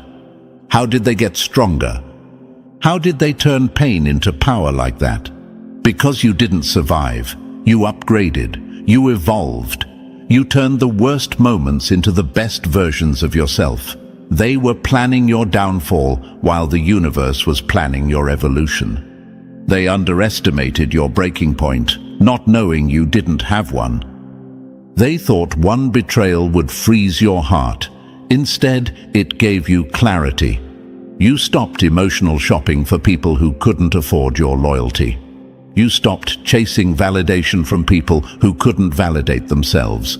You stopped pouring love into bottomless pits, pretending to be human beings. That's why they're uncomfortable now, because the version of you they could manipulate no longer exists. That version died the moment you realized your worth wasn't up for debate. Imagine this: a snake bites a diamond thinking it can break it, only to shatter its own fangs. That's them. They came for you thinking you were fragile, forgetting diamonds are made under pressure. You weren't fragile. You were forming. They thought pain would crack you, not knowing pain refines you. They thought loss would empty you, not knowing loss upgrades you. They thought betrayal would poison you, not knowing betrayal detoxes the soul from people who never deserved access in the first place. They're panicking because you were supposed to stay down. They counted on it. They planned around it. They bragged about it. They thought your silence meant defeat, not knowing silence is where chosen ones reload. You weren't disappearing. You were downloading. You weren't broken. You were being rebuilt with newer coding, stronger armor, sharper insight, and a focus they can't distract anymore. They keep trying to attack a version of you that's extinct. They're fighting shadows of your past while you're walking in the light of your evolution. They're trying to stab a ghost while you're building an empire. They're trying to read your old patterns while you're writing new ones in real time. The old you is gone, buried, retired, upgraded. and this new you. They have no strategy for it. They can't decode it. They can't manipulate it. They can't predict it. And that's why they feel powerless in your presence.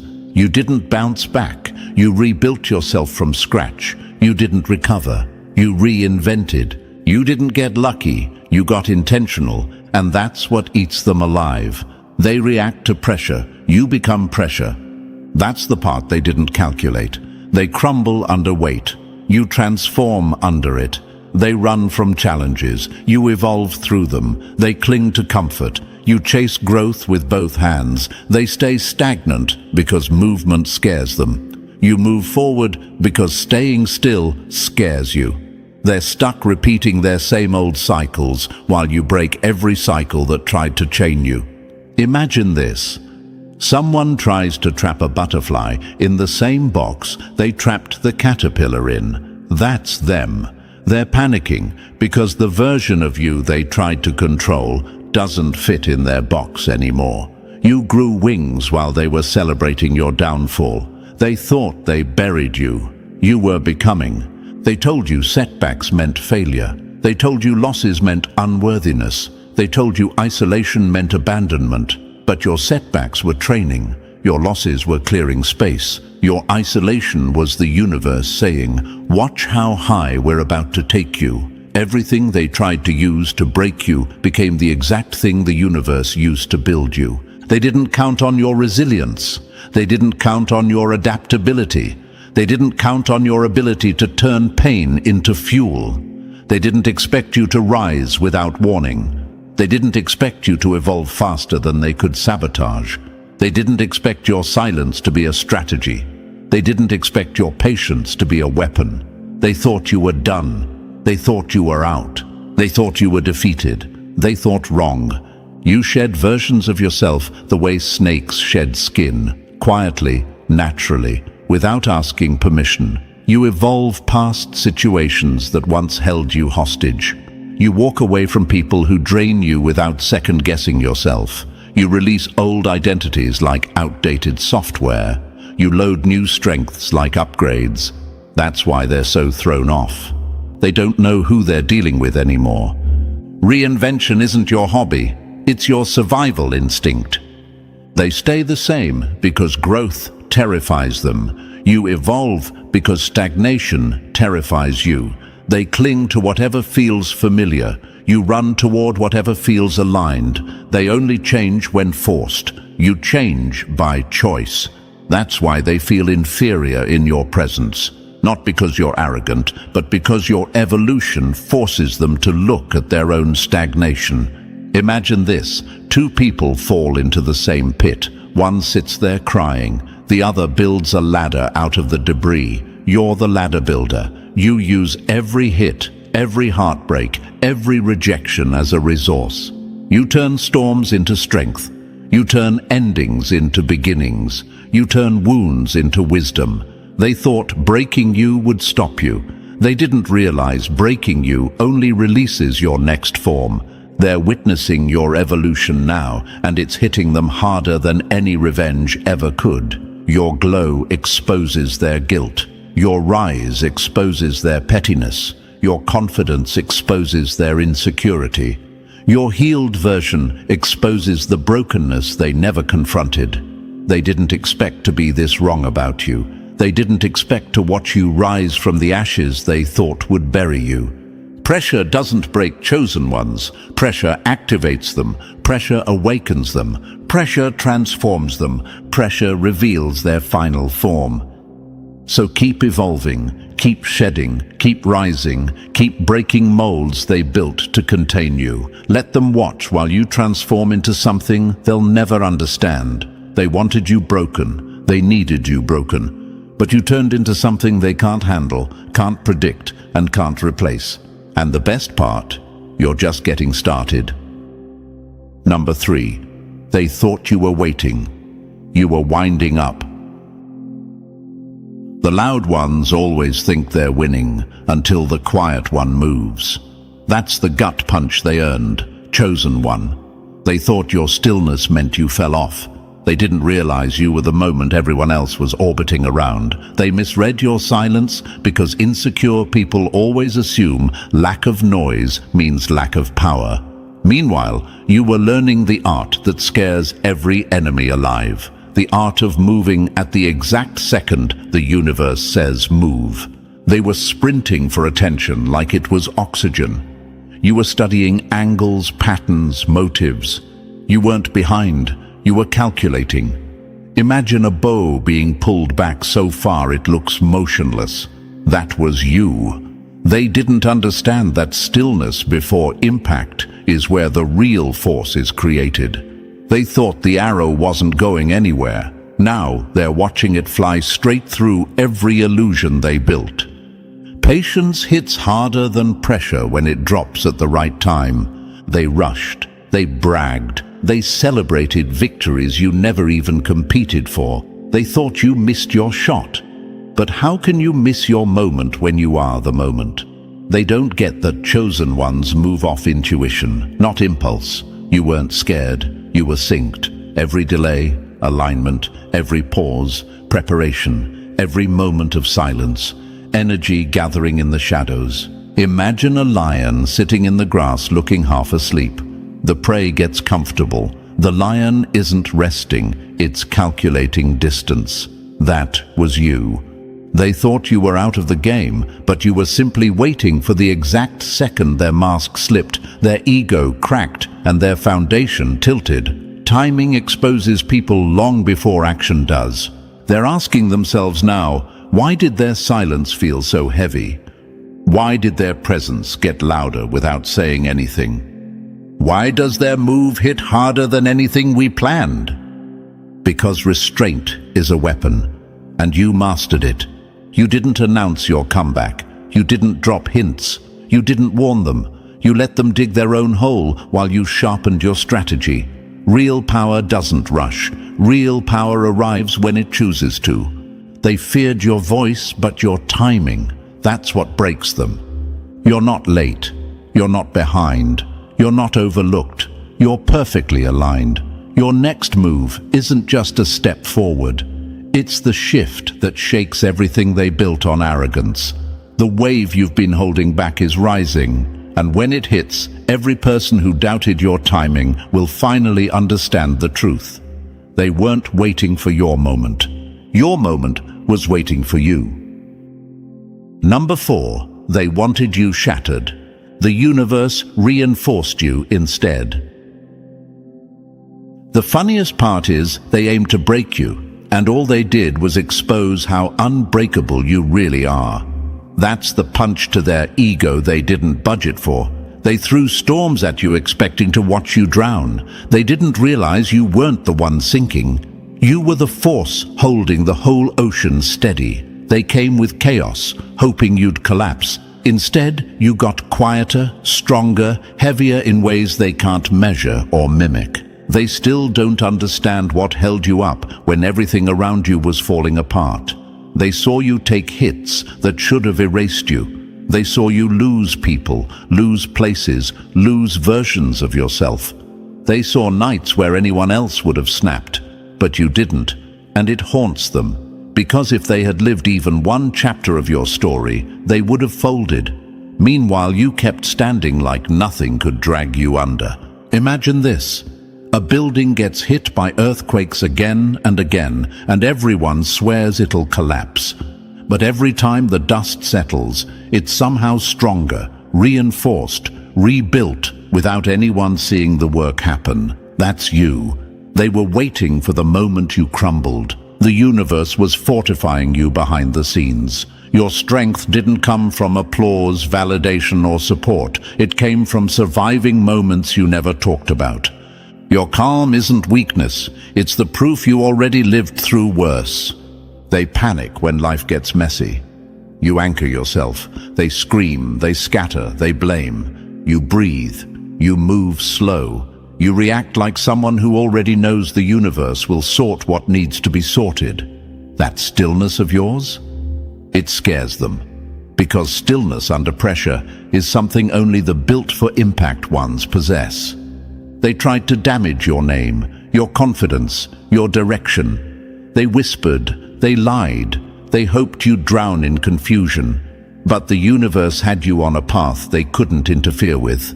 You weren't surviving off luck. You were surviving off alignment, off remembering every fire you already walked through. Imagine a sword that gets sharper every time someone tries to snap it. They hit it, expecting it to break. It only becomes more lethal. That's the evolution they didn't plan for. They're asking themselves now, how did they stay so composed? How did they survive that hit? How are they still standing when we tried everything? Because they weren't fighting you. They were fighting someone the universe kept rebuilding. Your stability exposes their instability every single time. Your peace shows they never had any. Your clarity shows they never built any. Your grounded energy reminds them how shaky they are inside. They know they couldn't survive what you survived, and that's why your existence bothers them. They didn't just fail to break you, they proved they were never strong enough to damage you in the first place. They feel played because your foundation isn't made of anything they can control. You weren't shaped by their approval or their attacks. You were shaped by every moment you refused to collapse. You're not invincible. You've felt pain deep enough to silence a planet. But you kept getting up, not because you were smiling through it, but because something inside you refused to let the story end there. That inner knowing, the one that kept pulling you forward when everything else was falling apart, that's your anchor. That's your power. Imagine someone trying to break a mountain. They use storms, fire, pressure, and the mountain stays. That's you, standing, unmoved, unreachable in ways they can't explain. Keep your inner strength close.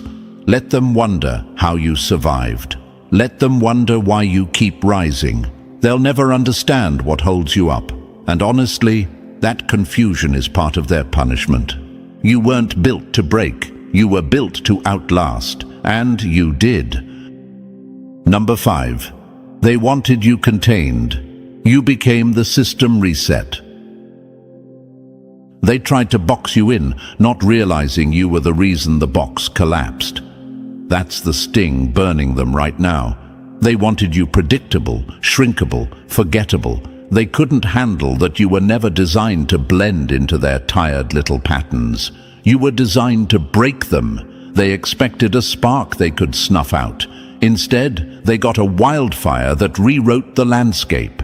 They keep asking themselves, why can't we control them? Why do they make everything shift just by existing? Because you weren't built to adapt to the system. You were built to expose its cracks. You're the glitch they assumed was a malfunction, but you were actually the update that forces everything to reboot. Imagine this. A single loose thread in a fabric starts unraveling the entire design. That's you. You pull truth out of places people worked hard to hide. Your presence alone makes weak foundations tremble. You're not loud, you're not dramatic, you're just real in a world addicted to performative stability, and that alone is enough to trigger panic. Your authenticity feels like an earthquake to people who built their identity on lies. They liked you better before you figured out who you were, back when you shrunk yourself, back when you questioned your own power, back when you tried to make yourself digestible. But the second you stopped tiptoeing around your potential, the entire system around you started glitching. Their illusions cracked, their masks slipped, their comfort zones shook. You don't fit in because you weren't created for comfort. You were created for disruption. You're the type of person who walks into a room and instantly shifts the temperature. You speak and suddenly people rethink themselves. You move and things break, rearrange, reconstruct. Imagine someone trying to patch a software bug, only to realize the bug was actually the upgrade that forces everything to evolve. That's what your existence does. Your growth exposes their stagnation. Your direction exposes their drifting. Your honesty exposes their pretending. They're not mad at you. They're mad at what you reveal about them. Real ones don't blend in. They break ceilings just by breathing. Your influence is bigger than you realize. People you've never spoken to feel the shift you create. You've changed people's lives without even knowing it. That's why they tried to contain you. Not because you were weak, but because you were too strong for their limited world. They thought you were just another piece on the board. They didn't know you were the redesign. You were never here to repeat patterns. You were here to end them. Don't dim yourself. Don't soften your edges. You weren't made to fit in. You were made to reset the system. Number 6. They tried to shame your shadow. It became your superpower. They weren't scared of your light. They were terrified of the parts of you that survived the dark. That's the punch that hits them every time they see you now.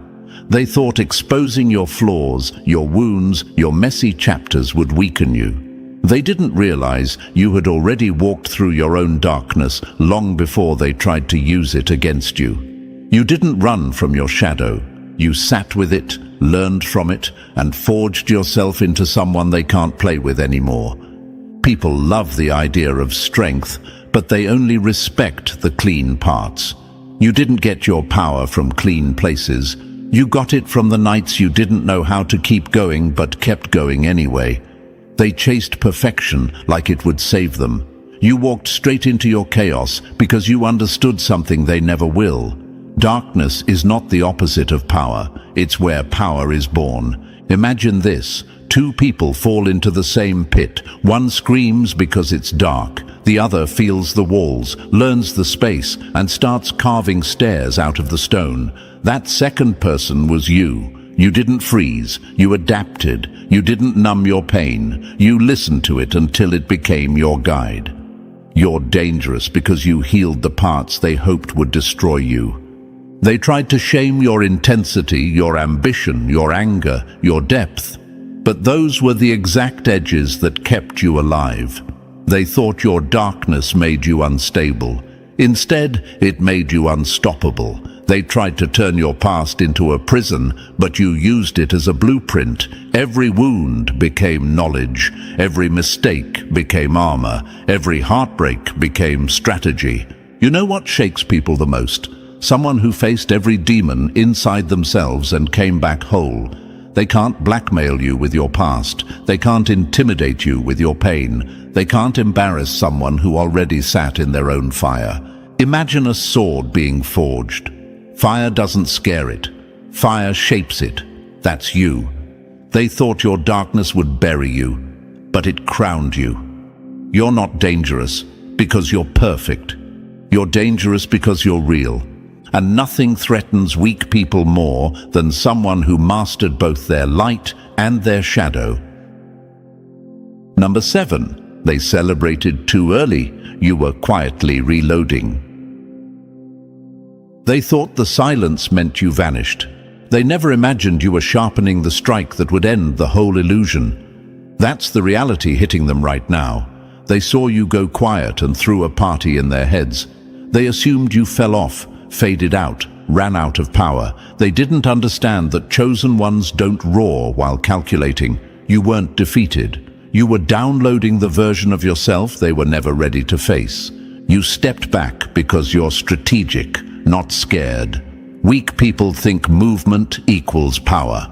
You know better. You understand the art of pausing with intention. You weren't retreating. You were reorganizing. You weren't lost. You were aligning. The silence they mocked was the silence that saves empires. Imagine this. A phone glitches and shuts down. Everyone assumes it's dead. Then it reboots with an upgraded system that runs faster, louder, stronger. That was your falling off. They mistook the reboot for a shutdown. They forgot that pressure doesn't kill chosen ones. It uploads new features. Your absence didn't weaken you, it exposed them. While they were loud, messy, bragging about your downfall, you were building something bigger than their imagination allows. You sharpened your mind. You recalibrated your focus. You strengthened your boundaries. You purged old energy. You studied the game from angles they don't even see. They wasted their time talking. You invested your time transforming. Imagine a storm disappearing from radar. Everyone relaxes. Then it comes back stronger, clearer, deadlier. That's you. Your silence wasn't empty. It was the calm before your precision strike. Your withdrawal made people reveal who they really were, who supported you, who doubted you, who mocked you, who watched quietly, waiting to copy your next move. They exposed themselves, and you didn't have to lift a finger. They weren't afraid of your noise. They feared the moment you moved without announcing it. Now you've returned with an energy that doesn't need validation or volume. And they're choking on their own confidence because the comeback wasn't supposed to look this controlled, this intentional, this undeniable. You don't need to be everywhere. You don't need constant movement. You only need one perfectly timed action to flip everything. They thought they buried you, but while they were celebrating, you were designing the trap they're now stuck in. You weren't falling off, you were loading, and now the update has arrived. Number 8. They tried to burn you down. You turned into the fire they fear. They wanted the flames to finish you. They never expected you to rise as the wildfire. That's the hit slicing straight through their ego right now. They threw you into heat, hoping you'd melt into nothing. They didn't realize pressure doesn't destroy chosen ones. It mutates them. You didn't walk out of the fire as the same person. You walked out carrying the flames like armor. They don't understand how you took every pain they aimed at you and turned it into power. They crack under discomfort. You turn discomfort into destiny. They fold from heartbreak. You forged clarity from it. They run from chaos. You extracted wisdom from it like a scientist harvesting energy from a storm. Imagine this. Someone tosses metal into a furnace, assuming it'll warp. Instead, it comes out sharpened enough to cut through anything. That's you. They expected the heat to weaken you. It refined you. They expected the flames to expose your flaws. They revealed your potential. You're dangerous because you don't just survive the fire, you recycle it into strength. They keep replaying every hit they ever threw at you, trying to figure out why it didn't break you, why you didn't collapse, why you didn't stay in the ashes, because you're not built like them. They absorb damage. You convert it. You're an alchemist in a world full of victims. They used betrayal as a weapon. You used it as data. They used loss as leverage. You used it as fuel. They mocked your setbacks, not knowing those were the exact ingredients for your elevation. Imagine a phoenix, but not the mythic kind people dramatize. Imagine one that rises silently, with no announcement, no theatrics. Just pure, unapologetic rebirth. That's you. You didn't shout your comeback. You materialized with a glow nobody can replicate. They're asking themselves now, how did every hit make them stronger? Why didn't the pain crush them? Why does their evolution feel unstoppable? Because the version they tried to break doesn't exist anymore. They lit the fire. You became the flame. Every breakdown you endured became a breakthrough. Every burn became a blueprint. Every scar became a signature. You're not afraid of the heat because you learned how to wield it. Keep transforming. Keep rising from flames they thought would finish you. You're not done evolving. You're just heating up. Number 9. They tried to box you in. You rewrote the whole blueprint. You know what really stings them. You weren't just playing their game, you were redesigning the board beneath their feet. They set up walls, thinking you'd get lost. They didn't realize you were the architect the whole time. Every storm they thought would break you became a chapter in your manual. Every setback they laughed at became a diagram. They were too busy underestimating you to notice you were studying everything they built, preparing to redesign it from the ground up. They tried to erase you, not realizing you were the one writing the manual. Imagine this. Someone hands you a broken compass and expects you to wander. Instead, you rebuild the entire map by memory. That's you. You didn't just survive chaos, you learned its patterns. You didn't just climb out of the ruins, you memorized the architecture. You rose from ashes not as a victim, but as a strategist. They thought silence meant surrender. It was actually your drafting phase. They're asking themselves now, how did they get ahead of us? How did they redesign what we tried to control? Because you're not reacting anymore. You're creating. You're shaping reality with intention so sharp it cuts through anything built against you.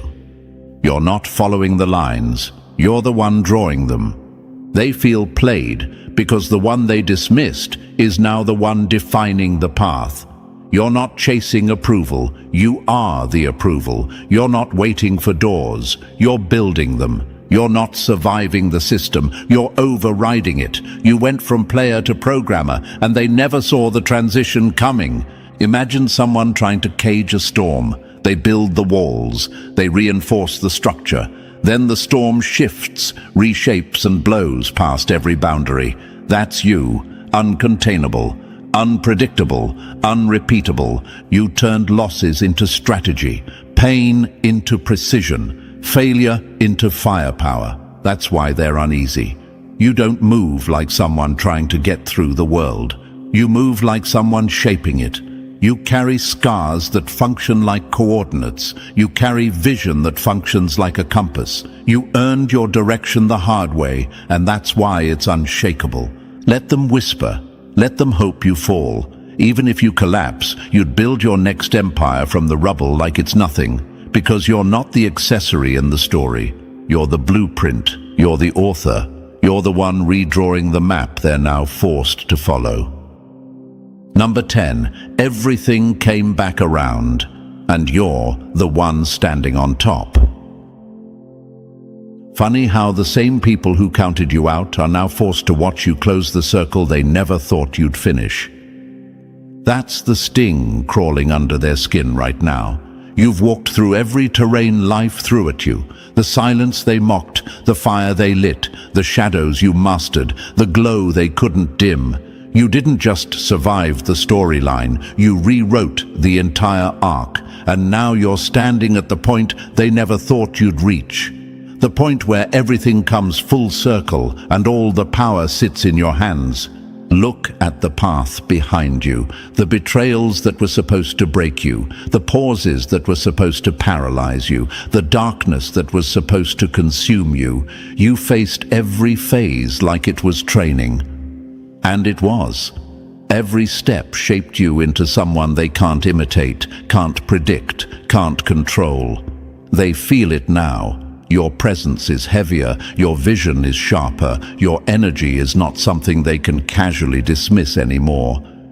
Imagine a wheel turning, slow at first, barely noticeable, then faster, stronger, until the momentum becomes unstoppable. That's you. You weren't stuck. You were gaining force. And now that you've come full circle, anyone who ever tried to block your path is standing exactly where they never wanted to be, behind you, watching the rise they swore would never happen. You're not the same person who started the journey. You're the one who mastered it. This is not the time to shrink, not the time to question yourself, not the time to dim anything. This is the moment you claim everything they tried to strip from you, your confidence, your voice, your power, your direction. You earned each piece through pain they never could have survived. Full circle doesn't mean ending. It means beginning as the upgraded version. Imagine someone trying to burn down a forest only for it to regrow 10 times stronger. That's your energy now. Unstoppable, expansive, reborn. They wanted your story to end. Instead, you turned it into a sequel they can't outrun. If this hit you deep, like the video, subscribe, and drop 77 in the comments to lock in your energy. Share it with another chosen one who needs the spark.